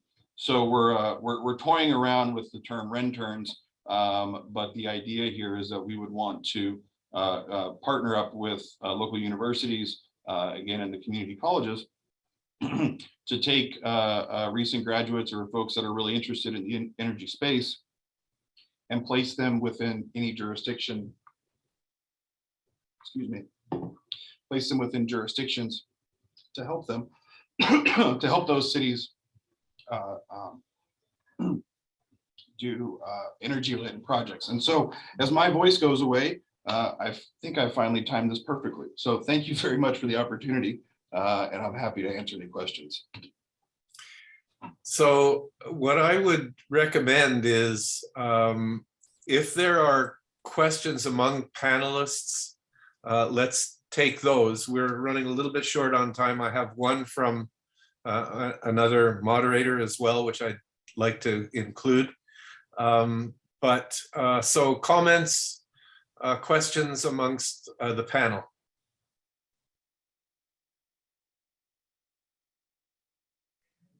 I just want to say thank you to my colleagues on this panel. I appreciate the briefing, the update. You know, as a supervisor, we deal with so many different issues at once, and it just feels good to be back on this. And once again, I just call to action, and I think all of you have parts of it for a strategic action plan, which I saw you talk about, Casey, and as well, Marissa, to some degree, and Devin. And obviously, with the folks that are on here that have been on with the Solar Valley Consortium, I like to just put that out there for something in the future for us to conduct and coordinate. That's all I wanted to say, but thank you, everybody. Further comments? No? Okay. It seems to some individuals, at least, that there are a lot of restrictions on solar in counties, and some in San Bernardino County. And I guess a question would be, how could the county assist developers in identifying developable land? We know that you know, there are areas that are not able to sustain large solar developments, but I'm wondering if we could create a dialogue where developers and the county could actually come together and, as I said, identify areas that would be acceptable for development. Chris, do you have a comment on that? You know, I understand the concerns completely, and I think Marissa pointed out that, you know, San Bernardino County has some pretty restrictive zoning requirements, and we do. And I think the supervisors had to weigh out, you know, the public, you know, outcry on solar projects, and then, you know, what we can do to help the solar developers and get to our goals. It doesn't mean that there's not developable property. If you're looking for me as a planner to identify areas, I'm probably not the best one, but we do have departments in the county that they could help economic development, for example. But I think I think the biggest thing, at least from my perspective, is the corridors, as Devin pointed out with some of his exhibits, and then and zoning and some of our restrictions. It doesn't mean that if zoning is an impediment that it can't be overcome necessarily. There's always ways to make something happen. Okay, great, thanks. And I'm just hoping, as I said, that we can create a dialogue which allows increased deployment throughout the counties. So thank you for that answer. Could I just add something to that? Please. You know, one of the objectives for IREN is to really kind of create a space for these conversations to occur, and we will be forming working groups and advisory groups as we progress down this road. And you know, I mentioned the REN is funded through 2027, but this concept of RENs are you know, they're very well embraced by the CPUC, and they want these things to be here because they recognize the importance of local governments in the overall kind of landscape of energy, and in particular energy savings. And so I say this because you know, we are just getting started. There's a lot of opportunity in front of us. While our funding is through 2027, should we desire, we will be able to continue this funding for the foreseeable future. And so I really want to just share that with everybody, and to let everybody know that we will be convening working groups. And I think that the idea of strategic action plan, as Supervisor Perez indicated, is fantastic. I mean, that's the kind of, you know, high level strategic thinking that we really need to be doing for both counties together at the same table to really think about how can we have a meaningful impact, you know, using the resources that are available to both counties. I think it's, you know, I'm really looking forward to it. So I appreciate the supervisor's remarks and look forward to working with everybody as much as possible. So it does seem then, Casey, that there is some common thought around how things might be able to proceed to help push deployment. And that's tremendous news. Very pleased to hear it. Thank you. I'd like at this point just very briefly to acknowledge some individuals who are really instrumental in making things work for the consortium. And so I'd like to acknowledge all the good work done for the consortium by Dave Willman, whose political acumen is unparalleled, by Camilla Fisher, who does our graphic design, Trang Bui and Pengqi Zhao, who helped with administrative details and the website, and especially to Maxine Maglikmot, whose assistance has been instrumental in setting up this Zoom webinar. The next stage of this conference, and we will try to get through this quickly, is that we have some awards that we'd like to give out. And these are really, you know, rather than a big Oscar type award, they are meaningful though. And so I'd like to announce who we're wanting to recognize. The categories are cities, industry, nonprofits, manufacturing, utility, best innovation, and solar champions. And so for cities, the winners are Rancho Cucamonga and Palm Springs. And I am hoping that we have individuals from Rancho Cucamonga and Palm Springs who can just speak briefly to what they've been doing. Hello, and thank you. I can jump in. I'm from Rancho Cucamonga. My name's Katie Bailey. I am a management analyst too with the city manager's office, and my team is responsible for overseeing the implementation of our climate action plan. And on behalf of the city, my colleague Michael Frazier and I would like to thank you for honoring us with this award. There's a lot of really incredible work being done in this space, a lot of which has been discussed today. So we're really happy to be included in that group. For the city, building climate resilient community is an integral part of our vision for the future. And that includes efforts to build policies that remove barriers and allow community members to make more sustainable decisions. And these values are really deeply rooted in our goals for the climate action plan. And our teams and other departments really take a lot of care to streamline those processes that improve sustainability, particularly around energy mix, which is what we're talking about today. And that accounts for over half of or nearly half of our community GHG emissions. So we really appreciate that. And I'll turn it over to Michael for a few words just about our program as well. Excellent. Thank you, Katie. Well said. And it's such a great honor to be part of this team here in Rancho Cucamonga, and of course the greater team here in the county and the Inland Empire and so forth.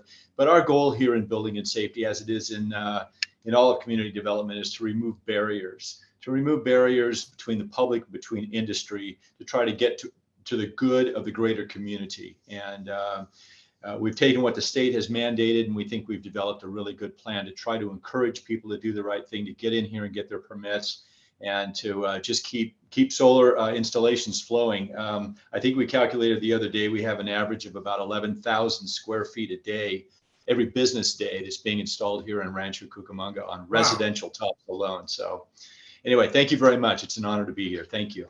No, absolutely. And keep it up, keep it going. This is tremendous. Do we have someone from Palm Springs?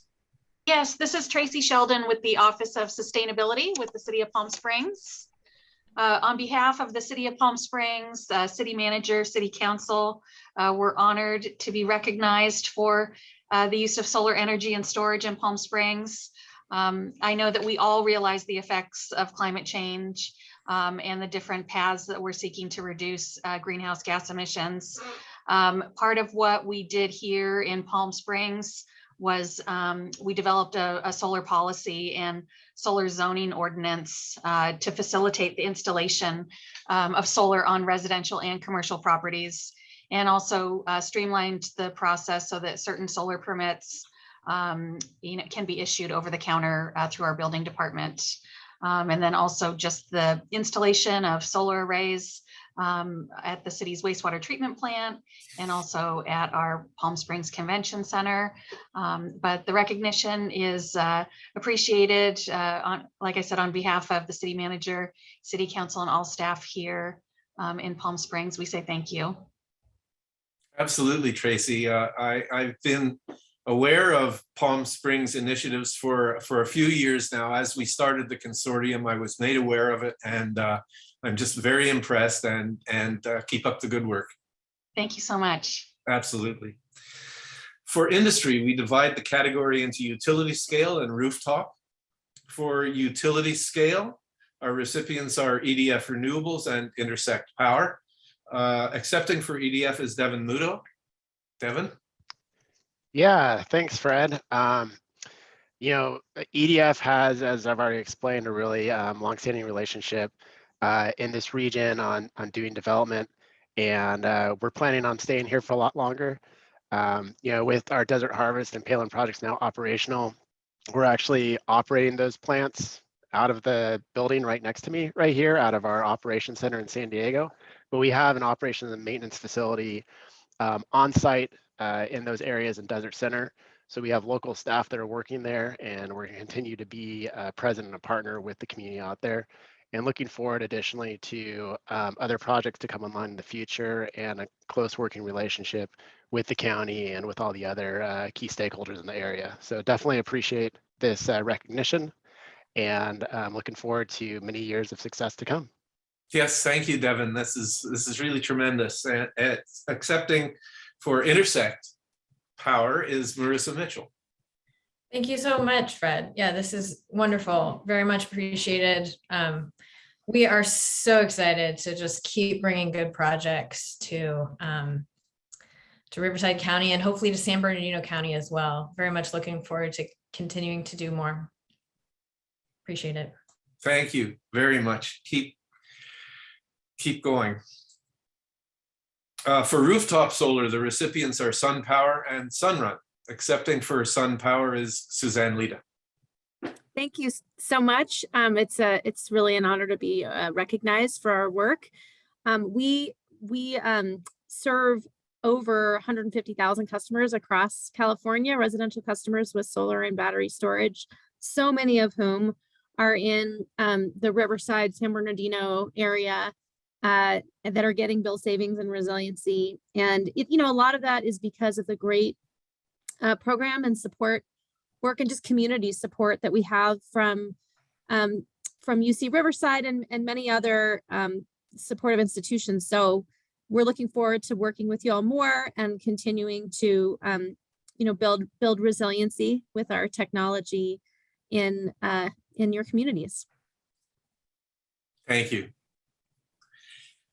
Accepting for Sunrun is Lauren Nevitt. Lauren, are you with us? All right, maybe not.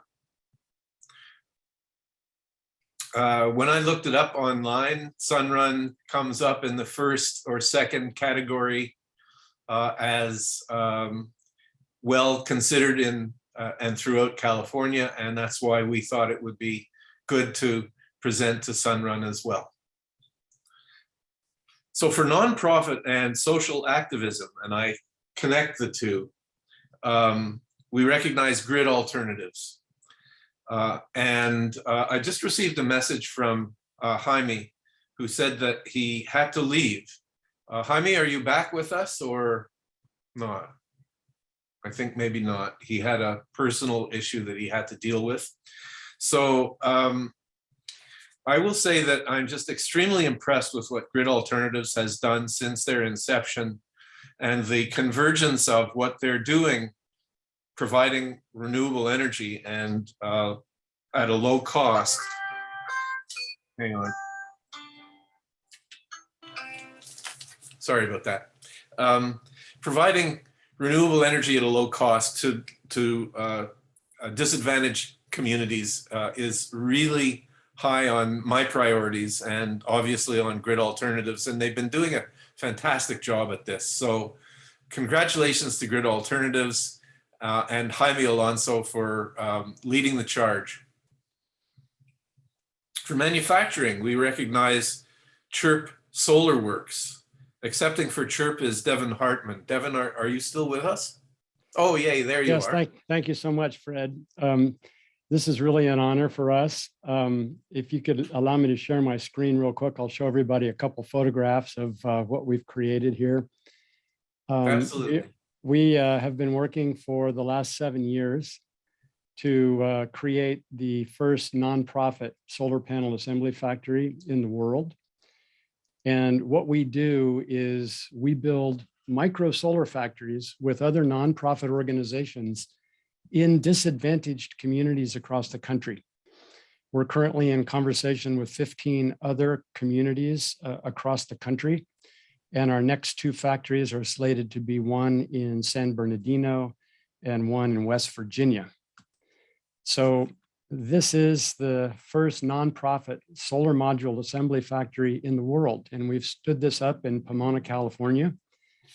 The factory is not only a solar module assembly factory, but it's also designed to be a workforce development factory and also an economic expansion opportunity for disadvantaged communities. Obviously, the demand is great for what we are doing, and we feel we have strategic advantage in innovation in 2 areas. One is the technology. We're going to be deploying the most advanced solar technology in the world because we've solved the problem of reverse bias and the elimination of hotspots in solar panels. And number 2, it's our distribution model. We are deploying these panels in a blended nonprofit, for-profit business model inside of disadvantaged communities across the country, which will give us a tremendous strategic advantage for our marketing against global competitors. So thank you so much for this. We're very grateful on behalf of the city of Pomona, the city of Claremont, hundreds of donors and philanthropies and organizations across the country, and also the state of California, and our Assemblyman Chris Holden for a line item budget, who gave us the initial support to create this first factory. So thank you all so much. This means a lot to us. Devin, I think you're doing really critical work. And so as you roll this out, please keep us informed about how things are going, and perhaps we can help create more dialogue. We would love that. Thank you so much, everyone. Absolutely. For utilities, we recognize Southern California Edison for their forward thinking, reimagining the grid and future planning. Accepting for Southern California is Terang Kim. Terang, are you still with us? No. We've run a little bit late, and so I guess that there are some individuals that just couldn't hang in with us, but I feel this one is really important. Southern Cal Edison has done a tremendous job in imagining what the grid should look like, and I thought that Terang's presentation for us today really highlighted their thoughts for the future. So congratulations to Southern Cal Edison. For best innovation, we recognize NREL and DOE. NREL developed a thing called Solar App Plus, which is focused on permitting. And we have, I believe, Jeff Cook with us, who is Renewable Energy Policy and Market Analyst at NREL in the Strategic Energy Analysis Center. You do have me. Can you hear me, Fred? Yes, absolutely. Fantastic.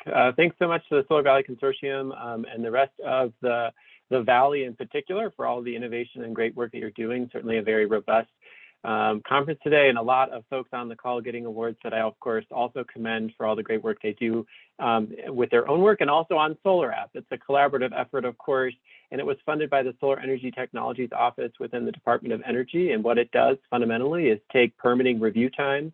I know we had a couple of counties on the call here, including Riverside, County of Riverside, actually. I'll get back to that in a second. But ultimately what Solar App does is it takes the permitting time from weeks and months and makes it 0 days, instant permit approval for code compliant systems, resulting on average in projects being installed a full 2 business weeks faster. So we've already eliminated 50,000 days in waiting time to get your solar project installed because we've alleviated the big burden that communities have had. Menifee, California is of course located in Riverside County, located in the Valley.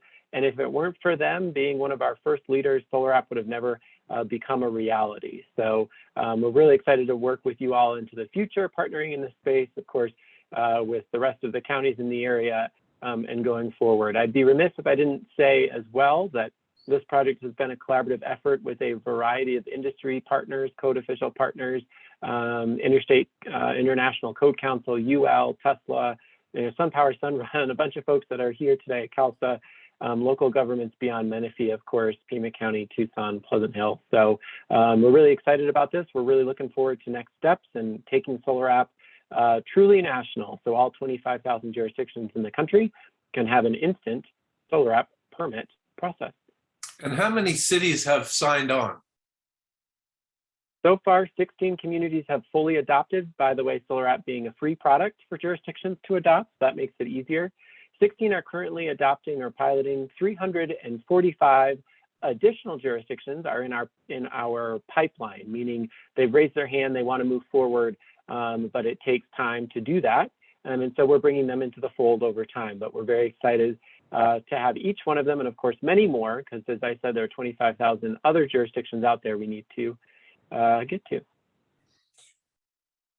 Thank you, Jeff. One of the things that folks that have been involved in solar, and particularly rooftop solar, have wished for I'm going to say over a decade, is the streamlining of permitting. You guys have done a tremendous job.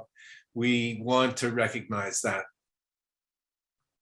We appreciate it, and it certainly was a collaborative effort for how we did it. But like I said, we're going to be moving forward from here to incorporate battery storage. We already are piloting that. We're moving into the future to make permitting streamlined for everything, not just residential rooftop solar. Thank you for your efforts. This is really tremendous. Finally, for Solar Champions, we have Supervisor Paul Cook. And Chris, are you still with us? I'm still here. Okay, so we're wanting to recognize Supervisor Paul Cook for his support for solar. And thank you very much for standing in for him and for accepting this award. Well, thank you very much on behalf of Supervisor. Absolutely. Appreciate it. Yes, absolutely. And finally, accepting for Supervisor Manuel Perez is the one and only V. Manuel Perez. Well, thank you, Fred. Just want to say thank you for this recognition, and to everyone that was part of this consortium today. And on behalf of not only the 4th District, but my colleagues on the Board of Supervisors, just want to say thank you. Absolutely. And, you know, we're wanting to continue the work that we're doing with you and look forward to it. So do I. Thank you so much. All right, we're coming to the end of our conference. To the audience and participants, I hope you've enjoyed it and learned something from here at Solar Valley Central. Thank you for attending, and I wish you a great rest of the day.